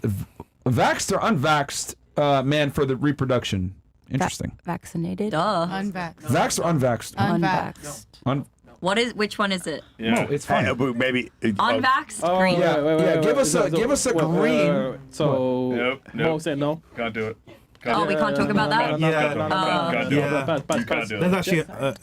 There's a new thing on that, so I wouldn't even touch that actually. Pass. You can say COVID, but not the other stuff. Really? Yeah, because it's gonna happen again. Yeah, you know what I mean? Edgon, does anyone else notice how the two girls that don't want a man in a leadership role are the main ones debating? Yeah, facts. Tell these bimbos to shut up, buy a cat, and die alone. Bro, they're both single. Stop wasting time. Miss Cumbucket at 18 lawyer. Goddamn. Bro, fuck with. Okay. Christian Naldaro says, shout out to cats. Bro, if Fearful Lawyer and Pixie come back in the show, we need to mute their mics for 30 minutes at a time to allow others to speak. It's all right. All right. Young Stella says, not hard to understand. Even in the Bible, God gives instructions on how to handle your multiple women. Do it. That's not actual chapter. Book, bro. A man had 2 wives, one beloved and the other hated. What is this? What the fuck is this, bro? That's actually blasphemy, by the way. Irrational says, the most annoying... Oh, by the way, Roll had to go to the airport. That's why he left. Yeah. The most annoying women that have been on FNF are on at the same time. I'm already bald. They're holding on to ideology by their fingernails. In 15 years, we're going to look at this time as the beginning of the end. All right. Okay. All right, and then last one's here? Yep. Unless that's Deuteronomy, but you spelled it with a D-U-E-T, which I... All right. He goes, all right, I see we meet again, Miss 304 Fake Lawyer. When are you going to give up your evil whore ways? Look, bitch, you are actually attractive, but your diabolical ways have fucked you for life. Goddamn, nigga. Find Christ and settle down with a loser simp who will save you. That's your last option. You still have somewhat of a chance. By the way, Mike, I know you served as a medically retired SFC E7 within the Army. Happy early Veterans Day. All right. Congrats, brother. Riveting commentary. What was your MOS? I was a KC-135 instructor navigator. It's AFSC. We don't have MOSs in the Air Force. I was a captain in the Air Force. Oh, Chair Force. Yeah. Nemesis goes, W. Chris, I was talking shit before. Drink that Henny, nigga. Okay. Well, he's been drinking. Don't worry. 304 Lawyer, I see you were able to get that BBL, but not fix them saggy ass titties. OF subs are down. Is that why you keep coming here to get destroyed? Pixie, why are you here? You don't got shit to sell. Being built like a 2x4. Goddamn, nigga. Your autistic ass always fails to understand biology.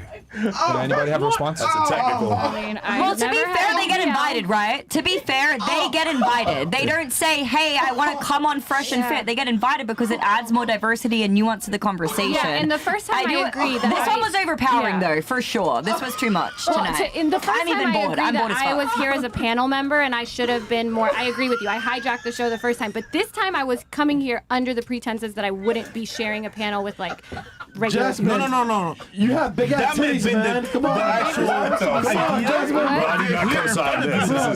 They think before the show that there was going to be a 2-hour Wait, what about show. Big ass titties, man. Can we go on mic at a That's time? why I was prepared to just like wait. Sorry, were you saying something? Go ahead. Well, I'll say it again. I was just saying that before the show we were told that there was going to be like us and then they were going to switch out them for the debate. So I was just under the impression of that. Yeah, I think there was like a last minute switch. Yeah, sorry. Chris, what was that? Listen, Go ahead, Chris. Explain that, please. I made it happen because I know you niggas want titties and annoyance. Is what it is, man. And annoyance. So it's your fault. We do Titties and annoyance. Hey, this is my fault, all right? Because originally that was a plan because I already knew that these two were gonna just argue to argue. Yeah, facts. So, but I didn't think until after it was like, okay, we're gonna like put everybody on. So it is what it is. And girls, if you're here and you've been patient, I got you. No, we appreciate it. All right, let's continue so we can close up. F and Rollo, you guys in Rollo should do some episodes targeting military guys. Mike can probably confirm military guys need RO the most. What is RO? Yeah, Mike. I think probably red pill is what he means. Yeah, when I he think put it's a RP. PO instead. Yeah. Fresh as balls. Gabby, I choose you from the Gawk Gawk Supreme Vacuum Seal Double Twisty Suction Color Soul Snatcher Combo 3000. I got a good feeling about this one. Shout out my dog Big Mo. You have anything you want to say back to that? Hey, Gabby! Do you like black guys? Yes. You are the chosen one. It's really weird. Fresh as Balls has their own channel. And they comment. And it actually makes money as well. And tip $50. You haven't said much. What do you have to say? She from You lost me like 30 minutes ago. I have nothing to say right now. Fantastic. Just 30? Fresh, you got this. Only Okay. 30. We got some more here, and then we're closing this out. What else do we got here? Zozo Fit goes, hey, yo, what's up, FNF? I'm Lexi's boyfriend. Happy you have her on the pod to give a different perspective on the dynamics of a non-traditional relationship. Much love, Zozo. That's your guy? Zozo, I will say this, bro. You're fucking up by letting her be open, nigga. What are you doing? Nah. He. Listen, Bro. he's benefiting way more than I am because I've maybe used It's it still like. an L. Apparently, he just tipped $100. This is OF No, money right there. He's the top 1% on OnlyFans. Like he's bringing in the money. Wait. Look. The way it goes is you're closed, he's open. That's how it goes. I'm almost closed. Like he gets around. Almost is not black? Good enough. No, he's pale white. He's like this color. Wait. Yeah. So No, he knows it. He's Greek, but he's half Greek, but you would never know because he's so pale. Tell me, why does he want to date you? Because I put up with it. No. Because a lot of girls wouldn't put up with like an Come on, OnlyFans man. Like boyfriend. head, game. What's his what? She's probably You'd be surprised. She's probably reliable, but at the same I am time, reliable. like she's able to like be there for him in ways that most women can't be. Well, I That's also probably what it is. like not to like get personal, but I like he said that like other women's sex drive like isn't as much too. So I try to put a lot of emphasis on keeping him satisfied and making sure like he's doing well. Like So you're a freak. I gotcha. Yeah. I think I think the best move is you should definitely close your side. we will. So we're gonna close it off at some point. It's just like right now because You close yours. You should close your side. You should. No. He got to work. No. Yeah, you gotta work. You gotta work. Zozo. $100 super chat. No. You'd be sitting there fucking a donut with your feet for $100 on OF? Are you kidding me? Damn, bro. You know how much? Do you know how many penis things he had to do to get $100 on OnlyFans? He had to send all these photos to gay men and shit to get $100 on OnlyFans. That's a good point. He can't be. He has to stay open. Are you kidding me? Look at all this money he's got. We got up next. Albo A says, "You're 28 and whoring on OnlyFans. Your body's all over the internet. You're a prime example of what type of woman to not consider for a serious relationship. Assess therapy and antidepressants in your future." Who's he talking about? Who do you think he's talking about? A 28-year-old lawyer. whoring on OnlyFans. Yeah. Okay. All right, fair enough. I've never had any mental health issues so far. I mean, That's good. Not yet. Sure. Squirrela. Name one thing women are universally held accountable for to save time. You can't say children, deadbeat dad, child support, where's the father, daddy issues, government assistance. Took away all their answers. Yeah, there's not really any. Fresh balls, man of God, fresh explain, IG balls, fresh balls. No. We can't. It's not friendly for you. Okay. It's not. I don't know, man. But he said it's friendly. Guys, just so I see a lot of you guys like don't even. If you guys had done FNF Super Chat, we'd have been able to get to you guys sooner. It's just that with Rumble we got to screen it and all this other shit. Yeah, Pixie Lawyer and Red Dress, the three-headed monster of never shutting the fuck up. Fantastic. 3 or 4 lawyers making the argument that women between 25 and 32 plus highly educated are less likely to divorce. Sounds like to me she's just describing herself in order to trick some poor simp look into it marriage. up. Unless everything is a conspiracy around me and all the stats are just I'm part of the global cabal theory. Like sure. All paralegal gal ain't Iranian. Her lineage comes from the People's Republic of Yapistan. No. She speaks Yapistani. Cut Yapistani fucking ASAP. P.S. Chris, drink that yak. I can't blame you, cuh. Okay. A flying raptor. RZ goes, I checked the Instas and goddamn, why all of you hoeing? Even the ones I expected more from. Even Miss Professional Dangerfield ass out. And even Pixie a hoe, nurse, etc. outfits just can't be not hoeing. It's a cute outfit. Bro, so That's how they dress them. Sure it is. I don't. Whatever. You can see it. I don't think I look that crazy. Whatever. all right, Bird. boyfriend is on Chris, my you know what to do. Instagram though. Yeah. Why would you bring the two most No shame. disingenuous bastards back on your show? Jasmine is a lawyer, so she's used to being a liar. She'll do anything to argue her point, no matter how ridiculous it sounds. You have anything you want to say back to that? That lawyers are liars. I mean, we're pretty good at advocating for our clients, but I'm actually genuinely, which is why I try not to use a lot of super anecdotal stuff until it gets there. I'm just looking at the data, which is why I think I thought it was gonna be a good debate, because I feel like someone like Michael's pretty well versed on that, and I'm sorry we took over the show. Oh but, shit. You're not sorry. Lawyers are not an exception. There are 1.5 million lawyers in the USA. Many are broke. Some are Uber drivers. High value men are Blue Henrys. Okay. And then Jason Todd, question for Jasmine. Why the fuck do you think we care about what academia? You have made academia a religion, not realizing that it has been tainted by the biased cancer of liberalism. The best evidence that we have comes from studies, and then the kind of study also matters. There's stronger and weaker evidence, even in court, right? There's evidence that's stronger and weaker, and so the best evidence we have isn't our anecdotes, isn't our feelings. It's looking at the study and when something's replicated. So, for instance, divorce stats, that's really cut and clear, dry, because every time you get divorced and every time you get married, it's recorded by the government and they know your demographics. So that is very hardcore evidence. That is just facts. And if this show is talking about facts over feelings, I'm just trying to come with the facts.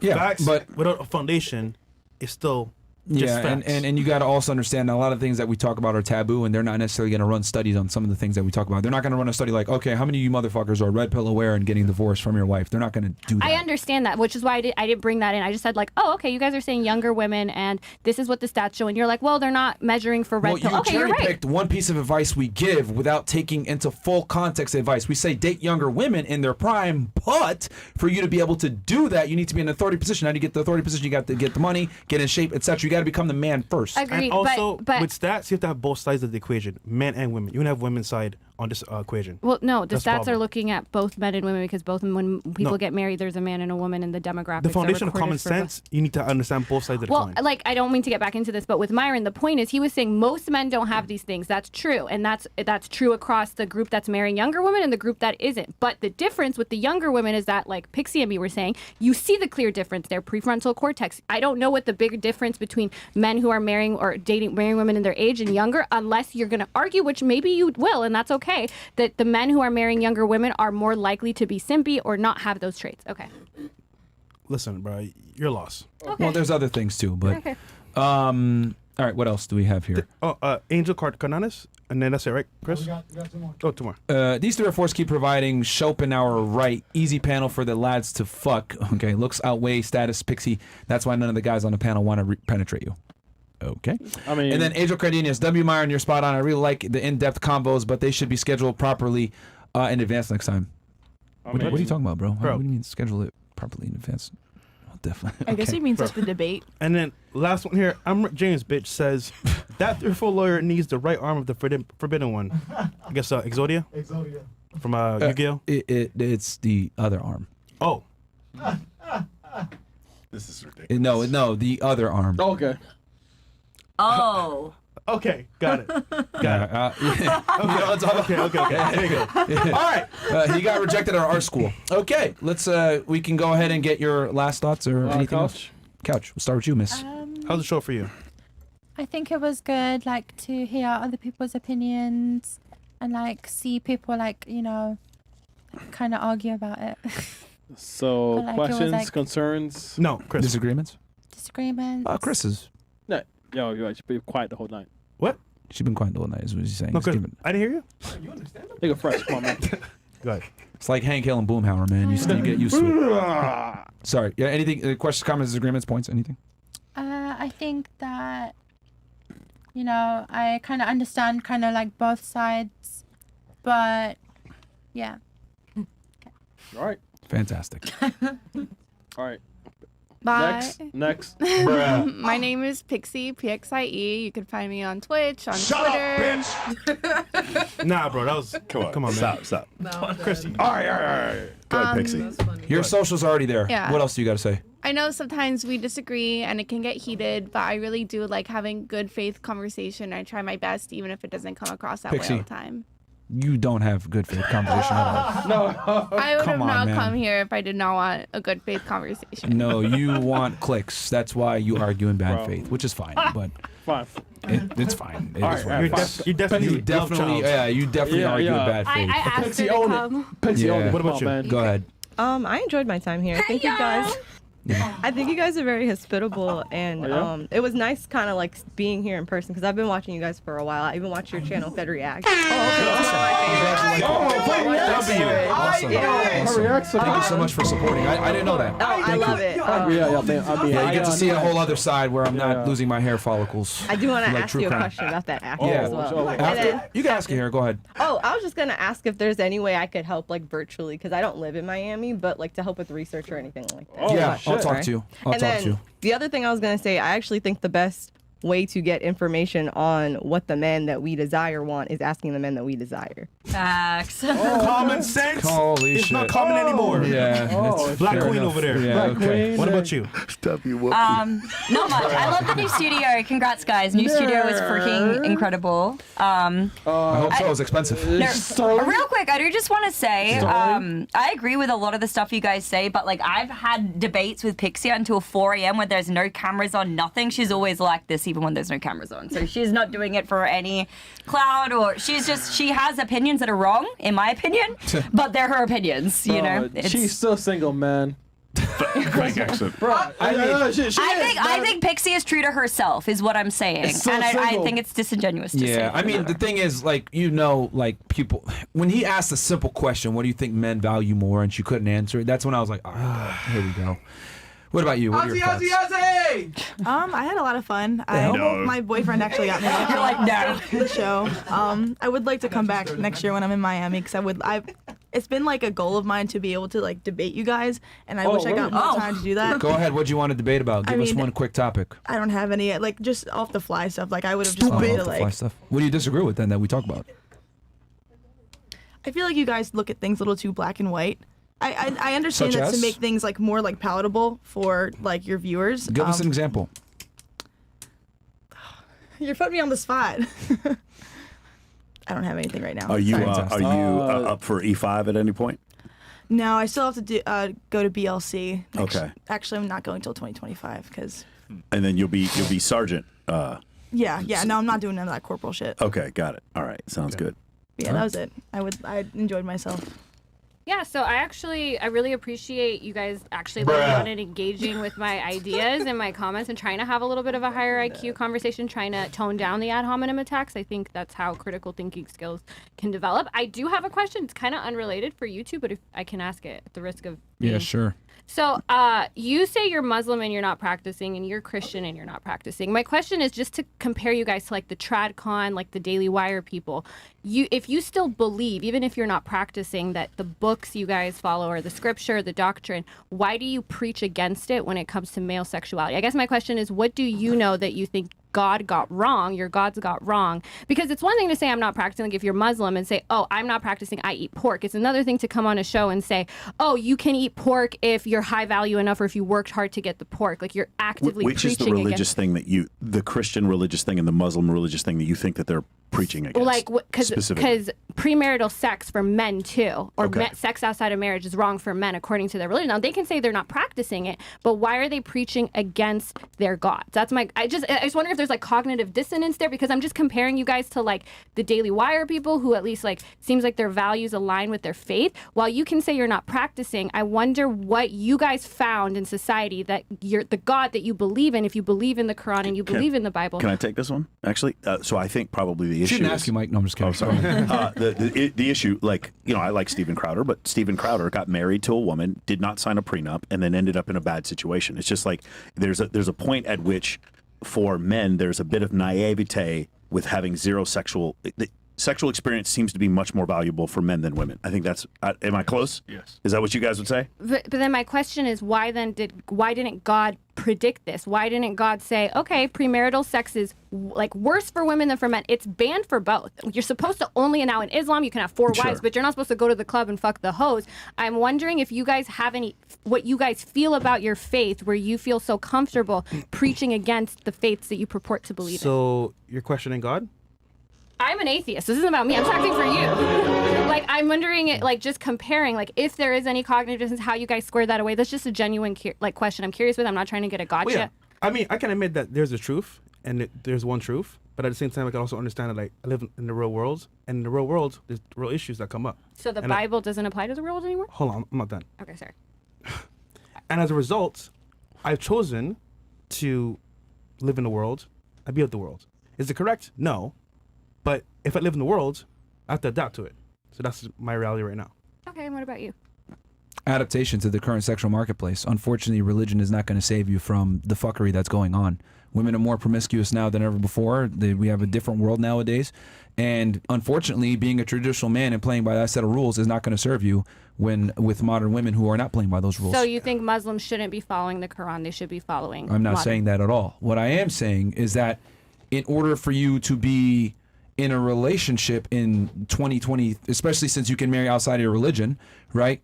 As a man, unfortunately, you need to understand how women operate, right? You can go to another place where women tend to have a different belief system, but in general, women have changed significantly. And if you don't know what you're doing, you're putting yourself in a compromising situation. Because when you get married as a man, you're the one that takes all the risk, not the women. I mean, if that's your answer, I don't want to go back and forth with it. But I would say, like, a Ben Shapiro, he's an Orthodox Jew. He's in that community. He still is able to practice his religion. You guys are saying you can't properly practice your religion in today's... He met his wife through another Jewish family. She was a virgin. He was a virgin. The likelihood of that happening for most people is extremely unlikely. Yeah. It's just not going to happen. Which also made him Ben Shapiro. Tradcons don't understand that the sexual marketplace has changed significantly, and they don't understand that women date differently, and playing by the traditional conservative playset of rules is not going to serve you as a man, because women are playing by the liberal, I reserve the right to change my mind at any time set of rules. So you think the Quran and the Bible are not as applicable today? If that's the answer, that's fine. Just from dealing with modern women, but everything else is correct. I think Islam solves a lot of the world's problems. Okay, but so Islam solves the world's problems, but not the part about restrictions on male sexuality. I think for you to be able to date capital women, right, as women that aren't non-believers, etc., and be able to be in a position of advantage where you're able to understand and deal with them, you're going to have sexual experience, unfortunately. Okay, so God just didn't predict this. Okay, got it. Nobody said that. I didn't say that. Well, I'm saying that if the Quran, as far I'm Middle Eastern too, it's supposed to be the book you're supposed to follow all forever, not just until things change. So I just feel like if is your family atheist too? No, they're Muslim, but they're not like hardcore. Right, they're culturally Muslim. But it's the same. It's the same thing. Yeah, but I asked them this. But the difference is they would say this is the right way. I'm doing it wrong. They're saying. Well, that's what he said. That's what he said. So I think that's a good answer. Yeah. But I would just push back on. Okay, if this is still what God said, that men are better, it's good to restrict your sexual promiscuity. Then why do you tell men that if they work hard enough that they can disobey God? That's kind of my question. It's not that. What I'm saying is that the reality is you need to adapt to the new normal. So if a guy is high value and he's enjoying the fruits of his labor, is he not disobeying God? He is. Okay. He is, but that's not a major sin. Like that, you can still zina or whatever the fuck it's called. That's not a major sin. Not really, no. Oh, okay. If hold on, if you're not married, then it's really not. Like it's like there's way worse sins. From what I've learned, having sex outside of marriage is a pretty bad sin, but okay. I mean, it's not like you can still go to heaven. Of course, you can go to heaven even if you do it. But what I'm saying is, if you come on here and you're like, it's okay to eat pork when God says it's never okay. It's okay to have sex with multiple women when you gain the status. That's not what God says. That's all I'm saying. Here's the thing. I'm saying if you want to be religious like that and you want to follow the deen 100%, you need to leave the United States and find a woman that also follows that deen that's going to play by the same set of rules that you do. But if you're going to go ahead and get with a westernized woman that thinks that, having sex all throughout her 20s and living life, whatever, you're going to be in that situation. You're going to try to find a wife in there. You're going to try to, get a relationship there. You need to know what the hell you're getting into. I agree, but there's a reason that even imams, sheikhs, whatever, they're not telling Western men that now you don't have to follow it because you're in a different place. That is still the prescription. That is still the word of God. I don't care. I'm an atheist, but I'm saying, like, I'm just wondering how you put it. For someone that's atheist, you care a lot. I care a lot about cognitive dissonance and intellectual, like, when it's not consistent, inconsistency. That's all. But I mean, you're acting as if like we're like super practicing and we're like telling guys, oh, blah blah blah. No. I'm just telling guys what I'm taking my own personal religious bias aside and telling guys this is the best way to operate in 2023, objectively speaking. Fuck my religion, fuck my personal beliefs. This is what's going to work best for you in 2023 with modern women. But what should be best objectively should be dictated by your religion. Brother. Also, no. What the fuck? For you. No, because I'm going to give the best advice to men to succeed outside of my personal beliefs, my personal mindset, etc. Yeah. But so your if you still believe this, I'm just asking, do you believe that God objective, like if you believe in objective morality and it comes from God, that it's wrong, because God says it's wrong for men, high value men, to sleep with a bunch of women? Shouldn't they still have sex within the boundaries of their marriages? I'd rather them ask for forgiveness after they find their wife and they're not getting destroyed and they learn the prerequisite skill set than them ask for forgiveness from a fucking judge for making the bad decision. And God will forgive. Divorce court How won't. many times do men in church get married to women in church? They find out that they understand women, they get divorced, and then they hate God multiple times. I'd rather a man go through and learn the hard way. Hey, listen, man, women aren't sugar and spice. Learn that, hey, listen, things happen, and know that, okay, I'm making a choice here to do what I want to do as a man. We're giving the best objective advice. I understand that, but I'm saying like not based on our religion. But it's like eat the pork and then repent. But you can eat the pork and repent. You can, but I wouldn't say that if you're having a show where you're telling men, oh, this is the best way to eat the most pork, you're being you're in alignment with it'll be a problem if we're telling men that we're Christian and Muslim and then do this. But We've self-admittedly both said multiple times we are not good at our religion. Yeah, we're not. We need to get better. We've been super open about that, and I think transparency is very important. And we don't sit there and tell people you need to convert, blah blah blah. What we tell guys is outside of our personal belief system, this is the best way to get ahead in a secular Western world where religion no longer is there to protect you from female fuckery. We're going with the best objective advice, not our own personal advice. You could say that, but you're still preaching against Man, shut up, man. Next. This is perfect example. You're literally arguing about faith right now. No, I don't think so, single. We never purport ourselves to be religious. We don't even bring religion up unless it's asked by the chat. Really, But I was just curious as like a personal question if you believe in it, how you feel about it. But that's okay. Yo, shut up, man. Hey, sorry, man, bro. Chris. Tits, pussy, whatever, man. You're so. Well, you know what I'll say? Hold on, Chris. What? You're single. Your pussy's open on IG, on all over the internet. Come on, man. It's not an argument. Come on, man. Chill. Chill. Fuck out. Since you like to ask that question, how does your family feel about you having sex openly on Twitter, like on video? They don't like it. Yeah, but of course, I don't live to appease my parents. All right. All right. 3 or 4, man. Thou shall cast the first stone. Look at you. Okay. What about you? I enjoyed it. This was definitely like. Yeah, but disappointing your parents sucks. Like, it's one thing to disappoint God, but your parents, goddamn. I agree. It's not the best, but also you can disappoint your parents for marrying outside of your religion, for being gay, for whatever. I don't think we should But there's levels to it. We should live to please our parents. Now, I'm lucky that my parents love me a lot, and I still have a good relationship with them, although they're very, very unhappy with my decision. But I live a life that's conducive to my happiness. Now, my parents being upset about it, I don't think I should change my entire life in order to appease my parents. I don't live for my parents. Bro, I understand that, but like, are you okay with the fact that like men are always going to look at you as a sexual object? Yeah, and nothing more. You are. Depends on the man, but yeah, my subscribers or people on the internet, are you guys looking at me sexual object? That's okay with me. Your point of view after seeing those Twitter posts, bro, I could care less. Yeah. Okay, you asked me to be here, even though you saw the Twitter post, so I don't know. No, I'm just saying, like, I get that, but I'm just saying, like, so you're okay with that, like, you don't. I'm okay with like the type of men I like are not going to see that, but I'm okay with like men like you guys seeing me like that. That's totally fine. What if I told you the liberal men that you like are also going to look at you as a sexual object? They're just going to dance around it better and not say it. I disagree with that. We could do another debate on that. Man, she's single as fuck, man. Big titties, man. So single. Sorry about that. Go ahead. I've never seen this podcast before, so it was interesting for me to be here. I don't know. All right. Learned a lot. Liked it. What'd you learn? I just wish that like What'd you learn? We had a topic, just listening to all her facts and the numbers. Yeah. Like, I didn't know any of that stuff, to be honest with you. I just wish the topic would have been brought up and we would have each, like, had a turn to, like, say our own view instead of it just... Normally, that's how it goes, but, Yeah, you yeah, know, like- the vacuum was I mean, you sucking guys up could have everything. just come in and said Yeah. something. Well, it's a I little know, I intimidating. just- which This is our first time. podcast. Too, That's so what we're Icy both said. really Icy told you guys it was gonna be like this, and We she were said both you need kinda to go terrified, in. but you guys do a good job at like making you feel comfortable, like with the weight and stuff. So We got you next time. Thank you for the sorry. weights. I actually watch you guys. I watch you guys with my man. That's how I even found out You gotta about clean you up that guys. Instagram then. Goddamn. Oh yeah, bro, that's a horrible. Post that Wait, shit, what you man. say? You said I gotta Post that Instagram. Bro, she's Yo, 5 years? Yo, Bro, Give him a post. man. Yo, You need to make it private. yo, she's bending okay, one over, you know bro. what? That nigga, Yo, man. she's bending. I swear to You- God, Yo, she'll come sing on, it. man. I ain't gonna lie, Yo, don't count. yo. Okay, I feel personally attacked. Give me 5 Hey, seconds. yo. When you go home, suck his dick for at least 2 hours, man, bro. You know what?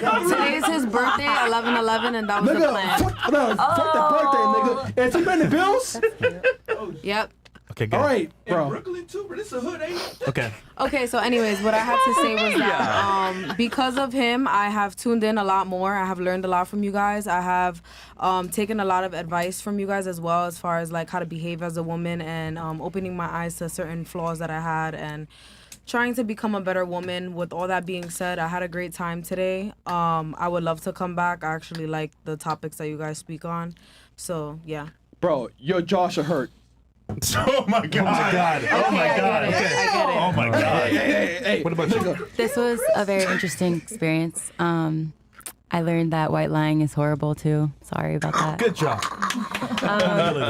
But yeah, this was interesting. I've seen you guys on my clips before, and just like meeting you in person. I mean, at least having this conversation was kind of like just different. Seeing you guys in your You posted in the your worst that's realm. possible of us talking shit. Yeah, you have I no... just see clips like I go through my shorts sometimes, and I've seen clips of you guys. So Oh, shit. Oh, what'd you think before you came on the show then? I thought that. I mean, I agree with you guys. Oh, I have a lot. shit. I have a lot of like of the same viewpoints because of my ex-boyfriend.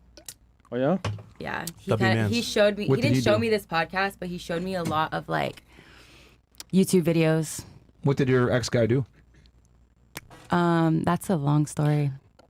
Drugs too? I mean, just... No, it wasn't drugs. It was just that like something happened where like What? our parents like were just like, all right, you guys can't see each other anymore. No, I mean, like, what did he do as, like his job?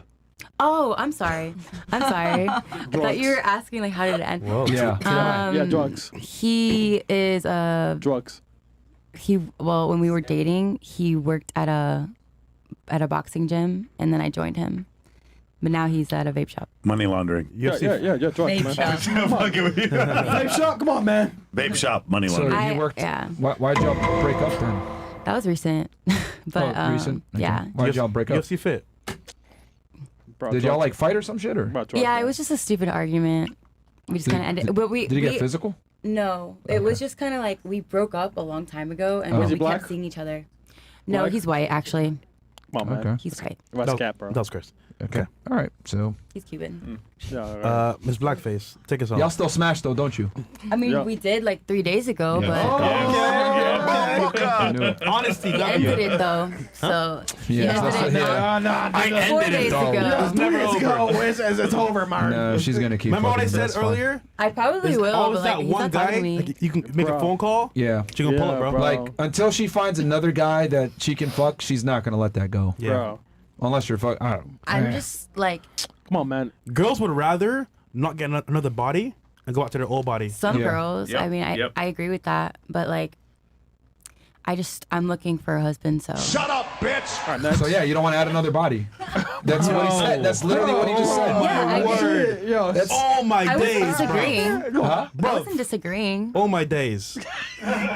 Okay. You said. I was trying to save you just now, but they went over your head. All right. I think it did. I'm too tired. Oh, now so I'm too tired. I'm serious. I didn't even notice what you guys said. Yo, man. Miss Blackface, take us home. Welcome. Thanks for having me. What's your take on all of this? Oh, I have a lot of them. Nigga. Yo, what the fuck? Just thought it'd be more simple.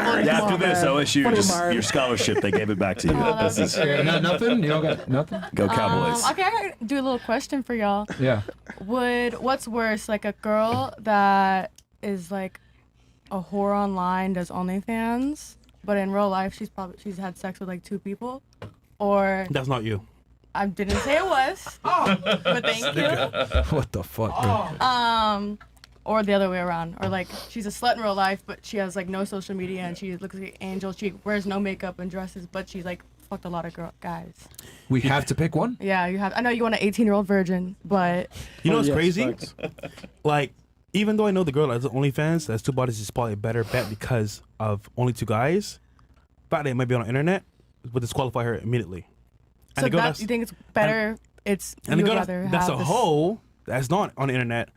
I'd rather take a chance with her. Get tested, of course, but like, if I had to choose one, just for the argument's sake, I'll choose her. I wouldn't date either seriously, but here's the thing: No, but if the you girl had with the to- OnlyFans would automatically be disqualified from something serious, and then the girl that has a lot of bodies, I would find out eventually, because girls that are whores have certain characteristics that are. It's just you see a pattern. There's like girls that are hoes always reveal themselves if you give it enough time.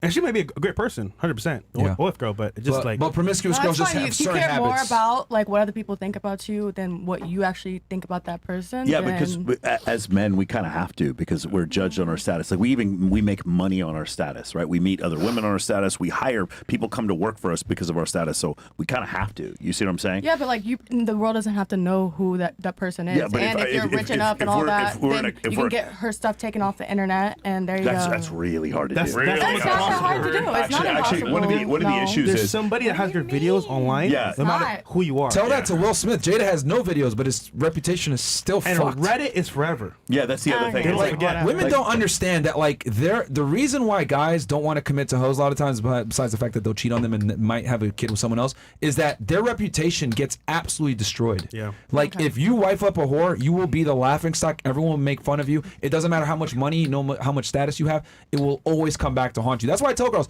if you're gonna do OF, if you're gonna do sex work, etc., be prepared to have to settle with a guy that might not be your Now, first choice. We can smash, have fun, but Okay, that's so the extent. prostitute who has fucked. Oh, oops, I don't want to say that. It's like 2,000 guys or 1,000 guys versus OnlyFans girl has sex with 2 guys. Who are you choosing? Hold on, you're trying to qualify now. Listen, No, who we're cares? we're just saying the fundamentals. That's kind of the basis right there. I'll keep it simple. The 1,000 OnlyFans guys. girl, will get disqualified off rip for something serious. However, the girl that's had sex with 2,000 guys, her high body count is gonna rear its ugly head through her behaviors. Yes, through actions. I'm telling you, and back problems. Girls that are hoes have indistinguishable character traits that you just can identify if you're good and if you're a guy and you've been around enough women, you will be able to tell girls that are promiscuous, just off behaviors. The thing you have to consider is that a high value man, it's not. It's like wins against replacement in sports. It's not this girl versus this girl. It's this girl also versus single. No, but that wasn't the option. Right, but that's the thing. I had to. But as a high value man, I have to choose between these two. Then I'm not a high value man. Okay, but Okay. if you had to, that was the question. Right. But okay, I answered it for you. All right, Mark Sartain and Sterling. I mean, I'll answer it in good faith. The hypothetical scenario. Thank you. Bro, yes, because I like these scenarios. They're fun. Yeah. So I would go with the girl who has the OF, right? We're assuming originally that it's not boy-girl stuff. Yeah. Yep. If it's not boy-girl stuff, then definitely Yeah, no. it's let's not go. boy-girl. Oh, damn it. Yeah, it's not. I didn't say she's a full-blown porn. I didn't say she's a full-blown porn star. I said she has only she has an OnlyFans. You didn't say that. No, she didn't clarify what's a boy-girl. I heard that. If it was boy-girl, then why I would have mentioned the more bodies and stuff. Because at like- that point, you could delete the stuff, and it's not going to be anything that's going Well, to be that's sexual. the point. Yeah, that's the point. Towards So another man. The whole point That's is, different. yes, I take the girl who had the OF stuff. Very immediately, I'd say, look, get rid of this shit. Yeah. Also, I would take personal screenshots of fucking everything that was on there, so it couldn't be used against me later on, as like a gotcha moment. Oh yeah. Because You already seen all it. the things you've just said, right? Oh yeah. Because as a guy, it will be used against you later on. Like that leverage will be used against you. So you have to take. Dude, if you women have to know knew everything's going to happen. how much it fucks with Yeah, guys' heads, they would not do it, man. Yeah. They wouldn't fucking do We it. get that you need the money, but still. But also the opposite choice, right? Which is a girl who's a slut, who's had a lot of partners, look at Dylan Dennis and Logan Paul. It'll come up again eventually. Yeah. It's 2023. Eventually, I took the easy option of the girl who didn't have an OnlyFans. Oh, but she's been with Leonardo, Jack Nicholson, this guy, that guy, that guy, that guy. Like, eventually it's going to come up. Want to hit her with the Welcome punch. Eventually, that past is going to be exposed on the internet. Yeah, so I might as well, like, pick the girl who, assuming her data is correct, which might not be, it's a hypothetical scenario, but assuming what she says is correct. Okay, well, the girl's, like, had a couple of bodies, and I know it's limited, versus the girl who's been all around Hollywood, and then eventually it'll get exposed and I'll get more and more and more embarrassed, and my reputation will get more and more degraded. Right. Cool. Okay, and then where can they find you? StirlingCooper.com. Where, Mo? That. Okay. Mo? Okay. I got you. All right. Yeah, you guys. The easiest way to get hold of me is on Instagram. I like for guys to use social media in order to build their status. To be able to show their status. So you guys check me out there, or you guys can check me out at moamentoring.com and definitely come out and check that out. I really did appreciate the fact that at least the two of you, did some research. There's lots of books. It's one of the reasons why I appreciate Debating with Destiny, and I've done so many of them, is because he's willing to look stuff up. We have an opinion. One thing I wanted to do was it can't just be that we just disagree, because there were several times where it was like Rollo was saying something and you were saying something and the result was the same, but it was good in your eyes because of an egalitarian mean, and it was bad in his eyes because we didn't have a traditional family. But it was the same. We were saying the same thing, right? And so I think that standard that we have of morality kind of determines how we see these different things. The problem is when we start pushing things in one direction or another the way we want them to be, right? Anyway, I don't want to go too far into all the statistics, but I do appreciate you two. I would love for you two to come to Las Vegas and or just get on Rollo's Sunday show. I asked him about it. He'd be down to do it. You could just have 4 hours, just go at it, stats after stats, but just tell him what you want to talk about before so he can do some research. Nobody's going to do more research than Rollo. He's the only person who reads as much as me, so that's why I would I think people don't give him enough credit for that. So yeah, I would love it. What is this? Oh, Pixie. There we go. Beautiful. But anyway, yeah, man, I appreciate you guys. Thank you. What the hell? I've been here. What the? Okay. That's not mine. All right. Cool. No, the show, because she was saying, it was cute or whatever. Yeah, I mean, there's nothing. Scroll down. Cosplay L. All right, guys. We have all the girls here. Pixie's IG. fucking IG. Wife and I. Come on, man. Bro.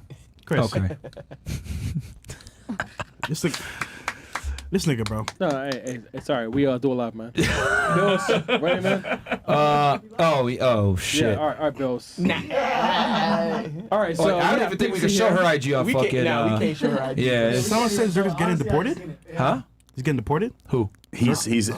No one's heard from him since the event happened, and they said he's worried about getting deported. But that's just a rumor. Who knows? Okay. Yeah. All right, man. Oh shit, dude, Chris really pulled them all up. Goddamn, nigga. Yeah. It's fine. It's fine. All right. And then one last chat, and then I'm gonna close this thing out. Lawyer absolutely reaching in this religious debate. She's deflecting her failure. I mean, okay. I mean, it was a little bit of a reach, but it's fine. Trying to pivot. so. It's fine. It's all, Guys, this was a great show. This was 4 more? Oh, imagine feeling so bad in your arguments you have to look for clicks on religion. I was just genuinely, that was like, ask me about a question. That was a question I've had for a while. GG on the strat. GG on the strat. Oh, okay. On the strat, though, love. And then get the lawyer to bring one of her male friends she believes thinks like her to come on the podcast / lie detector. That would be very interesting. That would be very interesting. And all of these were $100. Yeah, shout out to you, appreciate that, on the man. Castle Club. Big up. Sorry, to you man. guys. If you had done it on the FNF Super Chat, we'd been able to get you Also, faster. ladies, we understand it went a little bit longer. Thank you for staying and being part of the show. For sure. Wait, Next time so- it won't be that long or that intensive with these two. And I'm sorry for lying. So Fresh, the chat wants to show the IG on Instagram, right? Just a little bit. Me? Sure. No. All the girls. Bro, you're such a fucking clout I know. chaser, man. Chris, Yo, man. hold on. I mean, I'm not here for charity. I'm gonna hold you accountable here, Chris. It's not community service. Hold on, Chris. You told Yeah, me. I get that, but it's like blatant. Chris, what time do you tell the girls? All right, so let's go, girls. 2 minutes each, all right? Ready? And the crazy part is, bro, like a lot of you guys sign up to our OnlyFans. Like, bro, you need to slap yourself in the fucking face if you do. 2 minutes each, right? Like, it is what it is. But you guys can't get mad about like, OnlyFans, wars, blah blah, and y'all like sign up. Like, you can't get mad. All right, chat. 2 minutes. Accountability, guys. 1 for yes or 2 for no. What was that? Chris, what are you doing, bro? Yo, end the show, Off The Henny, man. Off The Henny, man. All right, guys.